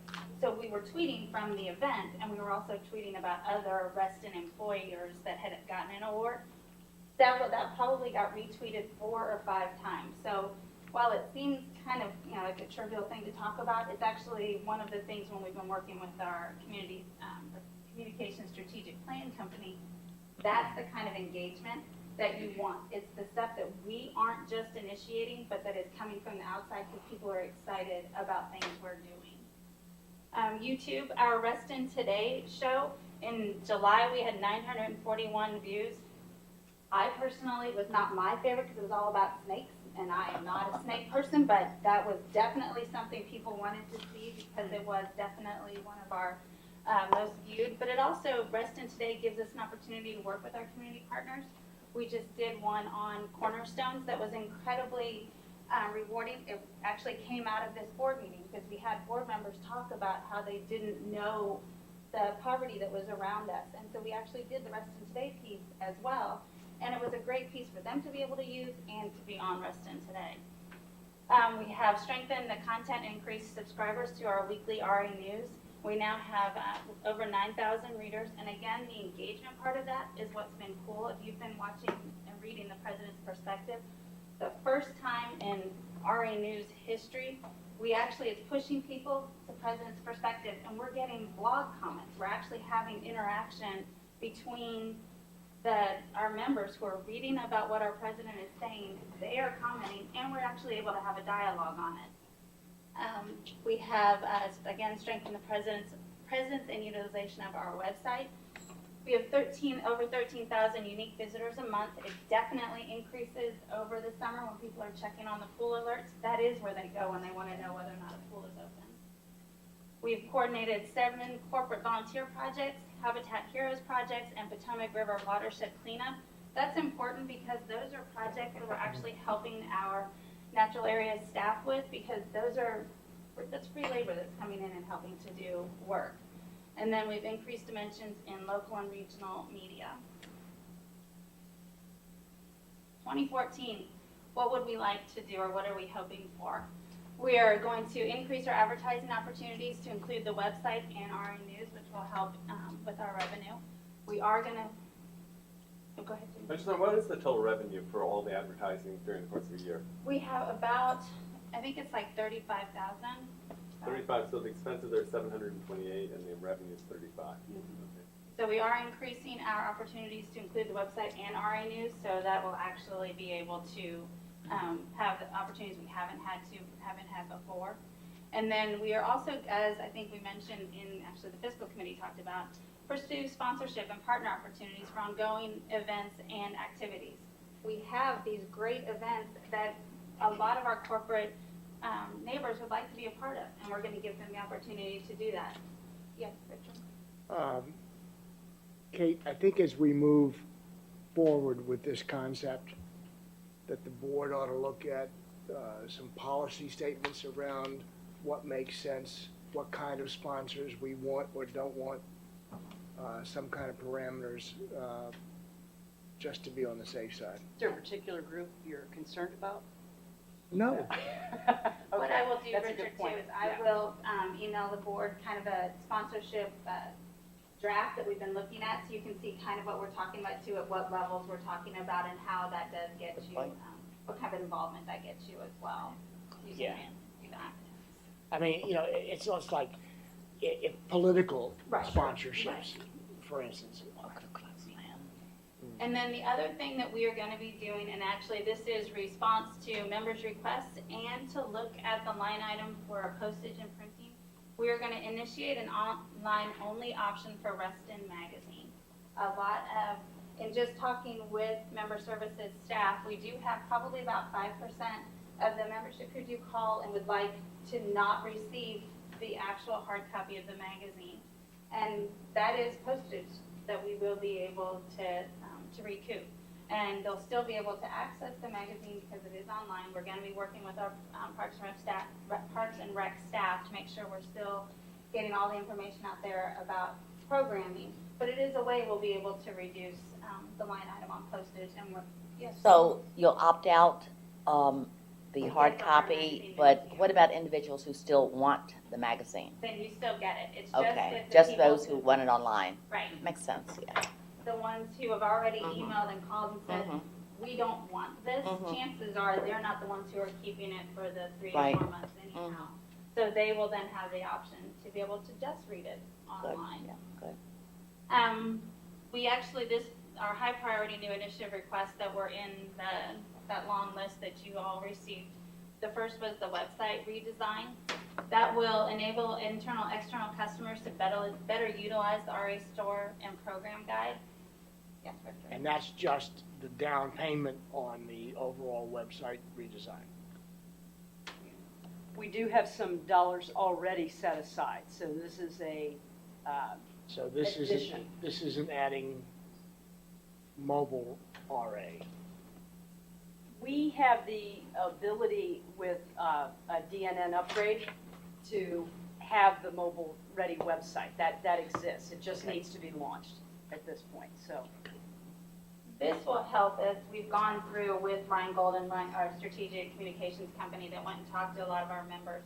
Their number one complaint when they were talking about things that frustrate them was dealing with the website, and a lot of it dealing with what I call, it's not the look of the website. They all love the way it looks. I'm not an IT person. It's the guts of the website. It's that being able to go to the store, to log on, to get your camp, to pay for your camp, to do all of that. And so there's some work that we can do. So is that all underneath the communications sort of? We split some of it between IT and Right, some of these things, you know, it's kind of directly related to communications. You're gonna see a smattering of that throughout these presentations. There's a lot of IT related things that are attributable to a particular department. So some of the items that you'll see that are capital in nature with regard to IT will actually Under IT. will actually be under IT, but it's, you know, we want to make sure that it directly, when you're looking at this, that it's directly relating and impacting the operations of that particular functional area. Okay, so there is some sort of a, I don't mean matrix management, but there is some effort to try to coordinate all the different programs that are going on so that the IT is, I mean, I'm Yeah, there was just trying to figure out how the $20,000 item fits into the larger scheme of things. Because I know that the request was much larger than that for IT support. Yes, yes, yes. And, you know, IT is looked on as a support, just as you said, for the other functional areas. So although a majority of the projects are going to be based out of the IT center or a capital budget center, you know, it is, you know, we're providing a service to the entire organization, internally and externally. But this is impacting the way the design looks, feels, website in particular impacts, you know, the image on our communications with the community. So for us, this is an investment in communications. For example, Tim, I think if you were to look at a... I think I just need a cross-cut is what I'm saying. Because, I mean, managing and improving the website and all that involves a whole bunch of different pieces. And this is obviously just a little tiny, you know, non-revolver screw on a larger machine. Correct. And figuring out how this actually works. I mean, sort of, I don't know what to make of a $20,000 item here. I'll break it down a little bit easier. There is what you would call the face, the look of the website versus the behind the scenes, how it works. Right. So two separate items. So one part of it is the way it looks, what we call the skin, how it's mapped out, how you get to different pieces is something that is more public facing. The behind the scenes stuff would be taken up by IT. So we work together in order to put a product out that not only looks good, is navigable, but is actually functional when you're trying to make purchases or look at your account. In the IT world, there's the presentation layer that's usually handled by the business process owners, and then IT handles the core infrastructure that's going behind the scenes, that's making that process, be it an application, a software application, or hand-coded application. And so part of it is IT and part of it is business process owned. A good example, if you were to buy a customer relationship management system that is useful for covenants, it's useful for legal, it's useful for the people at the front desk, it's useful for marketing. Who pays for it? That's an IT infrastructure purchase, but the components that go into it for specific departments' needs would be paid for by them, the presentation layer. So when you buy Dynamics, IT buys Dynamics, but for the presentation components to each of the departments, they have to hire designers, graphics administrators, whatever, to make that part friendly for or useful for what they do as a part of their business process, be it customer-facing or internally facing. And there's an IT budget or IT study that was done, what, about 9 months ago or less? So that has a lot of that in there as well. So this is on that list of IT activities that Right, came out on of our the study? strategic plan. Yes. And so that leads to improved efficiencies? Across the board. The last high priority request we had in 2014 was converting that .62 graphic designer position from part-time to full-time.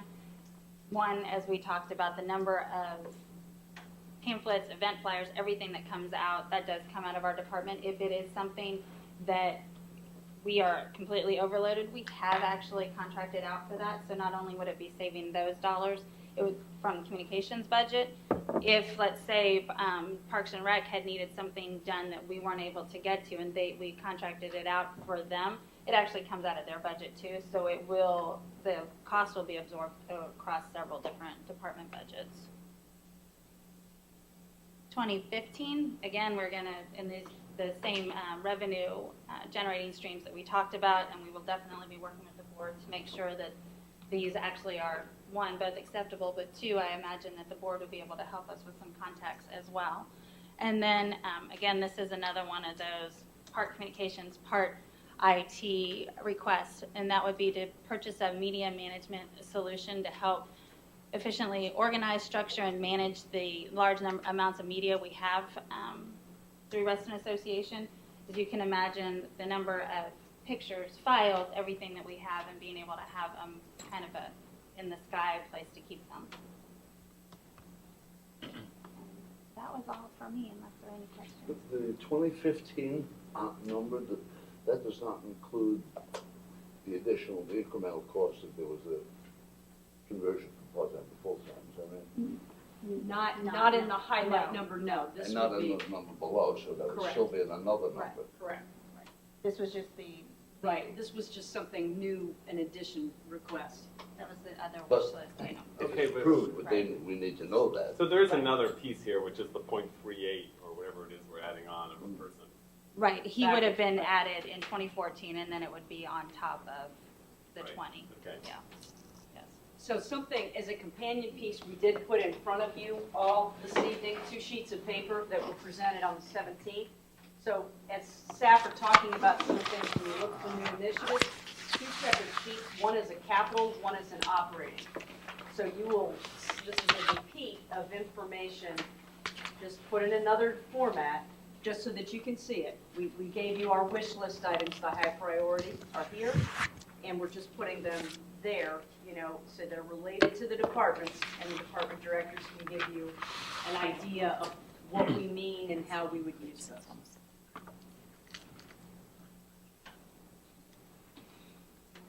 And Bravetta, it is all you. Thank you, Kristen. Good evening. The Covenants Department. Larry likes to say that their department has all the fun. I tell them that we do the heavy lifting. Because we want our members to have as meaningful living experience as they do a recreational experience in Reston. This is costing us $2,200 and $2,300. Besides myself, we have 13 and a half people in the department. That half is a part-time seasonal position, clerical position. Besides myself, I have 3 managers, 2 overseeing the design process and the DRB. The other one oversees the maintenance process and the covenants committee.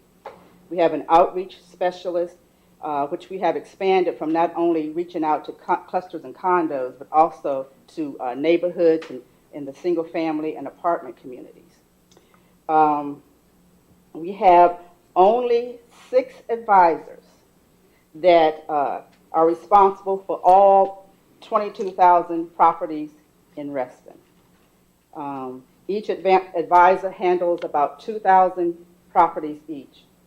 And that's not just going out to do inspections.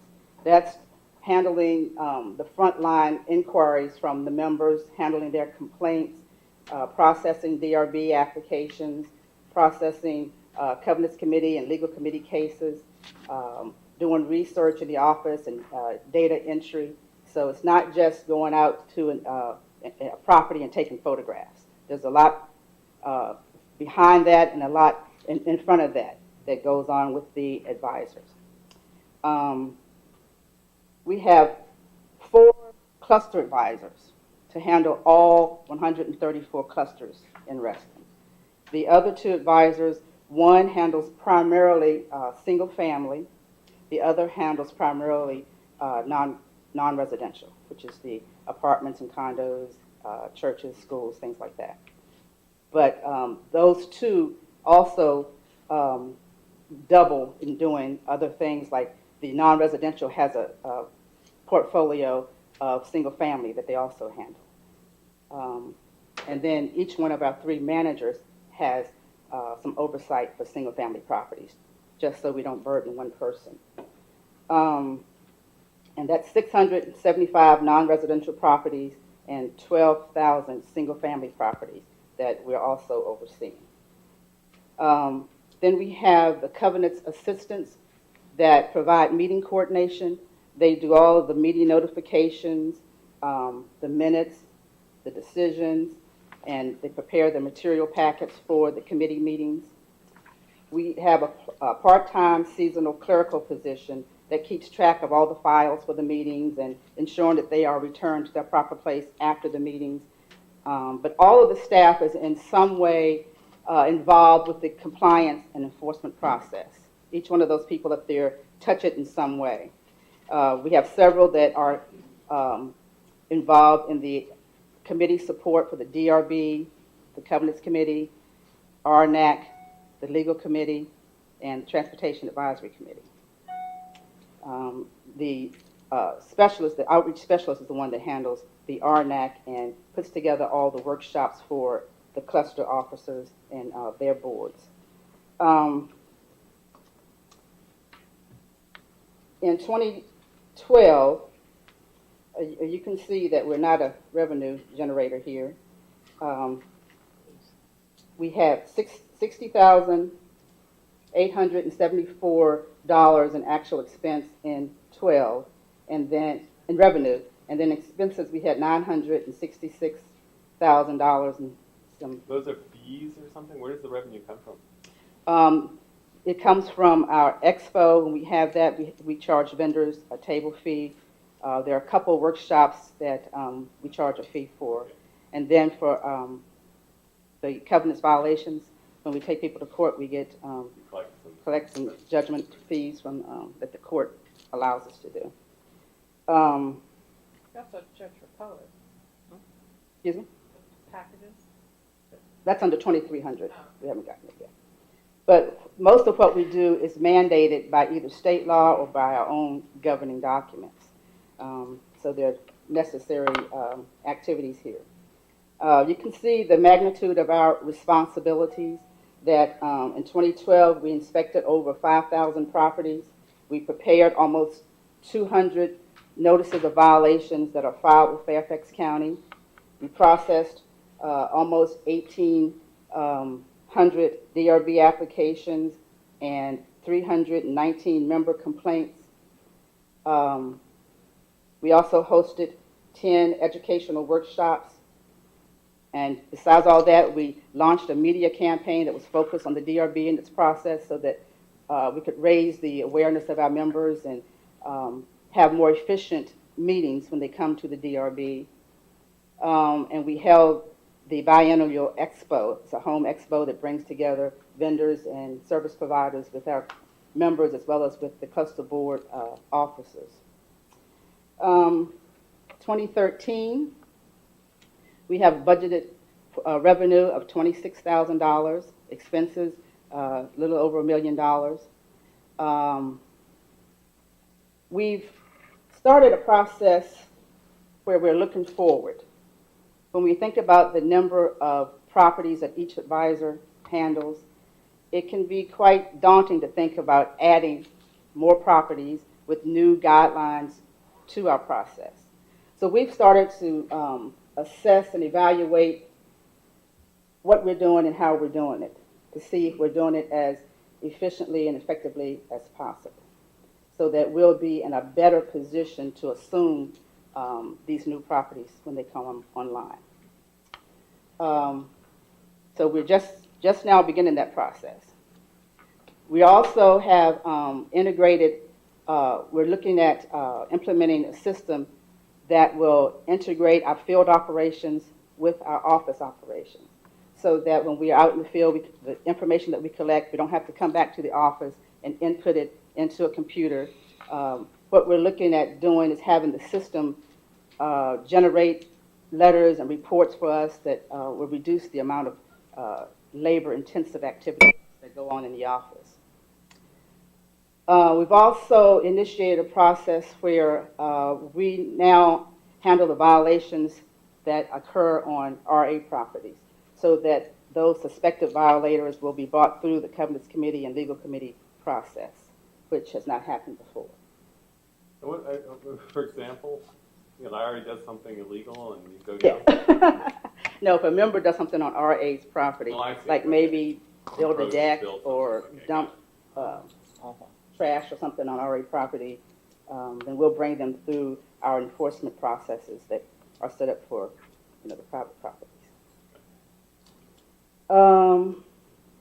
We want to develop, we are in the process of developing a campaign similar to what we did for the DRB to focus now on the Covenants Committee and the maintenance process to educate our members on complying and try to get a higher level of compliance. We are working on updating our cluster handbook, which helps to guide the clusters in their leadership of their associations. 2014, we have a proposed revenue of $53,810. Expenses, $1,105,000.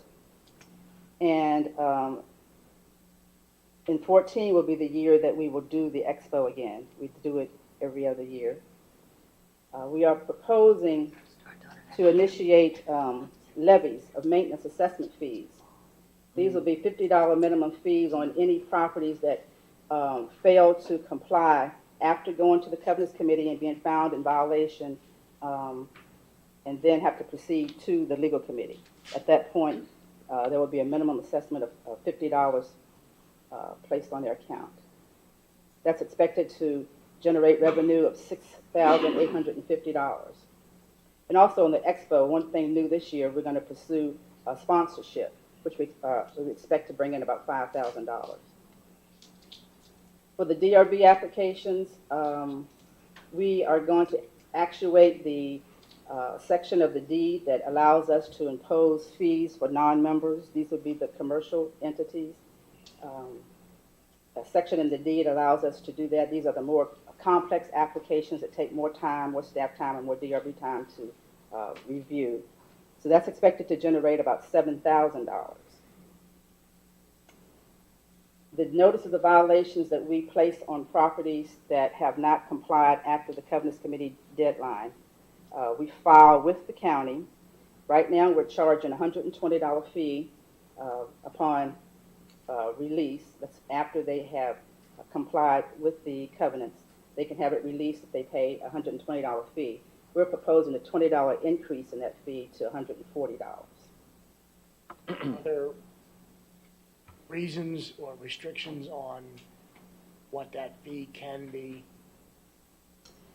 It's related to what it costs us to do it to our, Fairfax County charges a fee to do it, and then we add in our administrative fees. I mean, could it be $155, for instance? I guess it could be if we could justify that we spend that much time in doing it.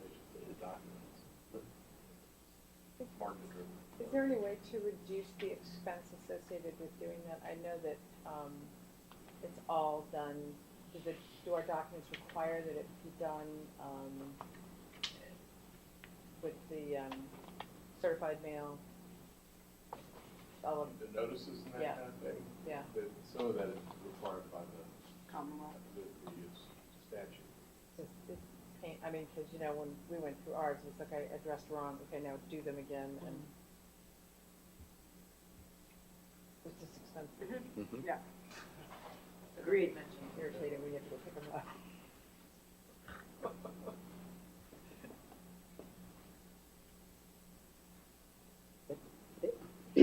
Okay. I talked about that we're going through a process now to look at our internal operations. Well, in 2014, we hope to be able to implement some of that for the new properties that are coming on and into RA. They will have new design guidelines that we'll have to interpret and learn, and so we want to be better positioned to take that on when it comes. Back to the NOVs, we are expecting a revenue generation of about $1,200 from that. Then the last ones on here are just recapturing fees, line items now in different departments, like the legal fees. Right now, that's in the finance department. In 2014, it'll come over into covenants. The office supplies for the toner and ink that we spend, which we spend a lot of doing our photographs, it will now be captured in IT rather than under the covenants budget because they do a coordinated purchase of ink and toner. And then the mobile device plan will be charged to the covenants department instead of to the IT department. Is it absolutely necessary that all of those things be printed? I mean, like photographs and, I mean, are we looking at ways to, can we digital signatures and stuff like, where you never really print things until maybe the NOVs have to be printed, or do we have Well, if you look at one of the new initiatives, the last one there, is to have centralized electronic photo storage, which will reduce some of that printing. And it will also help us, like with the Covenants Committee and the Legal Committee, where we have photographs printed.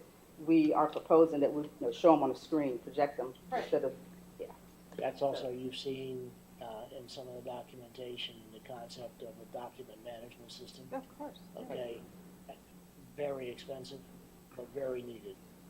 Mm-hmm. And it will be a cost savings to the organization Ultimately, once yeah. implemented. Yes. Agreed. Right. Yeah. It would Definitely also, want to move away from paper. Well, I think too, even in just the efficiency, I mean, Right. just, Absolutely. Yeah, it can be much more efficient by putting that solution in place. Not printing, you can get to photographs, distribute them easier, think of that nature. and right now they're stored on individual computers. Right. So the access to them is limited. yeah, And at a minimum, we could do Dropbox for that stuff, or we could. And That's what when you this get is. to the IT budget, yeah, you'll see that we have some of that planned. Yeah, you're right. so it also reduces the risk of loss of those documents and increases security for them. Back up to the other initiative. This is the addition of one staff member, which would be an advisor, at $58,000. And that will help us to increase our inspection as well as take the load off. We needed this person yesterday because staff is overburdened right now. So this person would help to relieve some of that load off of the current staff, which would allow us to conduct our follow-ups more timely, to improve the ability of having more personalized customer service, as well as assuming additional properties into RA. This one person, like I said, each one does handles 2,000 properties. So this, adding in one more person, would allow us to oversee another 2,000 properties, as well as, reducing the load on some of the others that will allow more personalized customer service and more timely follow-ups, better compliance for Reston Association. 2015, we have a proposed revenue. Actually, I think that's reversed. Revenues. Okay, this is still 2,100. Okay, $36,000 for revenue and $1,125,113 for expenses. And this just increases by 3% what was in the 2014 budget. And you have that one new person accounted for as in this budget as well as the 2014 budget. Ravenna, what's the percentage of your budget that is personnel related? I want to say like 80%. You know, David? Now I have to look it up and do the calculation.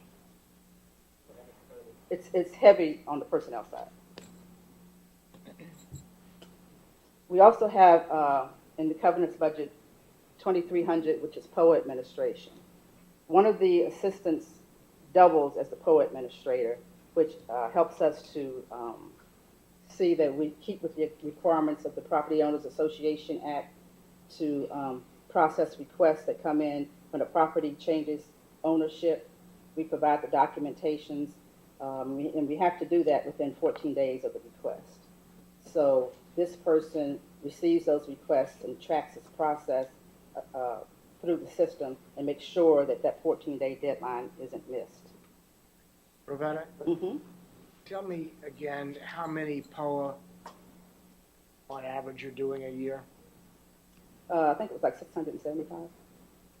So the effort to follow up on those 600 properties with a letter that said, did you receive your disclosure packet? Well, we provided, I understand you, if you are asked for a POA, for a disclosure document, you give it to the person that asked for it, the seller. to the seller. You don't know whether the buyer ever got that. Correct. That's Okay. right. And we don't know if the property. So how much effort would it be to send 600 or 700 letters out to the new owner that says, did you get a POA document? Well, we don't know if that owner purchased the property. You have, yes. So you we do. go, if, You know who asked, you know the property that asked for a POA. You know the seller of the property. Okay, so that flags you. Chances are this property may be sold sometime in the near future. You're then getting, not necessarily right away, but you're getting documentation from the county that says the property was sold. Well, you get the actual admin, you get money through the settlement process. But you're getting positive information that says the property was sold, here's the new owner. and what would be the benefit? Because. Find out if they got the disclosure document. Well, if we've done the POA, we know whether we did it or not, and we know. You don't know whether the buyer got it. But it isn't, it's the agents and I the understand. sellers, it's the seller's responsibility actually to provide the I resale understand, package. but in DRB meetings and in covenant meetings, All the time, they'll say, I never regularly, knew this, I didn't know this. I didn't get it. I But- didn't get And it. I can tell you for sure, Richard, as many as I've given to them, as many as I've reviewed with my own buyers, I swear a month later they'll go, I did not know that. I'm like, okay, let's I'll pull out the receipt and I'll say, see this that you signed? And But the good news is, we have the disclosure document electronic. So we're not talking about sending out a binder. We're talking about if somebody says they didn't get it, we have the ability to then turn around and send that document on a CD or whatever the current fashion is. Well, if they purchased the property and they did not get the disclosure documents, they get a letter from us telling them that the violation still exists. The prior owner was notified through the and if you purchased the property, you should have been afforded. You're looking at it from a punitive perspective, and I understand that. I'm looking at it as being a little more friendly and saying, just wanted to make sure you got this document. Then we can hammer them if they didn't fix it. Okay, and I'm just trying to take it to, we send, I think, are we still sending welcome kits? We don't send. We put everything in the POA packet. Okay, so we're sending a welcome information to the seller who may not give it to the buyer. Think about the process. Okay, send the POA, send the disclosure to the seller. When the buyer buys, send the buyer a welcome letter, and in that welcome letter or somewhere in there it says, please let us know if you didn't get your disclosure document. And oh, by the way, the next newcomer's night is November 10th. I can't answer your question, but maybe I can move this budget discussion along. That's an excellent idea. I think it's an excellent idea. And I don't think it will be very expensive to do because we're talking about comparing two databases, beginning of the year, end of year, and any time there's been a change of owner, it's going to show up in the database. And you produce a letter to that new owner. This is not expensive or difficult to do. I think we should consider it. What I was really getting at was, is it material enough that we need to consider it in the budget discussion? And it's sounding to me like it probably isn't. No, and if you don't mind me answering, we do have the ability, and when we is it okay if I jump in? Yeah. We do have the ability to look and see who requested, what properties did we get a request for a POA on, because that's how we generate the newcomers list. If we do it more often, every couple of months, that kind of keeps us ahead of the game. Hey, But the point of it simply is not to put it on the provision of the doc. Richard simply wants Take your new Did you, people. welcome to Reston. Right. Did you get a document? Right, yeah, that's They what I may mean. not remember whether they did or not. Right, It's a nice exactly, letter. that's right, yeah. We hope you did. If you didn't, or if you don't remember it, Here's a link go to where our you can website, download there you it, go. yeah, exactly. And as, That's- yeah, as that's we not get hard. the customer, the property database Mhm. up to speed, I suspect that this will become even easier. Yes, no, it's, And by the way, when we drag you into the and by the way, hearing room, cover our attention, right? ignorance is gonna be no excuse. Right. We sent you the letter. Okay, so. I'm in sorry, go ahead. 2012, preparing and distributing the POA documents generated a revenue of $153,000, almost $153,000, at an expense of $36,493. We prepared 765 documents in 2012, and we also co-hosted a gathering of real estate professionals to inform them of the need to have their clients to request documents, as well as to update them on our process. And we fed them and entertained them too, so that they would come to the session. In 2013, we have prepared as of end of August, 699 disclosure packets, which has generated budgeted $145,000 with an expense of $65,000 some change. We have also implemented a new application system that was designed in-house to help us to track the requests that come in for disclosure documents, as well as the inspections that are done, and to facilitate the preparation and coordination of all the documents that have to go into the packet. Now, in 2014, we have projected a revenue of $173,000 with expenses of $56,832. The POA Act allows us to adjust the fee every 5 years, and this would be the year, 2014, that we could increase the fees for what we charge for our disclosure documents. So we have put that into the budget with an increase expected of $28,250. We were also working on offering a new format so that we could issue all electronic documents. Right now you can get it by paper, you can get it on CD, or you can get a combination. So this would offer it full electronic. Would that be outsourced? We I haven't- mean, there's a lot of companies that do this. We have 90% of it already. The only, well, let's say 95%. The only piece that's missing is the letter. Right. So, we can assemble that pretty simply ourselves. We wouldn't need to outsource that part of it. So we just attach it, weave it together, as we say internally, and then we Send could it as a link send it out. to Yeah. What about someone that doesn't have a computer, could they get a hard copy? Absolutely, Yeah, that's that would an still be option. available. I would bet you like 99% of mine are done electronically. And We this got is the in here idea from- because of you, because you Yeah. mentioned it during your candidate orientation. It was a good idea, So so we started it's thinking an about it. excellent idea. Woo-hoo! Candles go with it, 'cause they probably don't have electricity either. We're talking What, about for no resting, computer is what he's talking about, right? I hope. Got solar Unless there's cells. something There's quite a few in our cluster that have no computers, John. So 2015 budget increases the 2014 budget by 3%.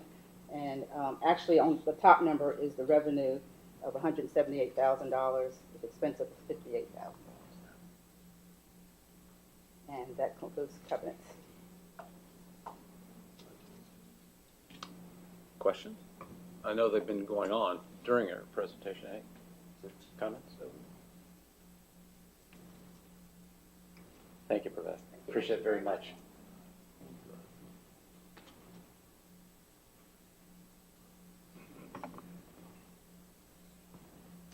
Evening. Under the finance department, I have basically 5 cost centers. Some of them are kind of hidden away. You don't really see them. But the assessment that we do on an annual basis, and the return on our investments are tracked in a separate cost center by itself, cost center 1000. The major bulk of all of the expenses and the collection revenues are tracked through 1500. And we have a separate fund, which is cost center 6000 for the repair and replacement reserve. We run our capital projects through Department 6100, and they get moved into 6000 at the end of the year. And then we still keep track of depreciation and amortization of our intangibles and our fixed assets, even though we don't present them on the financial statement. We still keep track of them for the GAAP financial statements and for the audit. The finance department consists of 8 positions, 7.9 FTEs. So myself, I have an accounting manager. Her name is Nana Aki. And Nana is responsible for overseeing the general ledger and ensuring that all of our balance sheet accounts are balanced on a monthly basis. In addition to that, she reconciles all the merchant statements that come in daily, all of the credit card transactions to make sure that they tie out to the revenues and the expenses that are associated with them.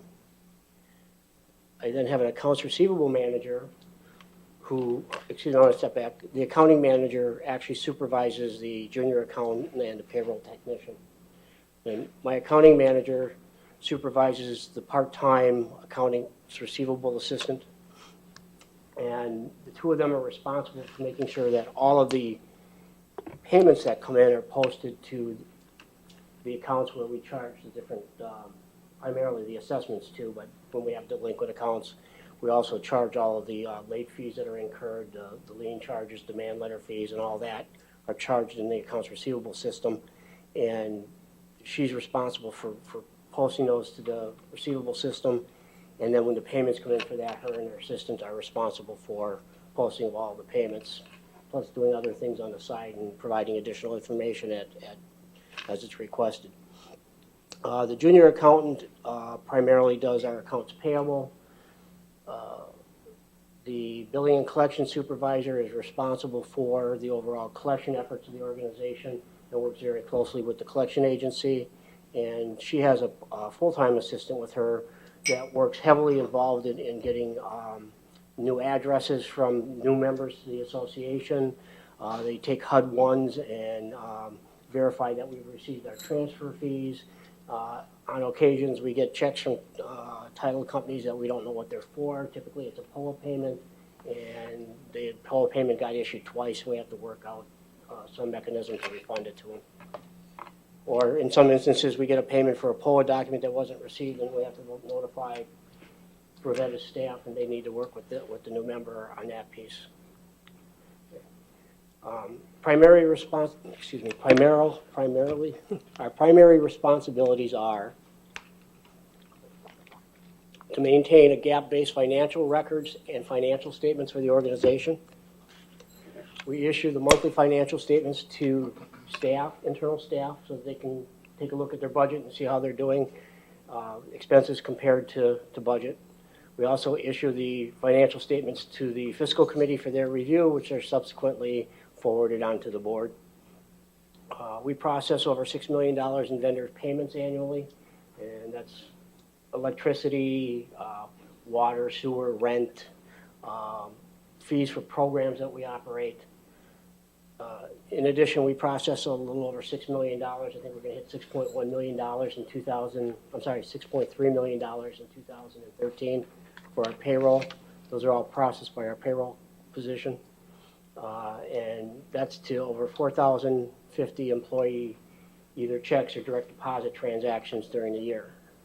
Can you update that slide to make sure people don't think we have 4,000 employees? Sure. It should read employee direct deposit or checks. On the question of payroll, have we ever looked at the cost of outsourcing payroll versus doing it in-house? It is always more expensive when you have more than 100 employees to outsource your payroll. Okay. And Always. Okay. Okay. That's I mean, like is that an accepted wisdom, or is this it's pretty much a benchmark throughout. I mean, there are companies out there that are willing to pay more not to have to deal with the headaches with it, but from a cost standpoint, I could not outsource our payroll to a payroll sort of company, because typically you would expect your savings to be not having to have a payroll person, right? Well, that doesn't go away. That payroll person still has to do everything they're doing. They may not have to do the data entry of the paychecks like we do right now, which we're trying to get away from. But we still need that person to reconcile all of the data that's in the payroll system and make sure that the payroll checks are distributed, the direct deposits go out, and all the accounts from, are reconciled, and all the payroll tax payments are done. So the position, the work that needs to be done doesn't go away. It's just who does the electronic calculation and issue that paper document or do the transfer of the dollars to the bank accounts. And it can't be outsourced to India or Indonesia or something. Well, I think if most of the payroll I'm companies. just asking. It Could seems it like be? that would be, yeah. I don't know where the different payroll companies utilize their staff. I would be hesitant to go to somebody that outsources my payroll to a foreign country, because I have all kinds of issues with identity theft that those countries probably don't have to deal with the same rules that we do here. So I would be hesitant to look at something like that. Yeah, David, many years ago, I used to I had a job for a company. We outsourced our payroll. We had over 400 employees. It was a lot more efficient to do it that way. Staff spent very little time on the payroll because with ADP, they all the work, they did the tax returns and all that other stuff. They did the payroll check. So it was very little more for the staff person to do. And I don't necessarily agree with that, Joe, because I've worked in both environments where we had both outsourced and where I've had on staff. And I historically have found that it's less expensive and better to keep it internally if you got more than 100 employees. I know of other organizations that I've worked, that I've had networking with their CFOs that are of the same opinion. So, I mean, if you wanted us to go out and do a cost study and see what ADP would charge us to do that, we could figure it out, but it's not going to reduce, in my opinion, the amount of time my payroll person is going to spend in the building. On top of that, my payroll person doesn't just do payroll. She also does all of my fixed asset accounting. She runs my fixed asset software. She keeps track of all the capital projects that go on. Once they're paid by the accounts payable position, that data is transferred over, and she has to maintain all of that in addition. And we spend $1.6 million, or 10% of our budget, every year on capital. And now we're going to be funding the reserve at $2.4 million, so that's going to create. That's good to hear, because I didn't think that you needed a full-time payroll technician, so I'm glad they do. There's more for it.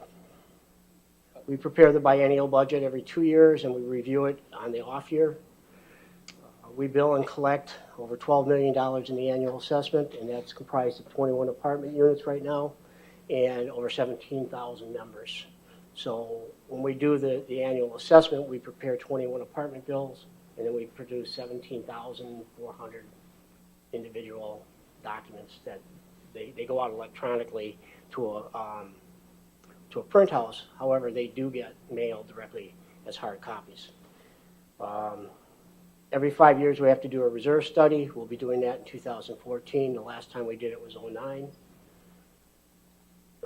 We do our annual audit. We issue 1099s and other required tax documents for the IRS. We also issue W-2s to all of our employees and copies of those to the IRS. And then we also assist BDO, our audit and accounting firm, with the preparation of the annual tax returns for RA and the Friends of Reston. These are highlights for 2012. We operated with $1,034,000 budget for the department. We received a clean audit for the 44th consecutive year and the 4th consecutive year without any audit adjustments in 2012. We converted part-time billing and collection assistant to a full-time position to help deal with the economic impact to the organization and the additional collection efforts that we had to put forth. We collected over $13 million in current year and prior year revenues, which is about $1 million more than the annual assessment. We had assessment fees, that included assessment fees, legal fees, and finance charges. We processed over 5,000 employee direct deposit wage statements and paychecks.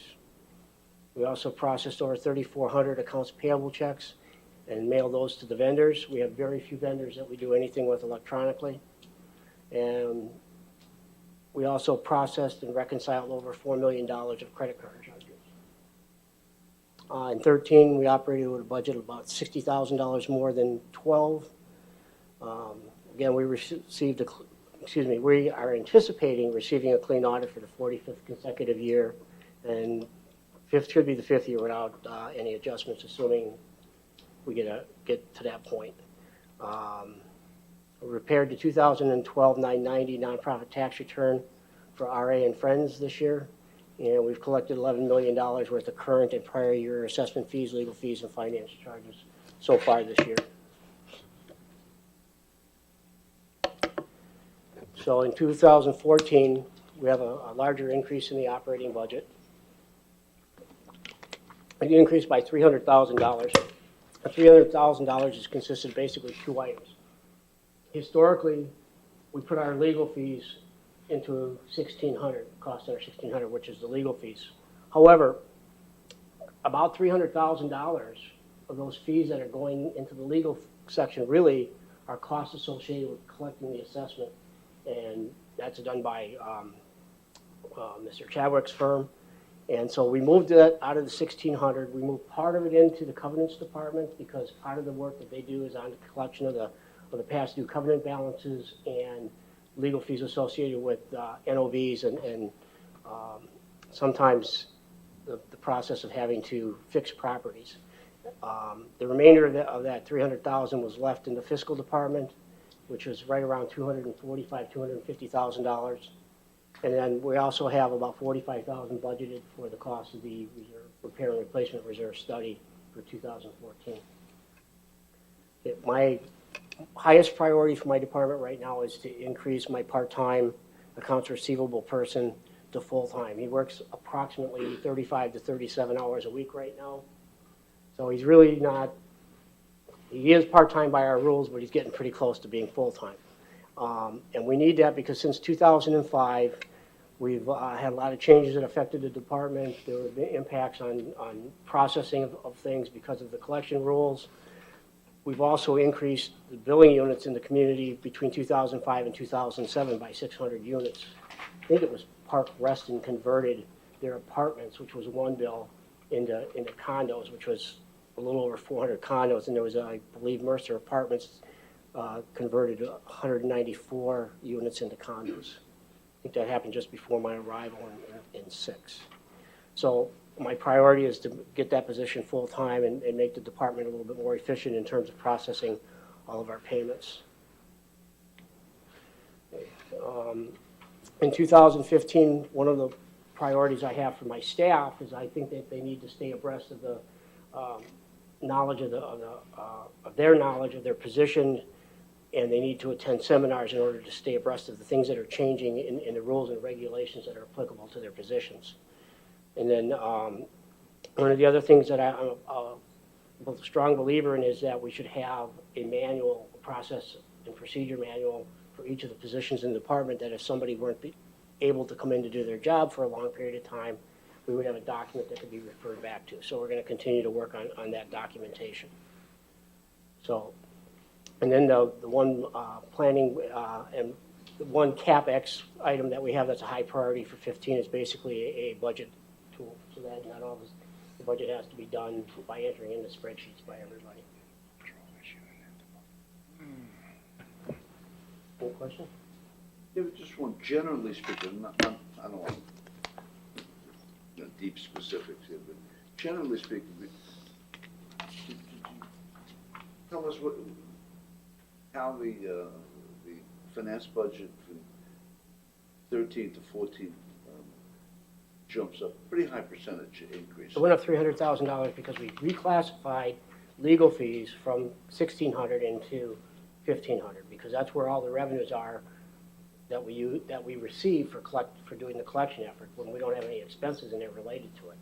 So we've reclassified to match the revenues of the expenses by $250,000, and then there's $45,000 in there to cover the cost of the reserve study. And then, like all of the other budgets, there's a 4% increase in health insurance and a flat 3% for merit increases. The legal fees I don't dropped. see that number going down, yeah. But The legal fees dropped by about $100,000. You increased by 300. Right, there were additional dollars added into the legal budget for other areas, and Kate's gonna address that when she gets to 1,600. So the sort of year-by-year accounts, you sort of move things around from one year to the next. So it's a little tricky to do the year-to-year comparisons. Is that what I'm hearing? Yes. No, this is the first time we've done that. This was the first time. Well, okay. But yeah, this year it's but this difficult. year, when you look at 14 compared to 13, the dollars were split for the legal costs. They were reclassified to the appropriate department because that's where the revenues are being generated that offset those expenses. So Covenant's got about $40,000 worth of legal fees. Fiscal got about $250,000, and the remaining balance stayed in 1,600, which was around $100,000. So in addition to that, we added some costs related to the land use attorney, and we also increased it to match our spending from 2014, which was another 100,000, I think. So I don't remember the exact numbers for 1,600. So in terms of revenues, you got nearly $750,000 under 1,500 in finance, late fees, collection fees, finance charges. How do they break out? That's a big chunk well, of we have a process that's approved by the board for our collections and the fees that we charge. So we charge, in the beginning of the process, we have what we call a demand letter. We charge $75 for that demand letter. So historically, we've been somewhere between 1,500 and 2,000 members. So there's 150,000 approximately there. I'm sorry, we also, before we do the demand letter, we do a late fee, which is a flat 10%. That's where the 2,000 is. So we'll hit about 100,000 on 100 to 120,000 on late fees. Then we do the we do the $75 on a demand letter, and that can be anywhere from 600 to 1,000. We also have fees for a lien fee, which is $225 for any liens that we charge. Then we also charge we charge interest at 1% per month on the unpaid balance, principal balance. It's not compounded. And then in addition, in the total number for fiscal, there's transfer fees, which are in the 250,000 range. We charge $260 this year. We'll charge $265 in 14 and $270 in 15. That's tied to the ECI, which is about 1.9% right now. So we could only go up like $5. Historically, that's never, we started changing that in 13. It hadn't been done in the past. And so right now, from a collection standpoint, there's about $500,000 worth of collection revenues. The other 200 and plus thousand are from the transfer fees. David, would it be fair to say, maybe just for clarification, that these fees fall into one of three categories? There's a fee that's charged for delayed payment. That is, people who have elected a repayment plan. Right. They pay a fee for that. Yeah, there's an administrative charge for about $2,500. And that's in here. Correct. So And that's about 1,200 So there's an people. administrative charge if you choose to pay. Right, quarterly lump and sum. lump sum, right. So that's showing up in here, but that's only $2,500, you No, said? it's $25 for about 1,200 people. So it's 30,000. Then the second is the penalty for paying late. Right. And that's a variety of different things. Well, With interest and right, depending on how $59. far down they get in the collection But generally, process. that includes, the cost of the letters and other things. Right. And then the third is cost recovery. Right, which would be, a lot of that revenue though goes out to pay for the lawyers and the filing fees for the county and the, et cetera, is that right? Correct. So that 700,000 in revenue, if you really put the offset, or whatever it is, 660,000, there isn't really any net revenue there, right? We're pretty much. Right, nickel and yes, dime. yeah, we're not doing it to make money, we're just doing it to recover our costs. So that might be good to look at and see how that works out. Right. What And is the and actual? that's the reason we moved the legal fees in there, because they weren't in there in the past, and it showed, you would see this $500,000 of these cost recovery fees in there, but there's no associated expense with them. Which sort of sounds like we're in the business to charge late fees. Right, and we're not. Okay, so, all right, so it's just sort of, it's hard to see where that all fits together, but yeah, okay. Thank you.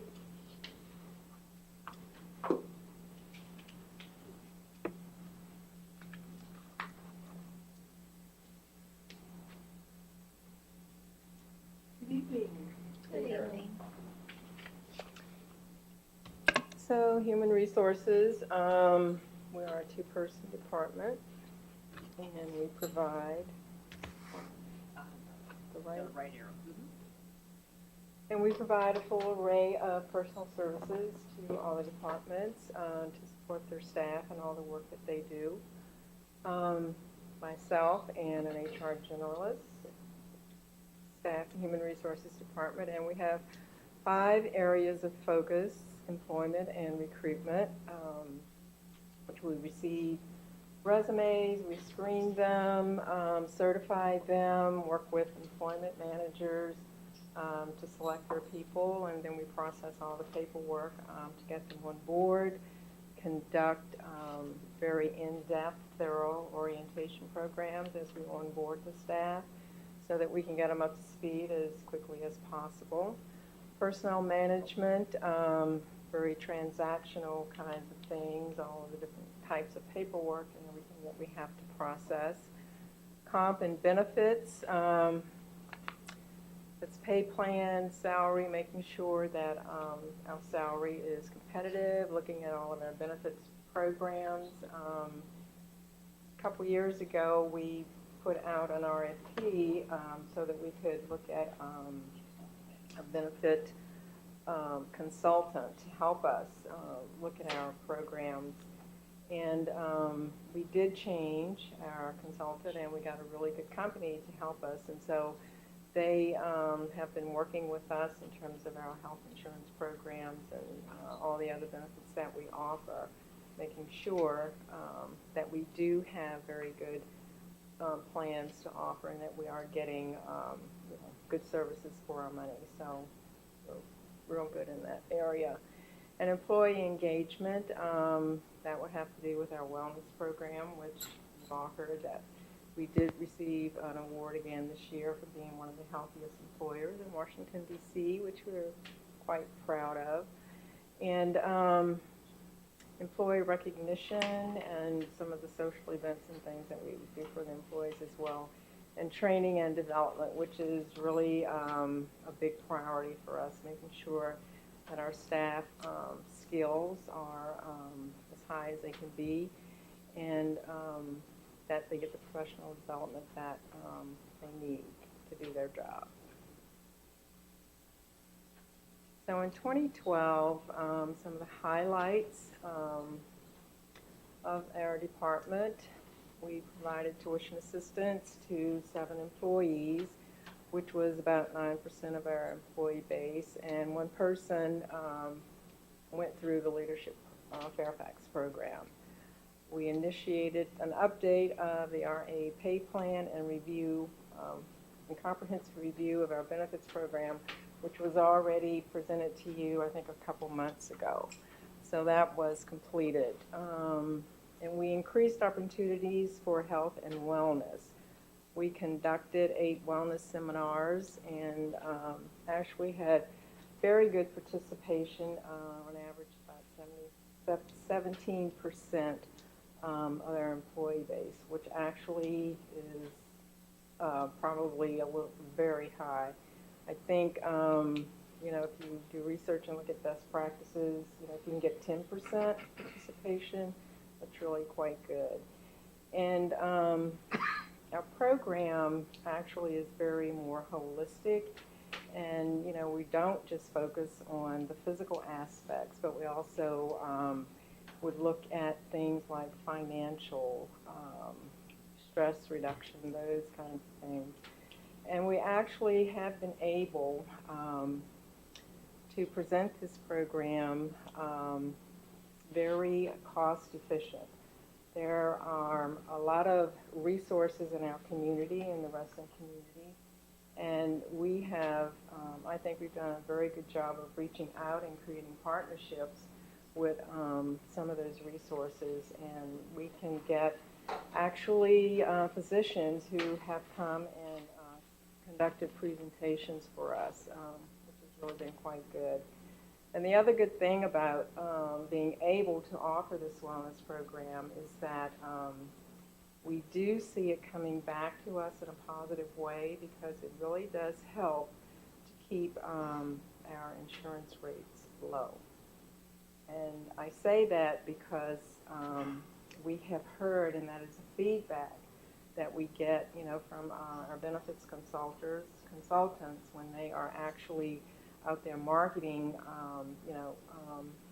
the program and doing some cost comparisons with other carriers. And we have actually been able to keep the rates, actually pretty low. So happy about that. And we also established a workplace mentoring program because we wanted to provide other opportunities, learning opportunities for the staff. And we started it in 2012. We had one person who went through that. And what we did was to match that person up with another senior professional so that, depending on what their interest was, so that they could get the learning there. And we're very big on using technology in human resources. And we have streamlined many of their paper-based processes, which saves labor because, we can use our time on other things as opposed to shuffling paper all over the place. And one of the best examples of how we have leveraged technology, a few years ago, we transferred to online application system. And so now everything is really very electronic, and we are able now to outreach to applicants and communicate with them, send them all of their paperwork electronically. We can do offer letters through email. They can accept it. So the whole process is just really speeded up.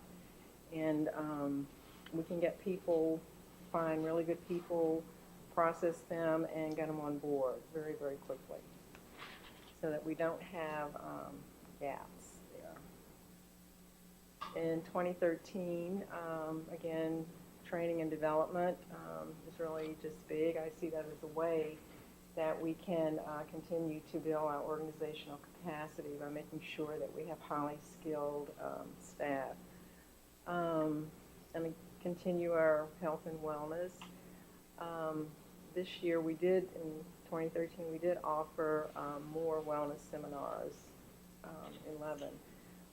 We offered one a few months ago, and actually we had, I think, over 50 staff members who attended that.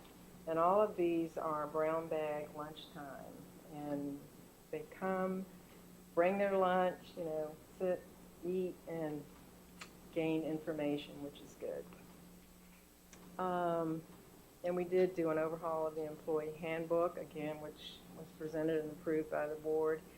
And we always do pre-employment screening, so actually I don't even know why I put that up there, but continue doing that.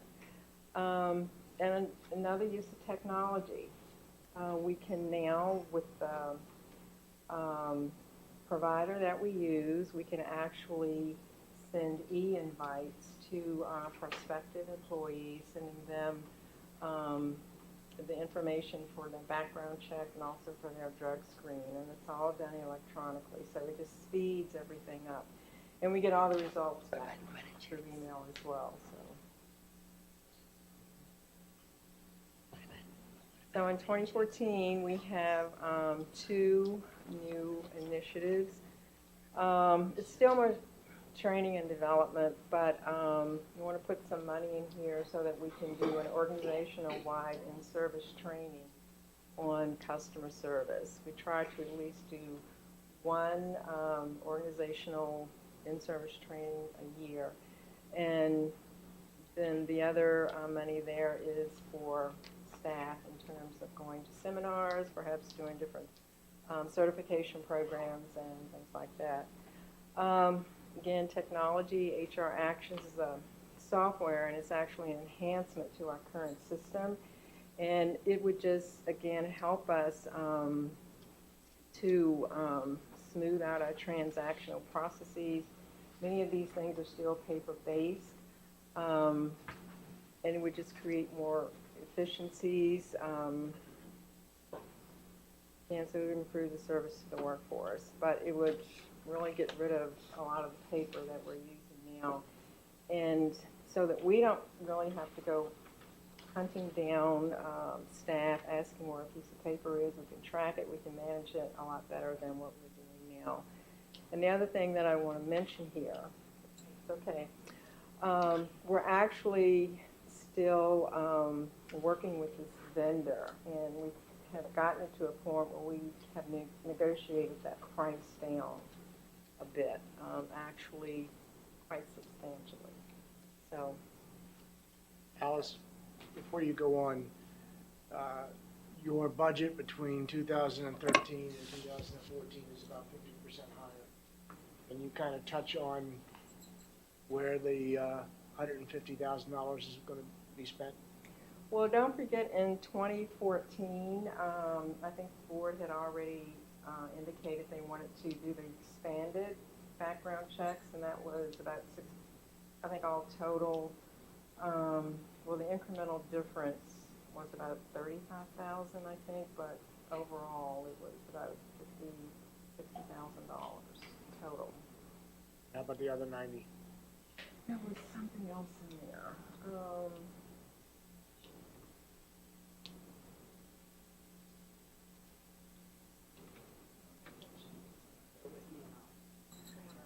I don't think we need to make, drag out the meeting. 35,000 made operation to build organization capacity for training and development opportunities for staff, so that takes care of 35,000. Some of it is like, there's just like a 3% increase over the past year anyway. Yeah, but that's such a significant difference, delta from one year to the next, that it would be good to have that explanation What it is. as we go forward. Well, and also like the 25,000 here is probably in there, but at the end of the day, it's not going to be that much. But that 25,000 is a one-time expense, right? Right. Because in 2015, we keep going up. Yeah. So we're not dropping down And if we take the $25,000 out of 15. well, here in 15 is the time and attendance clock solution, which is 50,000. That would account for some of it. We're still going to be doing the expanded background checks, which is already embedded in there. That's gonna be there. So that's going to be another 50. Alice, what's the main driver in the increase between 2013 and 14? I mean, it's almost a 50% increase. I'd be, curious to know, I think that was. did we have vacancies in John? one year and filling John, in? good morning. We just had that discussion. I was doing some Homework. Part of it I'll was ask Richard later, thank you. part of I was it wondering was what was expanded background checks. Part of it, and we're doing training. There was some money in there for that, but that isn't, I don't think accounts for that whole amount. What is this, I mean, isn't a big part of it this 65,000, 50,000 for time and attendance, time clock? In 15, yeah.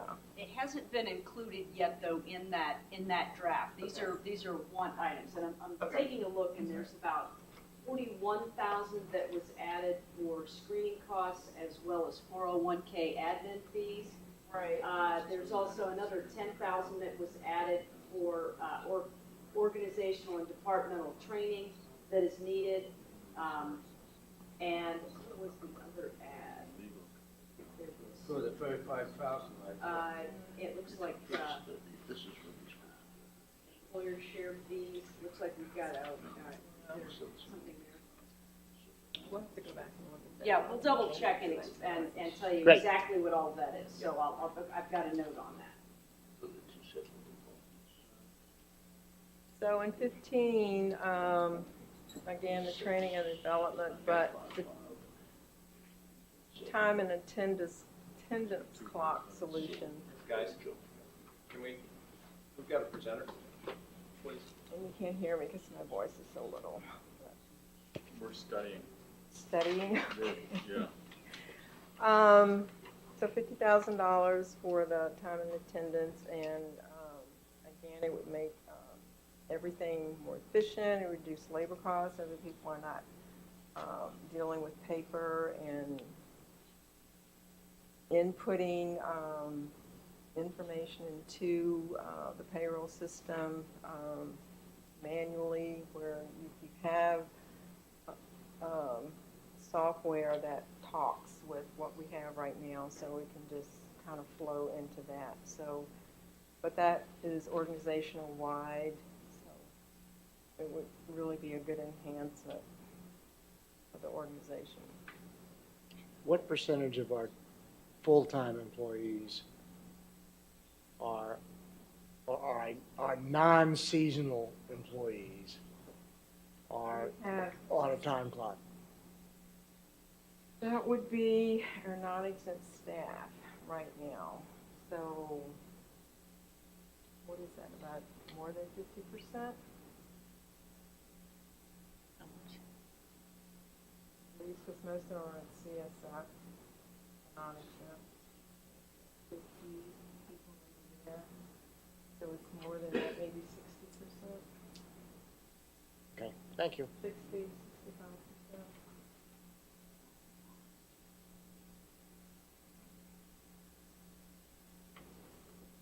And this would also be, you said, not seasonals, but you would also work with the seasonals as well.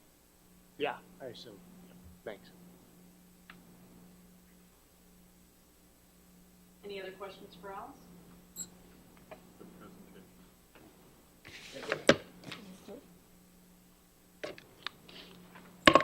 Okay, management. There are about 6 different cost centers here that I'm going to go over and talk with you about what's in them, and what we're going to plan on doing, highlights and what we're going to do in 2014 and 15. First one is information technology. You have 2 employees in this department. One is our information technology manager. I think you guys know how much effort she puts into her job. You got an email from her this evening describing what's going on with a phone system problem we're having tonight. We also have an information technology specialist. That's her assistant, who helps with desktop issues, but he's also been very handy lately in helping us with some programming in-house. We've had a couple of databases that he has created for us, and he's actually taken a program, a custom program that we had done by a contractor about 7 years ago, improved it so that information that's coming into our main website can be better utilized by Brevetta's staff with resale disclosure documents. So we're getting better real-time information on that. Primary responsibilities are basic that you would find in an IT department. You've got hardware, software installation, maintenance and support, telephone, mobile devices, voice and data systems. So that's this technology that you're seeing here that's being utilized throughout the organization, the conference center, any speaker systems that we have, basic cable if we need it, everything that connects us. Internet and website connections, network installation, maintenance and support, the infrastructure that goes behind that. Training. A lot of time is spent by this department in training staff how to use the equipment they have, whether it's mobile devices, which you all have received training from our team on, or whether it's just the workstations themselves. Database administration. All information that is coming into the association, whether it's payments being made, people's birth dates, credit card information, property information, there's a main data source that we have for that. So we're looking at the integrity of that, not managing the data itself, but making sure it's secure and it's going to the right areas that we need. Contractor oversight and project management. We currently have about 5 different contractors that we work with to help us on a variety of different things, from telephone services to specialized programming to network installations. So that is something that this department is responsible for as well. Obviously, the strategic focus is technology. So in 2012, the highlights, you see the actuals were not too far apart from each other there, between 2012 and 2013. Something very important, 2012 was rollout of Office 2010, completion of Windows rollout 7 for operating system used for Microsoft Dynamics, enhanced existing aquatics payroll database. That's what I mentioned earlier with the specialist was able to do that for us in-house. Developed a remote strip inspection database. I know that sounds really interesting, but it's important and it helps our naturalist folks, our environmental management folks keep track of things. And we instituted an iPad project, which several of you I can see are using this evening, so that we can reduce costs on putting together materials for board and staff to review.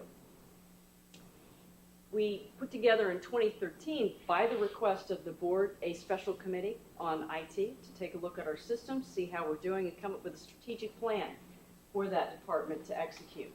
That was about a 3.5, 4-month project, and was successful, I would say.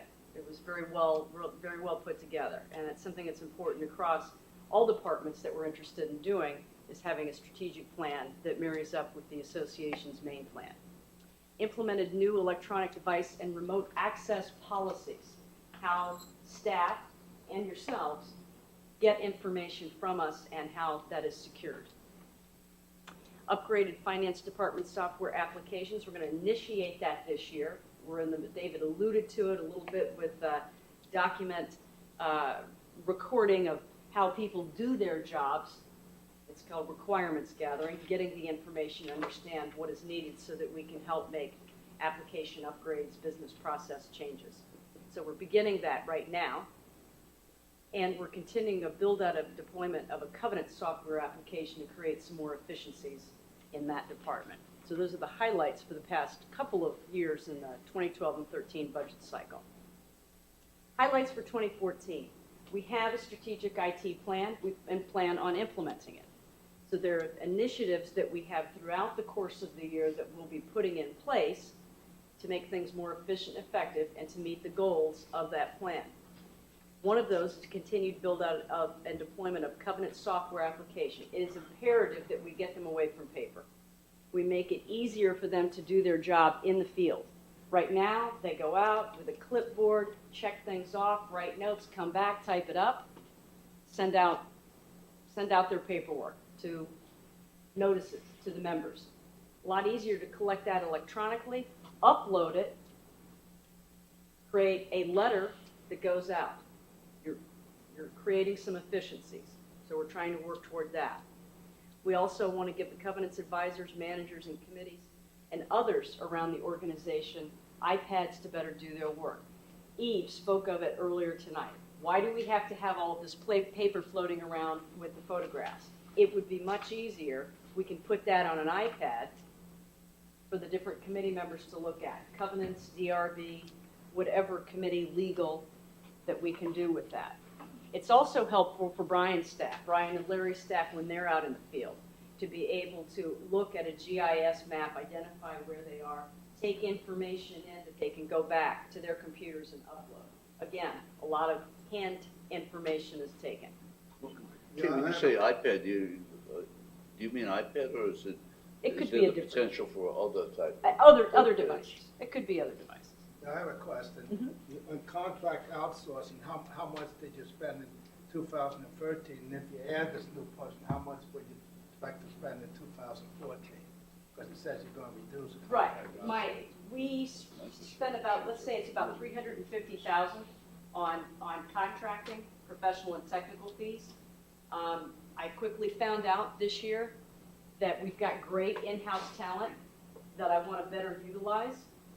So the most cost-efficient thing is to keep my expenses about the same, and instead of going $350,000 to an outsource, I want to spend about $50,000 of that for an employee and reduce my cost. So one of the things that I've done in here, as you've noticed, is I want that position. I'm willing to give something else up in my budget in order to achieve that position. So that's something that I wanted to, for lack of a better way of putting it, take off the table for you tonight.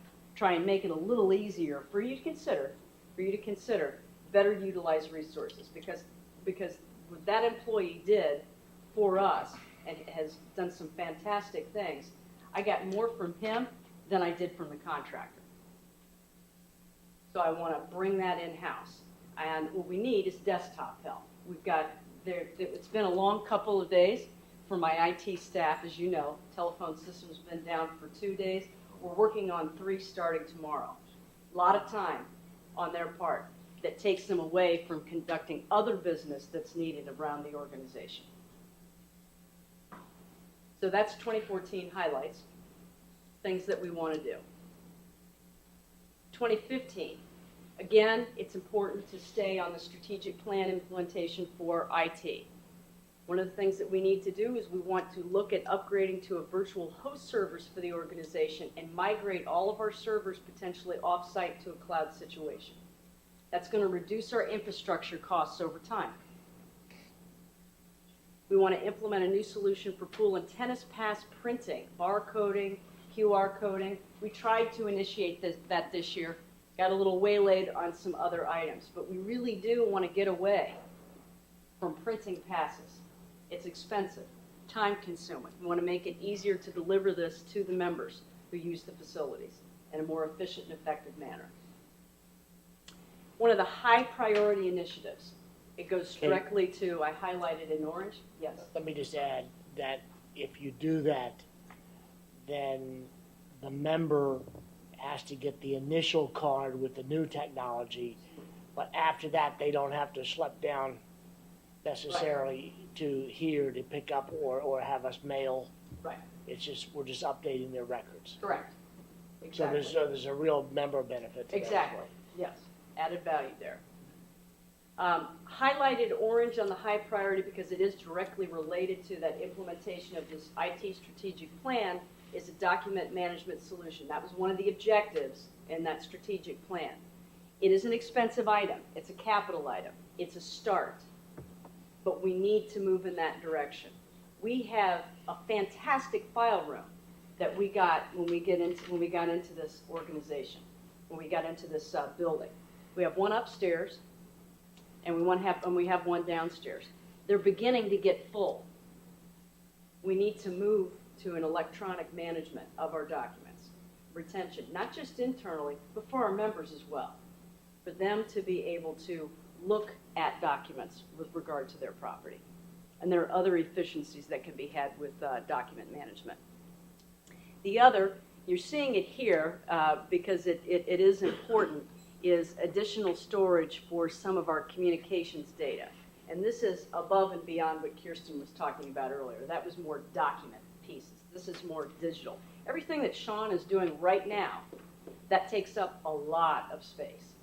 So we need to have a solution for that, a storage solution for that.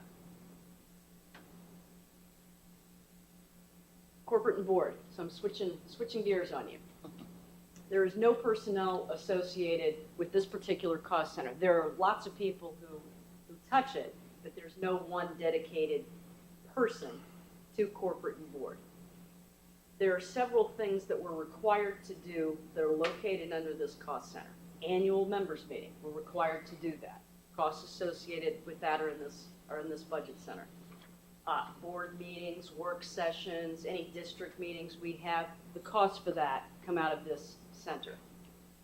Board elections and referenda are associated here. Strategic planning, whenever we do the overall strategic plan, that's coming out of this budget. When we're redoing it, refreshing it. Community projects, anything new, different that the board wants to do, for instance, synthetic turf, is going to come out of this budget here, or charged to this budget. Strategic area focus, community leadership and engagement. 2012, you can see the budget, the budget is lower for that, and that is because we went to a different solution between 2012 and 2013 for the election process. We lowered our fees. We were anticipating having a higher fee a couple of years ago when we had to renew a contract that we had with an electronic voting vendor. But the elections committee worked together to look at a different solution. As opposed to having several different vendors, we went to one to reduce the association's cost. But corporate and board, implementation of the 2012 2012-2016 strategic plan, identifying different strategic priorities. The board spent time in 2012 identifying 3 strategic priorities that it wanted to achieve. We had several work sessions around that, all associated with the main 2012-2016 strategic plan. Overall board and committee governance training, beginning the process on that. Update advisory committee roles and responsibilities. You all will probably remember that activity that we went through. Refining committee operations and administration policies. Constantly talking with the committees about that. And we held community-wide district meetings in 2012.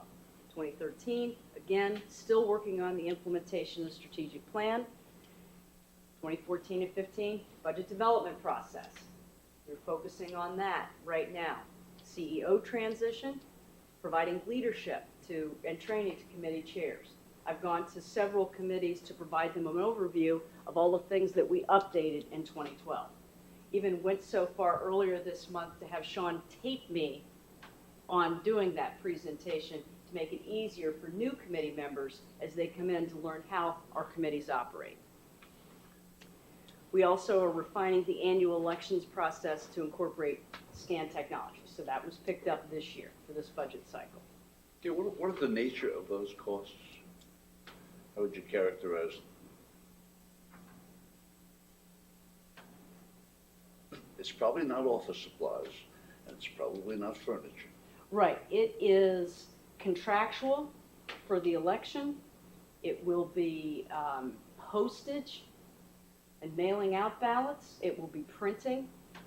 It will be refreshment supplies. Is there any compensation on that? No compensation in there. No compensation. No personnel costs whatsoever. Candy.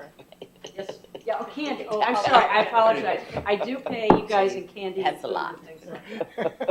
You want to raise Well, your... obviously, there's one category that needs to be increased. Right, exactly. Food allowance, right? Okay. So 2014, 2015 highlights. Proposed expenses. We want to establish an annual governance, board governance training program. It's time. We need to do that for your benefit. It's for your, Alice was talking about training and education of employees to keep them up on a higher level. We need to provide you with the same service to help you be the best that you can be. You guys are great. We want to get you even better.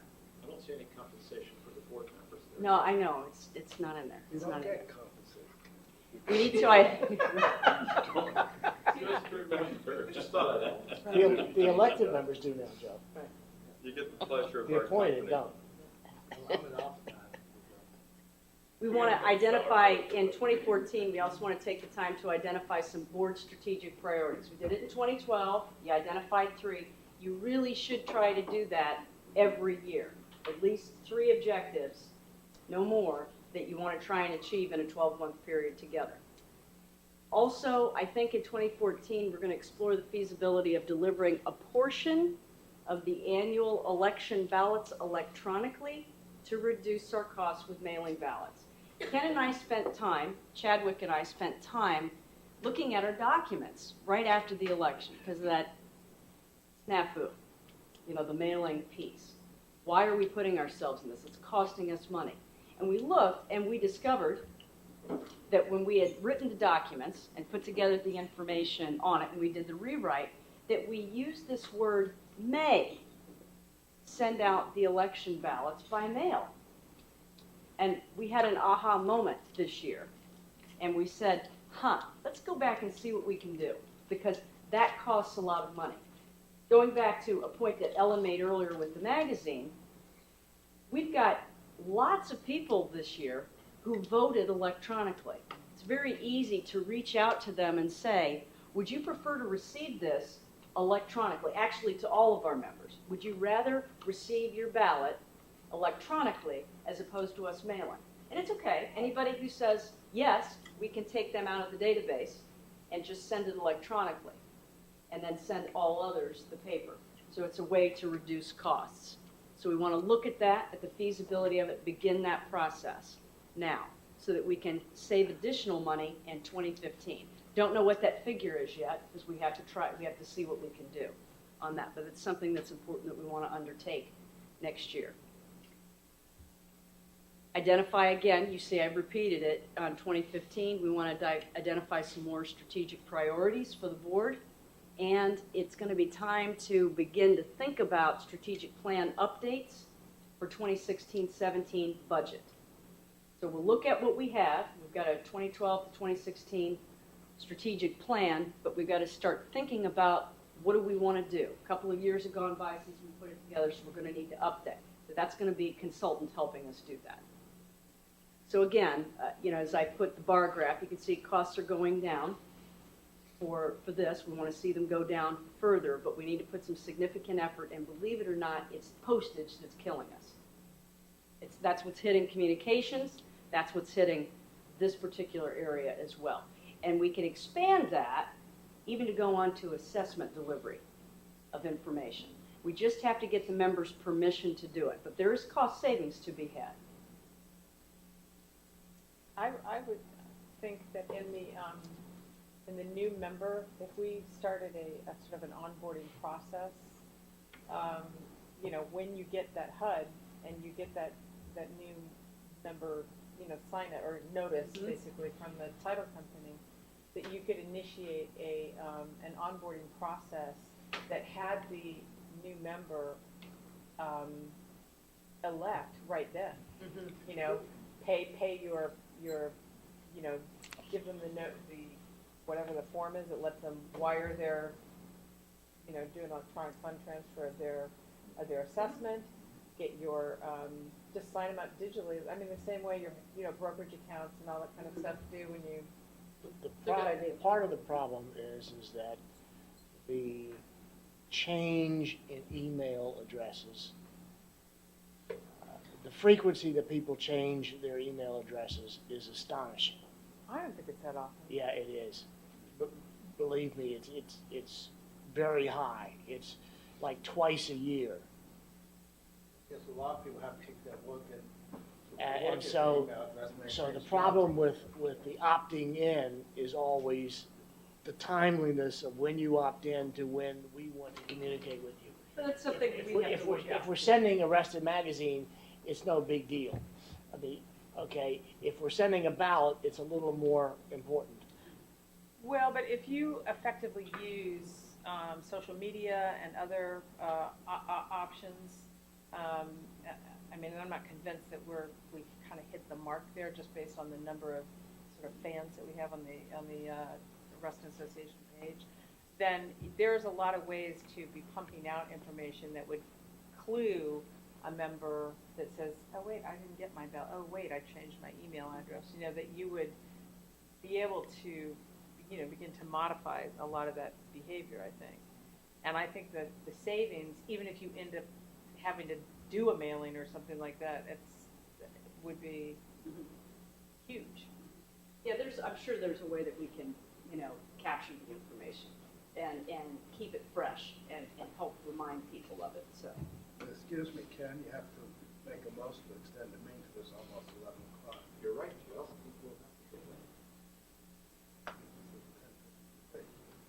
So someone want to make the motion? I move that we extend the meeting until 12 p.m. 12 a.m. 12 a.m. Or whenever Andy gets here, whichever's. Okay, someone needs to second it. Amanda seconded. Do we have a key? You have to have a vote now. All those in favor of the motion, please signify by saying Aye. Anybody opposed? Yeah, I'm opposed. Tim's opposed. Anyone abstaining? I'm going to abstain. Okay. You made it hard.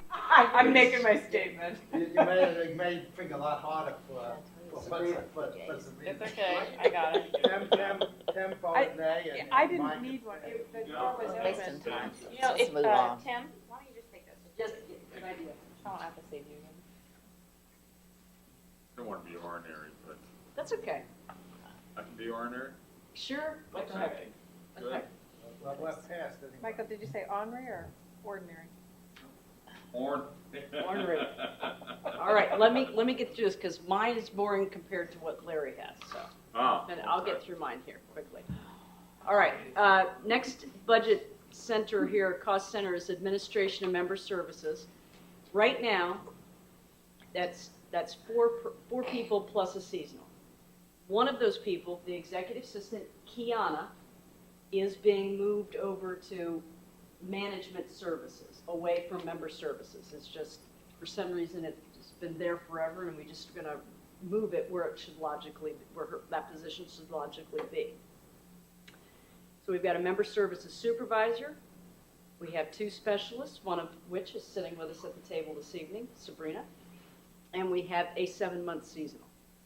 Primary responsibilities, obviously, customer service standards training, recreation pass sales, class event program registration, payment processing, web support, customer help desk. We're doing a heck of a lot more of that than we ever have in the past. Our foot traffic has been reduced, but our online help and our telephone help has dramatically increased over the past several years. Inventory management, everything that we sell, we have an inventory item for on the website. So that team is responsible for that, collecting the information from the other departments and putting it into the store, into the system. Headquarters building security, that team is responsible for it. Everybody is to stop at that desk, escorting people, making sure the place is locked down. Facility rentals and bookings, not only for the conference center, but also our community buildings and picnic pavilions. Strategic areas of focus here, community leadership and engagement, programs and services, and technology. So 2012 highlights, 2013 highlights. 2012, establish a process for conference center reservations and event planning, and increase handling fee for pool and tennis pass pickup. Not real exciting, but those are the 2 things that they were highlighted on or focused on. 2013, a little bit different. We wanted to move to shift scheduling to better manage our personnel overtime expenses, so that was just put in place about a month and a half ago. Evaluate our current business processes and member services and identify ways and operations can be made more efficient and effective, ultimately more customer friendly. Take on the role of benchmarking and providing data to the various departments so that we can provide a service to them. We collect this information in that department. We want to get that information back out to those departments so they can better identify what's going on with their sales, with their programs and services. Also do benchmarking with other organizations to find out what others are doing, and get that information to them. Also just track data. You're going to hear some statistics tonight, not only from member services, but from the other departments, and that member services is trying to make sure that those other program teams have. Try and provide a resource to them. So I wanted to give you some statistics. This gives you an idea of the number of emails per month for the, it's not exactly a nice clean year, so it kind of, we're starting, from one year to the next. So in August of 2012 to July of 2013, you can see what our email traffic is like. Almost 1,800 were hitting a mark in some months. Just email traffic from members or other groups. Telephone calls per month. You can see that it was peaking there May 2013, over 8,000 telephone calls. What I'm not proud of is that red line at the bottom. So those are calls coming in to member services, 6530, and the red line shows calls handled. That is not a good statistic. That's why we're looking at improving efficiencies, better shifting of staff. I'm pleased to say, I said this to you earlier this week, that our calls handled rate is going up. We're handling more. We've got great staff who take seriously getting back to the members. So that's important. You're going to see that line should be commensurate with the blue line above it. So 2014 and 15, the highlights.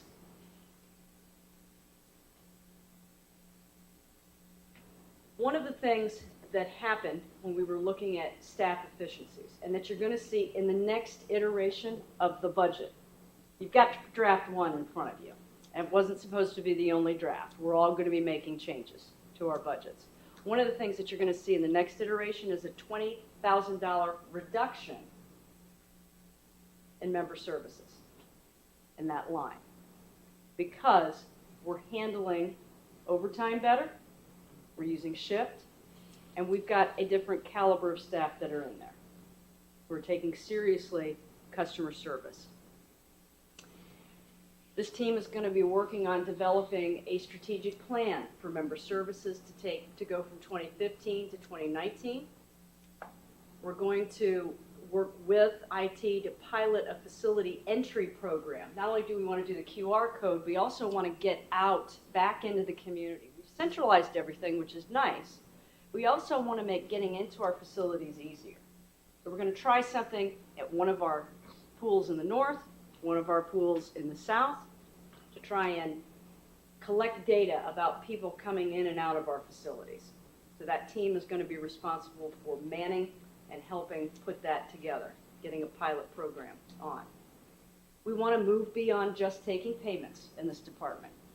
Everybody is coming to us. We're not hitting as many people as we need to in the community.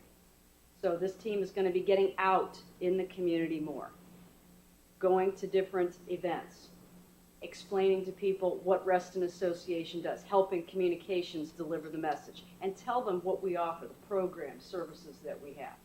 We've got to get out from this building and in, especially to our apartment complexes. As we learned earlier that last year, that people didn't know we existed and didn't know they were members. So we're going to go directly to them.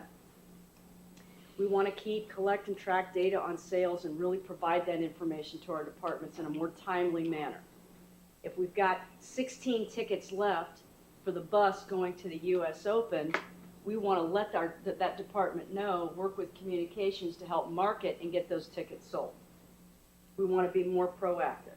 Again, not just taking money, but helping to get the information out. So, one of the requests that I made to you is I need to add another 7-month seasonal. And I realized that we don't have a lot of money. So we looked internally and said, let's see if we can do it on what we have, on the monies that I've asked for already in the 2014-15 budgets. We'll work within that. Because look how much time in 2013 we budgeted for overtime. For the amount of money that we're asking for the 7-month seasonal, and with shift scheduling, we can cover that. We would rather absorb the cost. So that's another item I wanted to take off your list, if we can. Want to go ahead and work with what we've got to make that happen. Okay, legal. Legal. Just relax. We'll start with that. He's like, all of a sudden, have you seen the knuckles go like such? Just saying. Just consult. We're kind of consultant. Okay. There are no personnel per se related to legal. So this is a cost center that you see as a line item in there, in the draft.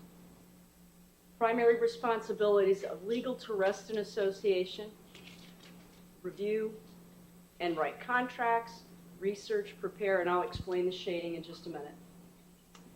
Research, prepare legal opinions requested by board and CEO. Support the legal and covenants committees, evaluate liability insurance programs, file, represent the association in covenants cases recommended by the legal committee and approved by the RA board, research and assist the association in collection of monies from delinquent member accounts, including the tracking of bankruptcies and research, file proof of claim, draft bill of complaint, notice affidavit and other documents, provide consultation service on land use and development matters. So, we are very fortunate to be supported by a fantastic legal team. There are some things, however, that I think we could handle a little differently.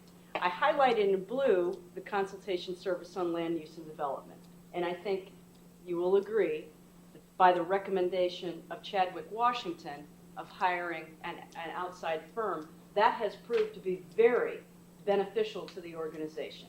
We're getting the support that we really need now in order to take us into the future. That was an excellent ad. It's an excellent expense to have because it's helping the association in the long run. The items in the darker orange color, I think we could be handling differently. The light shaded items are iffy to me and they're iffy because I think that there are times where we need simple questions asked and then there are more complex. To have the benefit of a community association lawyer like Chadwick Washington help us with items that come up as we are a community association deal with is really important. There are some items that don't require that level of detail, I don't think. That's why I've shaded them in a light orange. What I'm trying to say is what's coming on the next slide. And that is in 2014, I think that we need to consider bringing some of our legal functions in-house. There are some things that I think that we can do of a more general nature in a more efficient and effective manner. Not sliding it all the great service that we've gotten and not giving it all away because I need the help of a good community association lawyer. And Chadwick Washington has done a great job with it. And Ken and I have had a small conversation about this, not in depth. I can see the look on his face. But it is something that needs to be considered. We have to look hard at that. Kate, when you say bring that in-house, what exactly do you mean? I mean, since we have no lawyers in-house. Right. Are these things that we don't believe actually require a lawyer's attention? No, we still need a lawyer's attention on it. So, and it would be an operational review of how we handle things. And that might mean a restructuring of some sort. Would it mean hiring a lawyer? Possibly, yes. Or paralegal. Or a paralegal? Possibly, right. We would have to look at the best way to achieve that.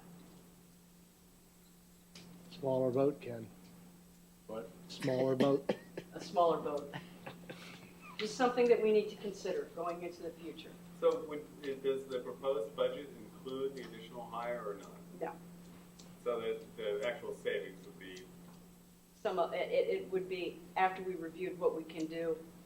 It's not reflected here yet. I'm just showing how the budget did go down. David indicated earlier that what we did, went here, but it went someplace else. You know, we split the fees that we're getting or that we're using on covenants and assessment related matters to those particular departments, finance and covenants.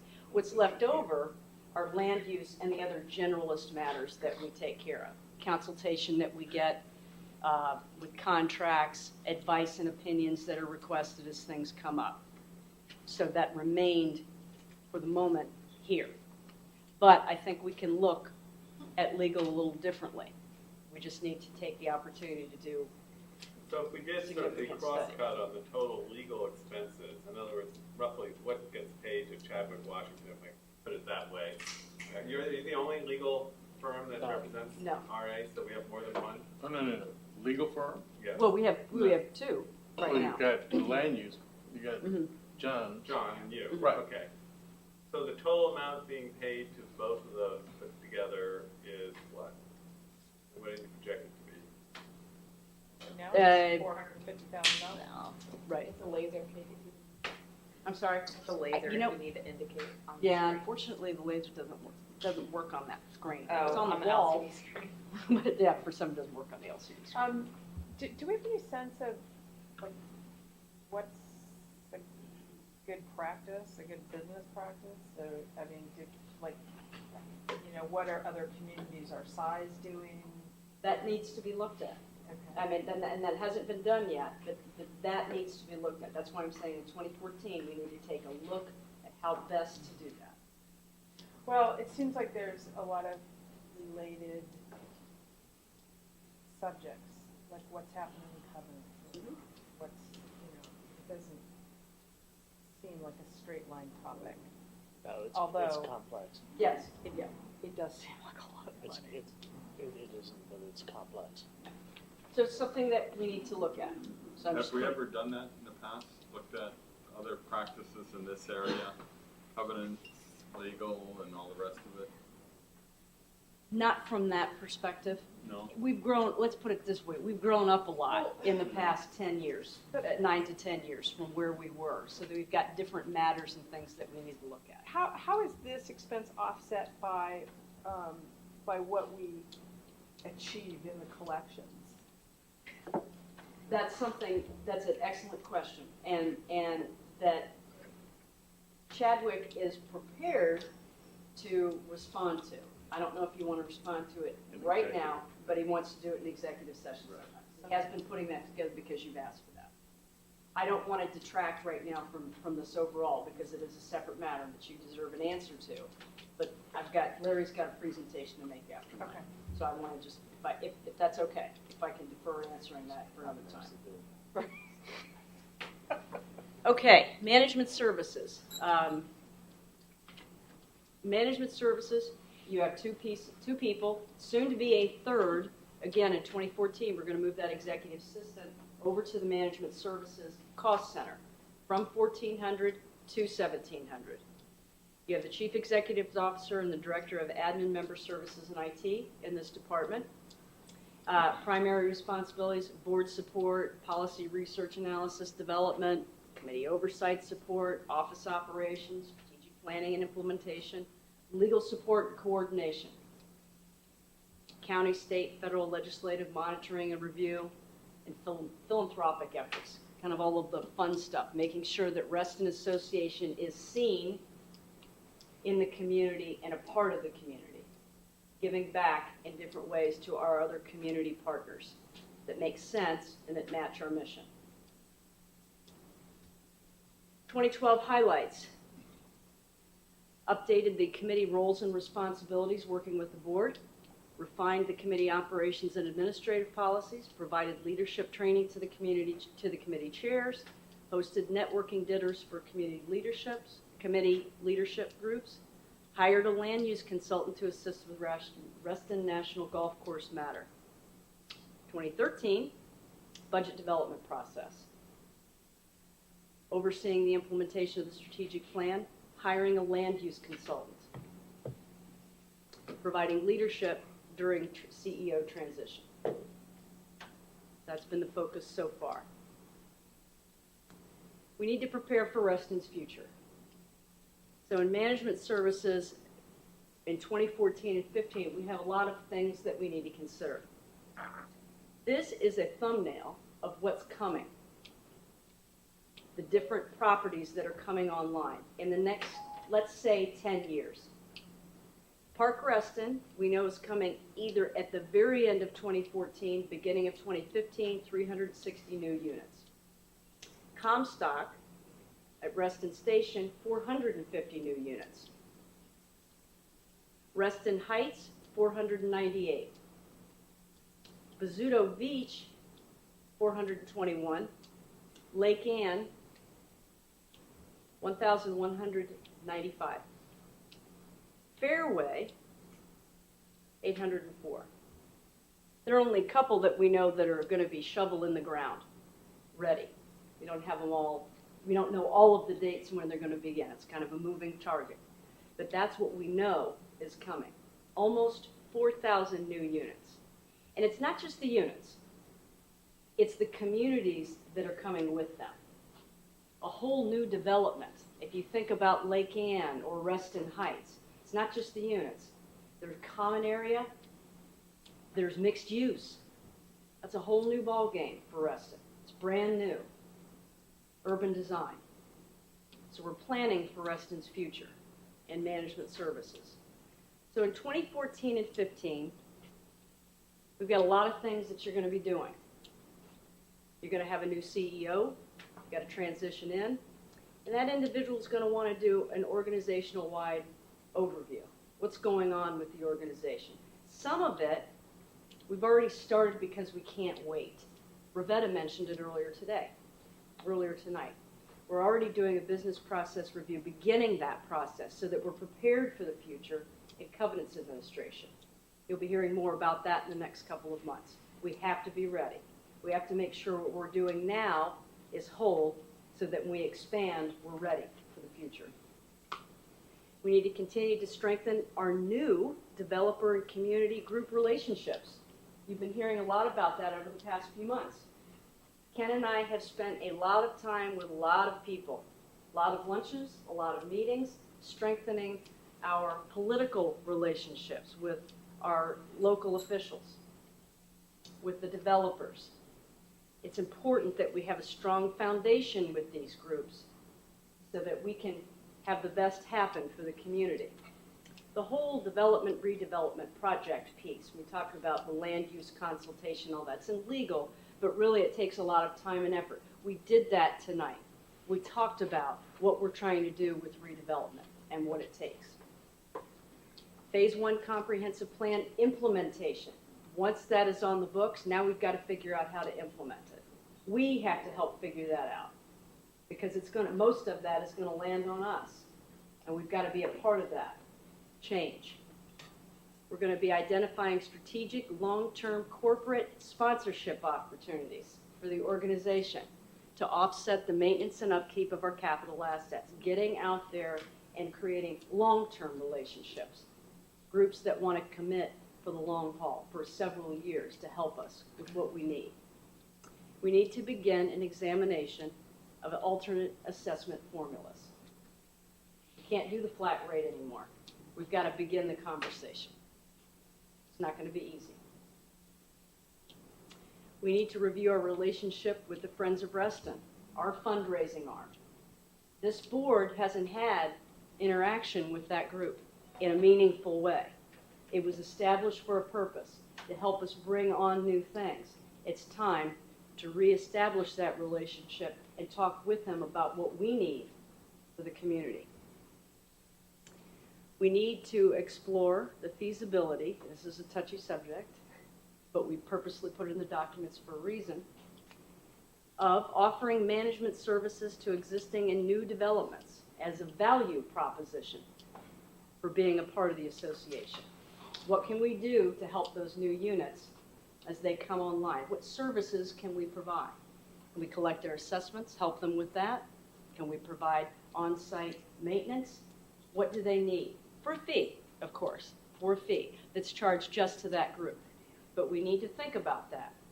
Some of our fellow organizations, especially Montgomery Village, has taken on that role. Not for profit necessarily, but to provide the best service possible. A lot of implications that go along with that. So things that we need to think about in 2014 and 15 to prepare for Reston's future. Operations, last department, then I get to turn it over to Larry. No personnel are assigned to operations. This is the big overhead arm for the organizations, taking care of facility rental and maintenance, this facility, when I mention that, and some maintenance of some of our two other satellite groups at Central Services Facility and Nature House. Telephone service and maintenance comes out of here, office operations and supplies. Highlights in 2012. We realized when we got into this building, we put in place the ability to rent out the conference center. Didn't plan for the revenue, but in 2012 we brought in about $3,500 just in the conference center rental. This year, in 2013, I'm predicting we're going to hit about $6,000. I know we can do more. We get a lot of people who come in and use the facility for a variety of different things. They really like it. We got a call the other day from somebody who wants to rent every Wednesday morning indefinitely at about $150 per week. That's great. That's great. We want to explore the feasibility of moving to, in 2012, we explored the feasibility of moving to a print management solution, a bug that was put in my ear by our treasurer in 2011. Have you ever thought about finding somebody who can manage all of your printers, toners, maintenance, and all of that, so you're not doing it separately, and get a cost savings? Well, we did that, and we implemented that this year. So reducing costs on toner. And oh, by the way, the whole concept of printing things is beginning to go away because a lot of these printer companies are seeing that document management is the way to go. So using printers are beginning to turn into scan devices so that you can better manage documents, which is interesting. We revamped our calling system for our main telephone line for an additional call center functionality to help manage calls. In 2012, we centralized our mobile device services and providers to reduce costs as well, similar to print management. It's device management, data plans, things like that across the organization. We're realizing some significant savings in 2013. You're going to see it reflected in the next iteration of the budget for 2014 and 15. We were able to get even better cost savings for that, and a tune of about $10,000 that you're going to see in the next iteration. We'll be able to bring it down organization-wide. One thing that we did this year, as we all know was a pain point last year, is we replaced all the phones at the pools. We got rid of the pay phones, put in landlines. Not a huge cost savings for the organization, but a better management of what we had. Get rid of the old technology. Phone system, I remember when I was 12 going to Lake Thoreau Pool, that same darn phone box was there when I was there. It's gone now. History is gone. But then we've got a regular phone line yet. And believe it or not, identify cost savings for cable connection expenses. We were able to eliminate a line item there. Not a huge one, but it was something important. Anywhere we can save money, we work on doing that in operations. 2014 and 15, one of the things we want to try and increase conference center rental revenue by about 30%. I see with the team that we have in member services and then marketing it I think that's achievable. I think that we're going to be working hard to get out into the business community to let them know we've got space that they can use. We want to refine the main telephone tree to better direct callers when they're unable to reach a live body in member services. Get the call where it needs to go without getting stuck in a crazy loop. And get them the good information. I also want to see us reduce copy or paper expenses by another 20% by using electronic distribution of information. So try and reduce it as much as we can. So that'll be a change that you'll see in the next iteration of the budget as well. I'm going to, if there are any questions on management services? Well done. Parks and Recreation. Now for the fun stuff. I'm passing the baton. No, he's been working hard. Everybody's still awake. I know. Nobody's snoring right now. She's teed you up. No. I bet he can't do it in 5 minutes. No, I'll bet you're right. You have the presentation in front of you, right? You probably already scrolled through it. Any questions? Very good. We'll be midnight. All right. I'll try to talk fast. Sabrina, you okay with that? I don't have to record this. Lucky you. Members have to talk slowly, not go for it. All right, here's what we're going to cover. 15 program area categories. And we've grouped them. You'll probably see these groupings again. But these are really the functional areas of the Parks and Rec Department. Got facility maintenance, environmental management, education, rec services, and then the administrative and support function. I'm going to go through each one of these. It's going to be at a much higher level than what you have just gone through. Because what I'm covering here is about $6.7 million for the annual budget, all these categories. We're going to start with the really positive ones. Okay? Recreational vehicles, Central Park. I have metrics on each of these. I have 2 slides per program area, generally. Actually, I crammed a couple onto one. Pretty amazing. So I just want to point out a couple of the metrics here. I'm not going to read all this because you have it, but just quick reminders about what each of these categories represents and what we do in the field and out throughout the community. So this is where people park their boats. Provides revenue. How do you like that? The black bar? You know, this one's in the black for sure. So don't need to say much about that, although you can see from 12 to 13 to 14, we've raised the fees. We've done that across the board on most everything. Again, you heard us talk about benchmarking at an earlier meeting, and so we're real sensitive to where we are in the marketplace, and so we've raised fees accordingly. The other thing I want to point out in each one of these graphs, the three groups to the left are actuals. 2013 is what's budgeted, and 2014 and 15 are from the early draft budget that you got on July 25th. There are known revisions to that budget. The next go-round, which will probably be 2 or 3 weeks, whatever that's for Kate to determine with you all, you will see refined numbers, not just in Parks and Rec, but across the board, because we know there's some fee increases that haven't been properly reflected in some of the revenue numbers, so you're going to see some changes. Not all of them are going to be real dramatic, but you will see changes. Larry, quick question. When in the past, when we've increased the fees, what is our experience with the renters? I mean, has it dropped? Have we had to recover?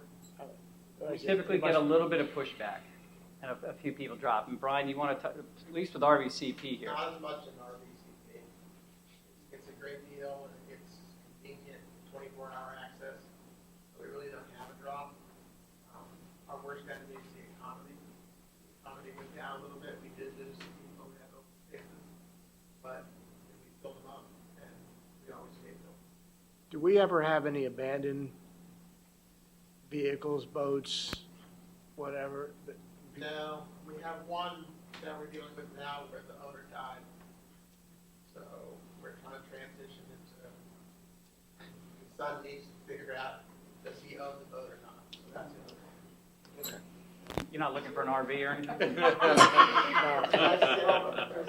Boat, maybe. Right. You want to tour the Americas, right? All right, so garden plots, another one that got going here. What you don't see on here, and you'll see on some of these slides, some of the highlights. I'm not going to go over all the past highlights. I'm really going to talk about where we want to go moving forward. I don't have reflected on here because it wasn't a high priority item, but you heard at the meeting last week, I think it was last week, about Cedar Ridge. And we've got as a medium priority to expand rental plots there in addition to what Cornerstones wants to do with the existing community plots. So this is a very positive picture here. Now we're going to get to the big stuff. Pathways, our most popular facility. I'm not going to go through the metrics. You've heard them all many, many times. You've seen them in other documents. But what I want to point out here, these are the people that we have home base in this category. So you can see both in terms of seasonals. What I want to highlight here, and this will go for all the ones where you see this yellow highlight. When Alice initially presented about the conversion of seasonals, heard a couple weeks ago, you're going to hear this again. Tonight's the night. Where she recommended, or because of the affordable health care, there were 7 seasonals that hit that mark to convert them to full-time. Brian and I and other Parks and Rec staff, at least 4, and most of them were frankly in Parks and Rec, if not all of them, I think. We sat down and really took a hard look at what do we really need operationally? What's the best fit for us moving forward with that? So you're going to see that reflected here. And it's converting 3 of those seasonals, but you'll see 2 other positions in here. And again, those dollars are not reflected yet in the 14 and 15 numbers that you see reflected on these graphs. So in this case, it would take a seasonal position and put that into a full-time position. So this is one of the conversions right here. It's what that would do, provide give us a year-round full-time complement, actually serve as a crew leader, because right now, both in rec areas and pathways, we've got a seasonal serving as essentially a crew leader. And then one of the other, it's actually 2 sections, but one of the high priority items that you've seen in your list is 2 additional trail marking sections. So this just gives you an idea of where the expenses are for 3,700. You see the personnel and non-personnel. What I want to point out, and you'll see this kind of across the board, the non-personnel expenses for the most part have remained pretty flat and in some cases have gone down. Another thing I want to point out that you don't see unless you go back and crunch a bunch of numbers is that over the past 4 or 5 years, the Parks and Rec piece of the operational expense pie of the association has gone from about 58% down to about 51%. Just a little factoid I want to toss out there. How many miles of path does that consist of? Is that 55? 55, 8 natural surface up there on the top left. Oh yeah, I think this thing. And then, of course, dog waste dispensers and trash cans and all the other good stuff that goes along with that, and the 380 lights that we currently have. Perhaps more in the future.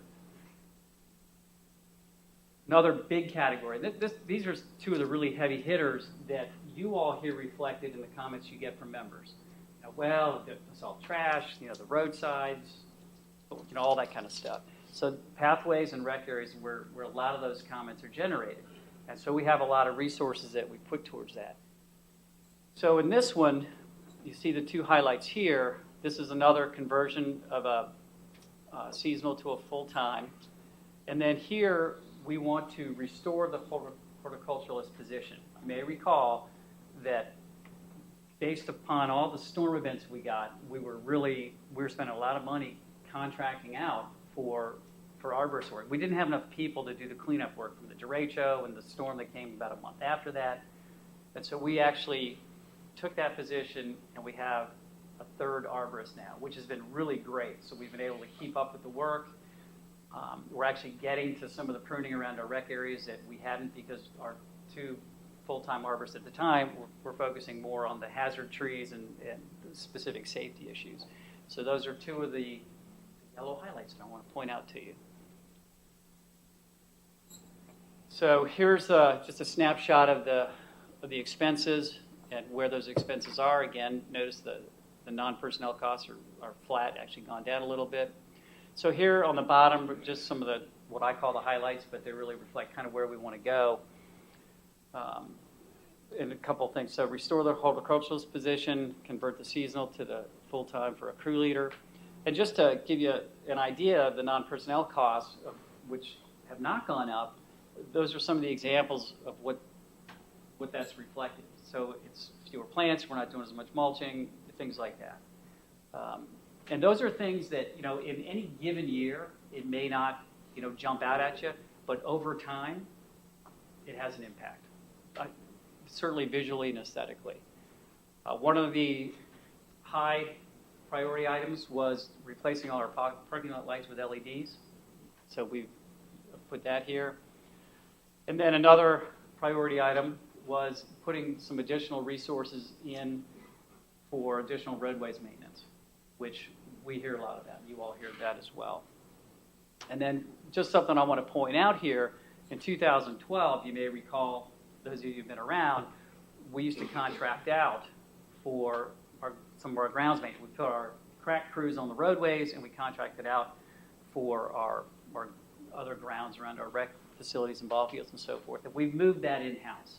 And we think that's a much better fit, quite frankly. So that's something that's fully underway at this point. Community buildings. We have 2 community facilities, Brown's Chapel and the Glade Room. Frankly, they're kind of a pain in the neck. It's not a super high demand for them. It would be great if we could find really sort of long-term renters who say, well, we'll just kind of take over the whole thing. But at Brown's Chapel, that doesn't work because we'd have to kick them out in the summer anyways for summer camps. So, but this just kind of gives you a snapshot. The non-personnel expense here is really mainly contractual, dumpster, janitorial, and things like that. So Larry, for the Glade Room, we're tracking those expenses and revenue separate from the pool. Correct. Okay. And is Glade Room a loser? Well, if you look at this, Glade Room, I'm sorry. it's the They're both, if you look at this, yeah, they're both losers. Okay. The reason I'm asking the I mean, I'll just question. use your. The reason I'm asking the question is, wouldn't it be better to try to transition the rental of that, the renters of that facility to the conference facility? Well, the Glade Room's a little bit tricky because the Hunters Woods Co-op Preschool has been there about 35 years or something. They are a very, very popular, long-term user. It's a very, quite frankly, it's a very good feel-good thing for the community. And when something goes amiss with the Glade Room, we hear about it in quick fashion. And there's a lot of people that support that. But So they're a 5-day a week yeah, yep. in the mornings, right? Well, I can't remember what their hours are. It's pretty much school hours. Yeah. 8 to 3:30. Yep. Did you go there? I write the contract. Very But good. Even with that usage, our cost exceeds the revenue. Well, and part of that, we have a employee home based here. Now, that person doesn't spend 100% of their time on that. So if we were to, parse that out a little more finitely, that red would be less, but there would still be red there. Okay. I mean, I understand Brown's Chapel. I mean, I'm not even questioning that, but if there was a way to reduce our cost for supporting Glade Room, Or bump up the rentals. yeah. I mean, Glade Room should not be a money loser. I don't disagree with you. That's an example of something where we do raise our fees. Because we have quite a few nonprofit self-help groups that use those facilities, AAs, things like that. There is Glade Room. It's above the lake above- pool. Oh. Yeah, it's right above the lake Second pool. floor. Yeah. Moving right along. We're through 4 categories already. Yep, midnight. Let's see it. 5 minutes. Heard 5 minutes, right? Walker Nature Center. This is, I think you all have been there, enjoyed that site. Built with funds from the Friends of Reston, and lots of programming. We actually run 2 camps out of there now, Nature Tots and Walker's Rangers. And actually the business of renting the community room over there is steadily growing. It's a really nice facility for those of you who have been there for either a rental or just a meeting. 2 yellow highlights, got to point them out. We have got 2 long-term seasonals over there, and in talking with Katie, who runs the Nature Center for us, for her operation, because of the front desk coverage, it would be of great benefit to their operation to have these 2 people go to year-round part-time, so they get some limited benefits. I mean, they don't want to go, as the individuals, I own both, they don't want to go full-time. But in the way we currently operate, we got to kick them out for that, 30 days, essentially. And from an operational standpoint, having them year-round part-time makes a lot more sense. And so we'll reflect that when we give you the revised numbers. How is usage by Fairfax County Public Schools? Aren't they doing field trips, and is that staying fairly steady? Oh, yeah. Except when it I'm snows. shaking yes, because I was there with the entire Aldrin 3rd grade class this year, so they've run phenomenal programs. Our staff do a great job. Are we compensated for field trips? Not for the schools, but most of the other public programs were compensated. There's a member rate and a non-member rate. Is there a reason that we're not compensated by Fairfax County Public Schools? I think we do it as a benefit to the community, to get kids actually interested in their surroundings. Have we ever asked? I'll have to ask Katie that. It might be an interesting discussion with our school board members. And typically, field trips are funded by the PTOs. I understand. Yeah, just like the after-school tenants. I mean, I think it's a great benefit. And again, we're looking for all kinds of opportunities to offset costs. So we shouldn't leave any stone unturned. Don't disagree. Where's the park ranger position? You're jumping ahead. You want to get to midnight quicker than I do. Yeah. 4 more minutes. That's right. So here's a snapshot of the WN Walker Nature Center budget. As you can see, operating the Nature Center, I mean, we didn't pay for the building, but operating the Nature Center and providing, that facility as well as the programming for, not the drop-in type stuff, there's a cost to that. But that's $250,000 a year in personnel. So am I reading it right? yes.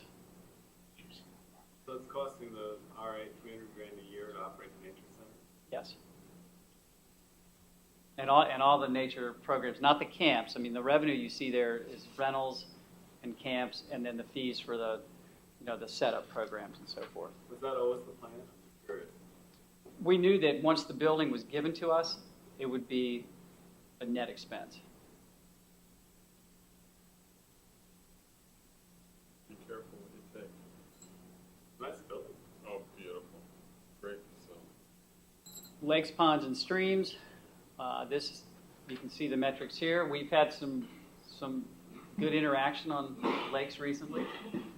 For those of you who were at the meeting, that actually happened yesterday.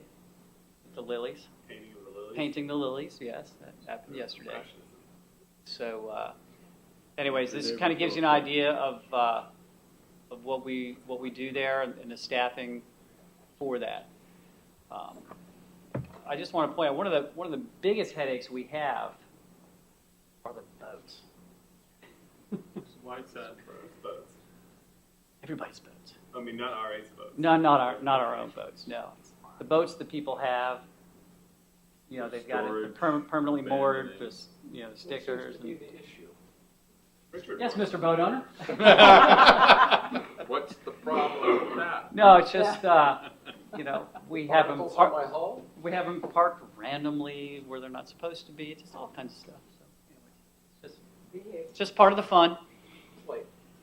And then here's a reflection of the budget. Now you're probably wondering, wow, this has really gone down, and it has.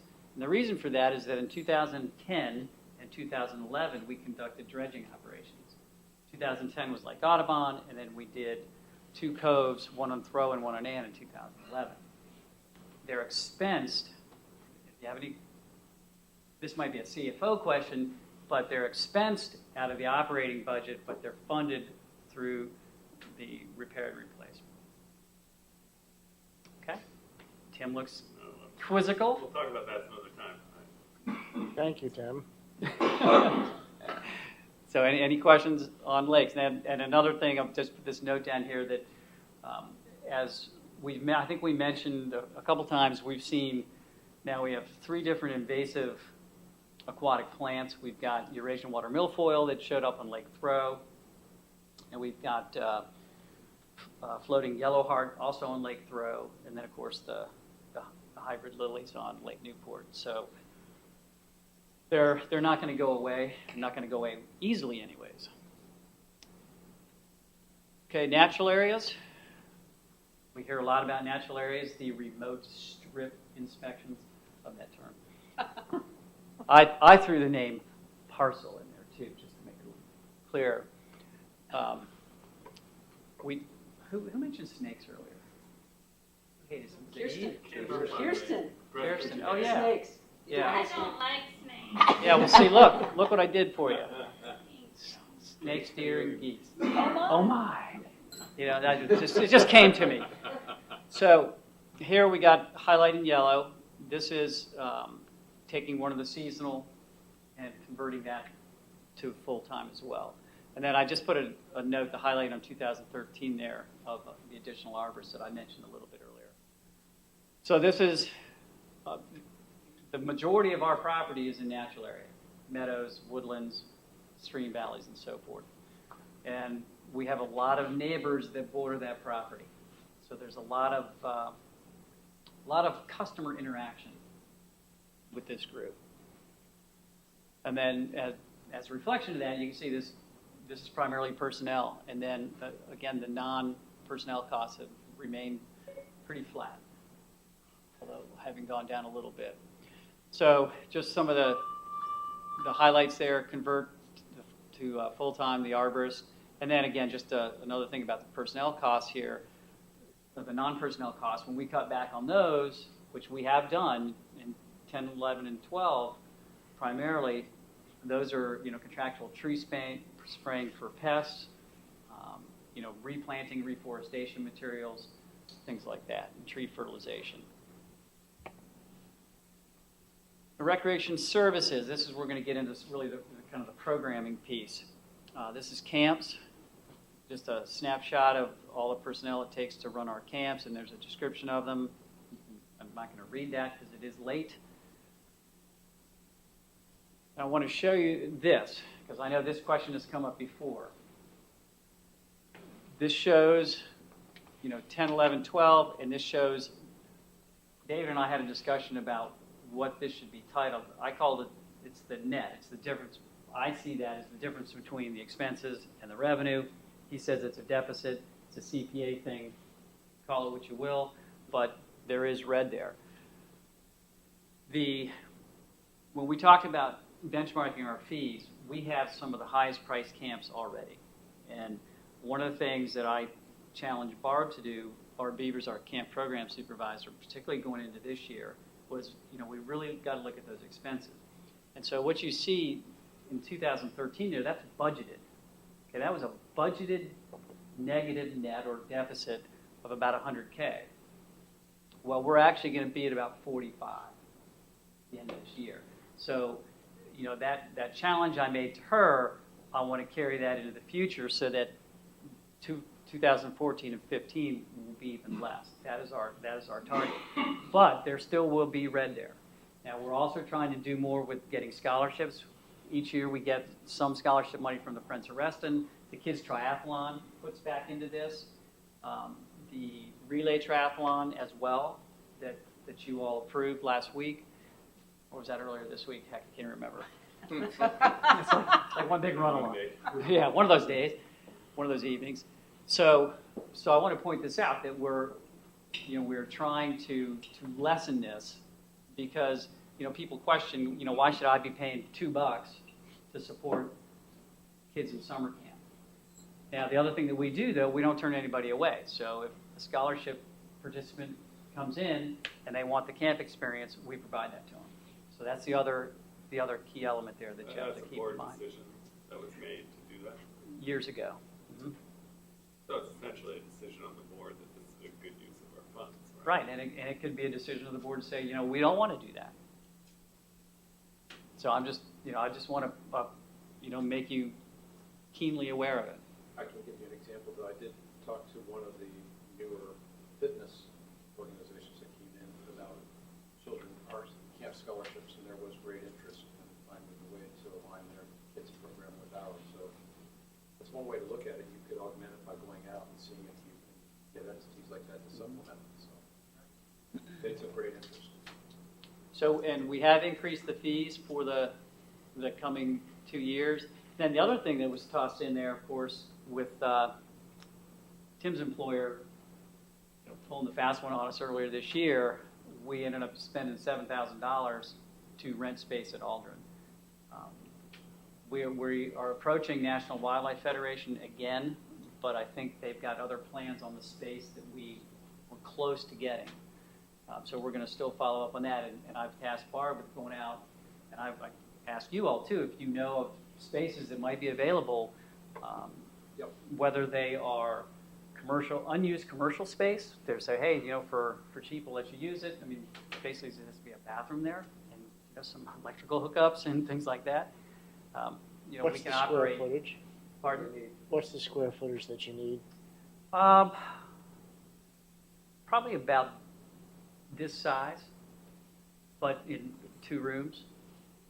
Talk to me. Call that, 3,000 to 5,000 square feet. I approached Microsoft when we had the first Something like that. And actually, JVG approached me last night about something as well. So Okay, so yeah, if you have ideas, toss them to me, and we'll follow up on them. I'll see. All right. I think Amanda has a question. I'll ask you later. I just think it's weird that we had to pay at Aldrin, yet we just talked about how we don't charge them at the nature. Exactly. Well, I was going to raise that. But I'll just put it out there, we can talk about it later. I mean, I get it, they depend on that income. I'm I sure don't, they gave us- I don't think we charge at the nature center. I'm going to find out. I mean, it might be that the PTOs make a donation or something. I'll find out about that. It's a small But- amount, but it's just. Larry, in the education guide that we just did, it was non-Reston schools. There's a fee, Reston schools are one of them. Yeah, that's what I thought. Now, the other thing, too, is I know that the cluster principals had a meeting in here this week. Cluster principals. Yeah, yeah, the South Lakes Pyramid Cluster. And so I don't know if they charge. But, you know, so that, as Richard said, it might be a higher level discussion to say, look, let's do a little quid pro quo here. Yeah. I know, it's a small amount, I don't want to take up our time, just sit up. Well, $7,000 is No, not a but small you're- amount, though, That's a good point. when you were paying nothing. Right. That you know. Talk to your congressman. That's right. Perfect. All right, aquatics. This is our biggest expense category. We have 15 outdoor pools. Used to have more. More about that later. Just kind of give you an idea. Just look at some of these numbers. Approximately 230 lifeguards, 80 instructors are hired each year to operate that beast, and a lot goes on there. Now, from the financial standpoint, a couple things at work here. In the 14 and 15 numbers, there is a seasonal converted to full-time, because I think those were included in that first go-round. Again, so those will be some of the adjustments you'll see later. We had a full season of operating Dogwood Pool this year, and I think it was very successful. Every time I went by there, way more people than in any of the prior years. Now, here's an interesting thing. Oh, on that cord. We have all new phones at the pools. Okay, so what we're going to see reflected there, it's kind of an interesting little twist, is that we had almost no closed days because of phones. So our staffing expense, you know, was more what we predicted, actually, because we didn't close the pool down and send the staff home. Combine that with very few rainy days, particularly towards the tail end of the summer. And, you know, because we always, you know, try to, you know, figure, okay, we're going to have X number of, you know, closed days because of rain and things like that when we do our projections and set up our budget. So we'll see really where that ends up. Then the other thing we want to do here, which I guess I didn't reflect that in the chart. Darn it. One mistake. Drives me crazy. We have 2 seasonal positions.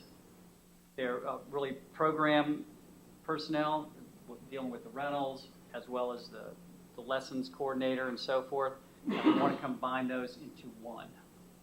So one year-round position. Can I ask, I mean, is there any way of really adjusting the fees or anything that wouldn't drive people away from the pools? Or, I mean, I know you've sort of tried different models over the years. You know, at one point they were trying to actually recover the full cost. It was like hundreds of dollars to get a pool permit when I first moved to Reston. Right, yeah, back when, back in the late 80s, early 90s, yeah, we had the Rec Pass. I can't remember what the exact name of it was. We're kind of going back to that a little bit. But here's the catch in my mind. There's a critical point at which it's kind of with any pricing where you're going to turn people away. Right. Now, we're increasing the adult pass fee $5 from 20 to 25. That's what we're recommending to the board in the budget. And we're doing the guest pass fees differently, both for tennis and pools. And we think we've got a way to kind of market that with books. So these numbers don't accurately reflect the new revenue in the 14 and 15. So that's one of the changes that I referenced that we're gonna make. Our target with aquatics is 50% recapture. But you're there, right? Yeah, we're really close.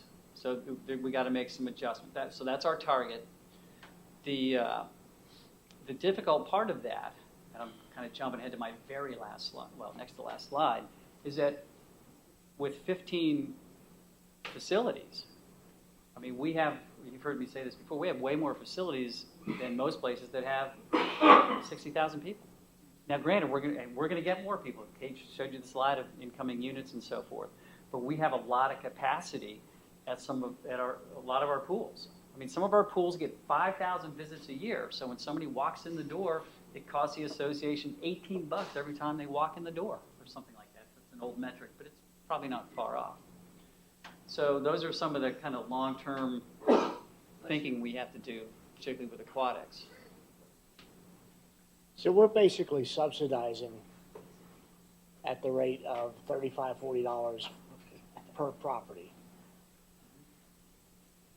And it was a decision that was made back in 1992 when they did the roll-in. When they said this whole rec pass thing, where people were paying $400 or $500, and over time, fewer and fewer and fewer people did it. And I think it was Dan McGuire that kind of led the charge back in the day to say, we should roll those fees in there if we want to keep these pools. We've got to have the resources to do it. And so the board made a very, quite frankly, gutsy call and said, we're going to roll the cost of that into the general assessment. So what we're trying to do now is, get back to the point, not to where with 15 pools for this population, I mean, I can tell you, it would be really tough to recapture 100%. But what we've tried to do, and increasing the adult pass fee, $5,000, which will result in 1 year, $60,000 to $75,000 in additional revenue, somewhere in that neighborhood. And we just got the updated pass sale numbers yesterday, I think, from Lisa, which will be helpful when we refine these. We're trying to get to the point where the people who are actually using the facility are paying a bit more, not to the point where we're trying to make the 30,000 pool users or whatever pay for everything, but certainly a higher percentage of the carrying cost of those facilities. But we know, we know how many pool passes are sold, okay? We do not know how many distinct users each pool pass represents. One at a time.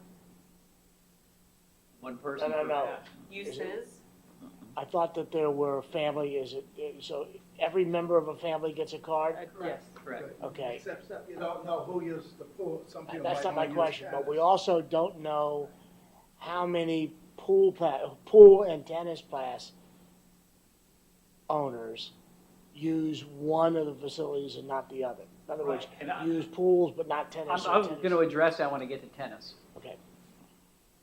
That's a very good point. Because then if you had those kind of numbers, then your metrics could show you what the cost was of a pool user versus the cost of a tennis user. Right. I'm looking at I'll collecting talk about that. But we sell about, I glanced at the numbers for a split second yesterday, about 21,000, 22,000 passes a year, somewhere in that. Yeah. It's like two-thirds, a little over two-thirds adult and the rest kid. Yeah, we gotta make another motion, right? You want to extend the meeting? Dang it, Mike, I'm sorry. I move to extend the meeting to 12:30. No. Someone want to second it? I'll second. 10 seconds. All those in favor say aye. Aye. That doesn't mean we have to stay here until 12:30. Right, let me keep going. Okay, so any All those more? opposed? Aye. So Tim and Mike are opposed. All right, any other questions on pools right now? No, don't want to abstain. Okay, moving on, tennis. So there's the metrics on tennis, 52 courts, so on and so forth, and the staffing for that. Most of the seasonal complement is pros, and we do have one seasonal maintenance worker who, in this figure here, that seasonal maintenance worker is actually converted to full-time, and we're not recommending that. so that those costs will come out. Two things I want to point out, going back to the aquatics budget and this one. These are the only two kind of program and facility mixed budgets. So in other words, the maintenance costs and the upkeep, the existence costs, whatever you want to call it, for pools is in the aquatics budget, and likewise for tennis. So in splitting out the programming from this picture as well as aquatics, aquatics does about 160,000 roughly. I'm getting Laura to put these numbers together. About $160,000 in programming per year. That's on the revenue side, and on the expense side is about 120. And in tennis, it's about 240, 220, 240 on the revenue side, and about 2 on the expense side for the programming effort. So if you just kind of pull that out, the rest of that is sort of to have the facilities there. Now the programming does include rentals. I mean, if, say I want to go rent a pool or rent a tennis court, that's sort of the elective programming piece. So that just kind of gives you a perspective here on those. So I don't have anything. There's no gee whiz stuff with tennis. I'd love one day to have down here this on the bottom of this say, indoor tennis courts open. I can't put that there right now. So tell me, does the programming, other than the maintenance, is it the revenues you get in from the programming? Does it support the cost? It does. Now the one thing, and this gets to your point a minute ago, Richard. Richard. So it's really the maintenance that's being picked up by the general membership. Right. In both cases, aquatics and tennis. Right. It's just that aquatics happens to be more expensive because you got Sure. 15 and, and they're obviously have a lot of utilities and so forth. But going back to your point, Richard, about the the pass fees. What's not reflected here, and this is a conversation that Dave and I have had, but I also want to have it with Lisa because we want to make the inquiry at the point of sale. I mean, because I'm not sure how else to do it. So What are you buying all this of for? the resident pool and tennis pass dollars combined. So somebody comes in, you come in and get your pool and tennis pass. Say, I may play tennis, I may swim, okay, whatever. All those revenues go to the aquatics budget. That's where they go. We don't split them out because we don't have a good metric on who plays tennis versus who plays pool or who does both. Relatively easy to do, though, right? Well, Not really.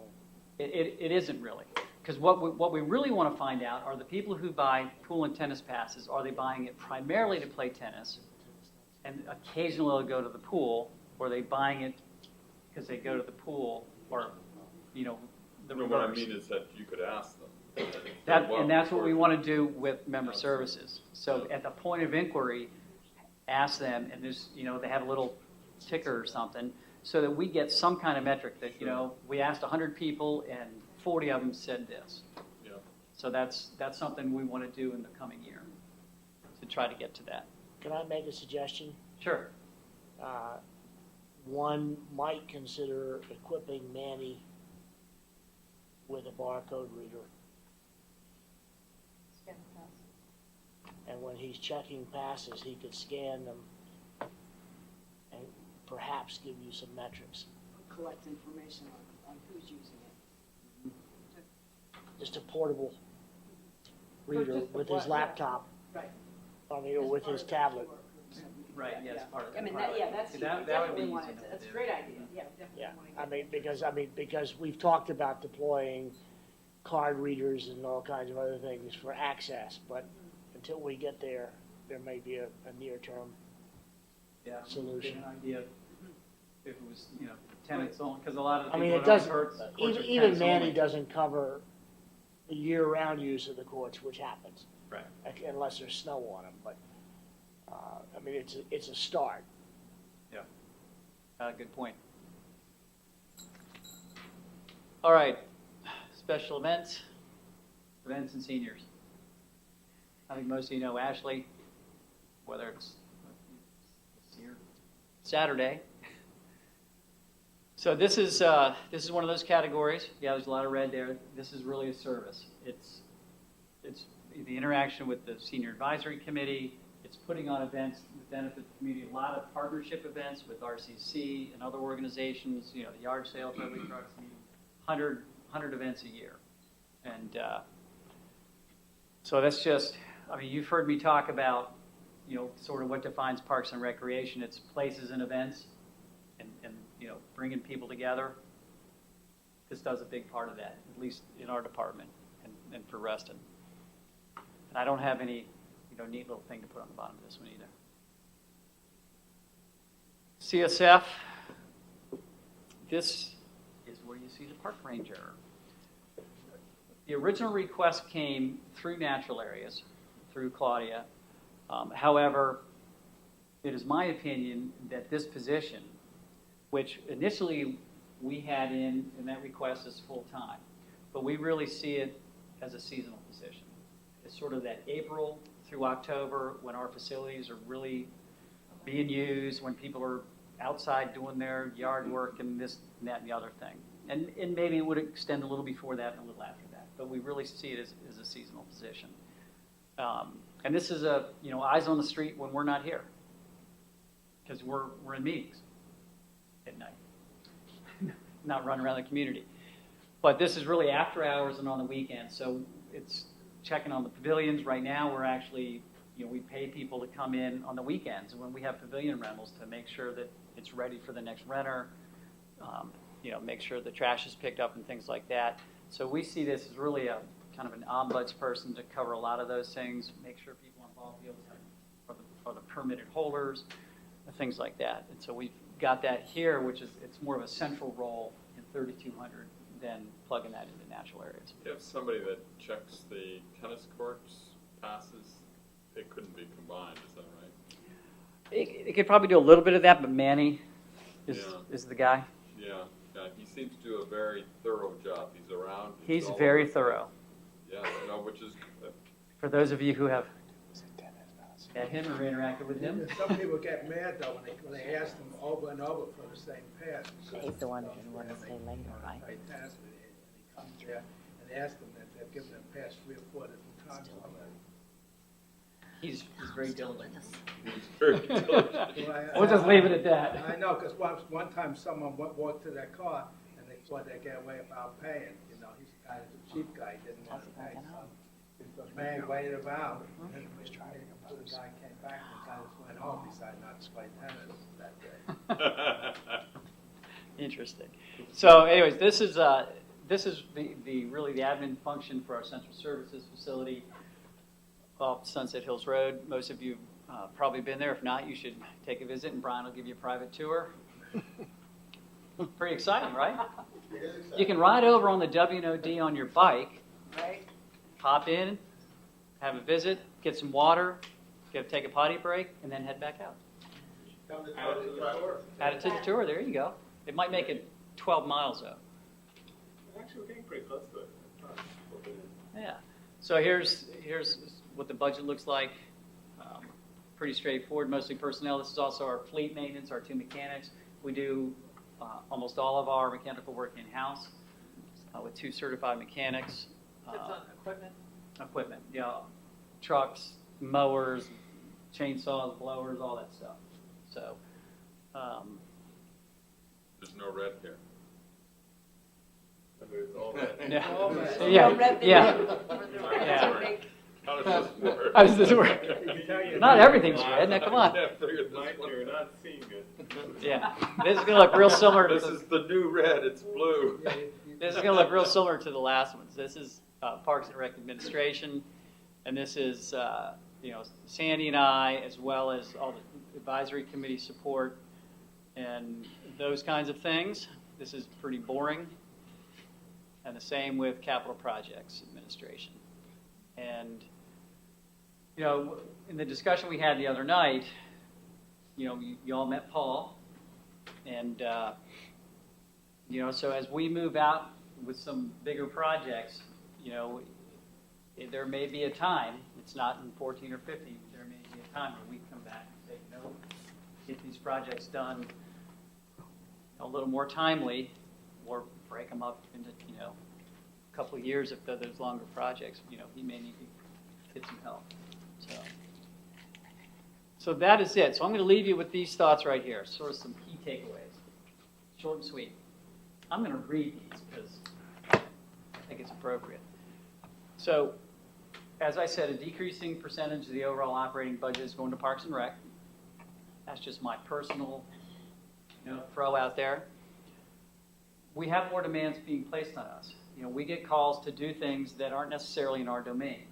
Some of them we actually do, but most of the time we say, that's a county thing, state, whatever, and we get the people connected with who they need to talk to. But there are just more demands being placed on us. And that may increase with redevelopment because we'll have more people here. And those people will have their own ideas about what they think we should do, particularly if, as we all hope, they become RA members.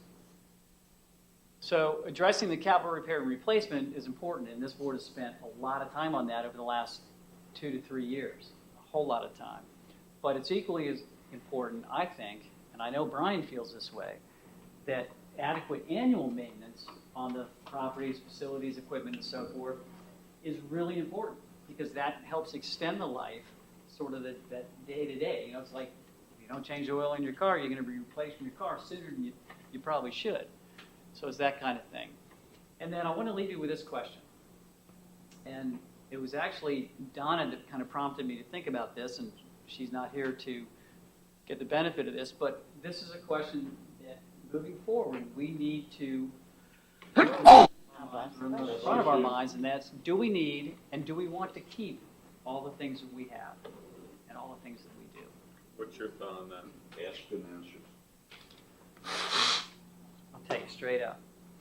I think right now we have too many facilities. Let's say 10 years out. Different question. I think we would have different facilities. Different. I think we should have that tough discussion. It's been one that's been bantered around a number of times. Facilities. Are we talking about swimming pools and tennis courts, or are we talking about Yes. Pools, tennis courts, tot lots, lots of stuff. The only thing I'm not saying that about is pathways. Hey, I'm a runner, I'm a runner. Yeah, get rid of So- all the pools. Just keep the tennis court. That's right. So we've got 20 minutes. 20 minutes. So 19 minutes. Since who? hopefully we won't need it. But any questions? Ken, here's your vote. It's not my boat, I promise. Well, what's most important, does it have a sticker on it? It has a Right. sticker on it. Well, so what I like about this is you can lead a duck to water and you can make it drink. Okay. But notice that he's not drinking the slime water that's in the boat. Is that a boat? You can have them on the lake. This is over on Lake Throw a few years back. I move to adjourn. Wait. First, I want to say thank you to staff for staying so late. Right. Thank you to staff for putting together great presentations Right. to give an overview of what all these budgets are about. So you guys Thank did great. Thank you very much. And now you're going to go to bed and get up and win. You're going to be the Avengers We tomorrow. made them stay out late and then we're. I know. You better win, darn it. I know, all of it, like, they're half the team is in. I know. 7:30, 8:15. It's just What is it, 7:45? People just go like cheer you guys on. Yeah. No, The name of the creek. She's gonna make, you can do the sack race with me. Thank you, guys. Don't anybody touch that one. Mike, Sack second. race. All in favor? Aye. Mike, are you voting I nay? should vote nay. All right. What you vote, Mike? It's recorded.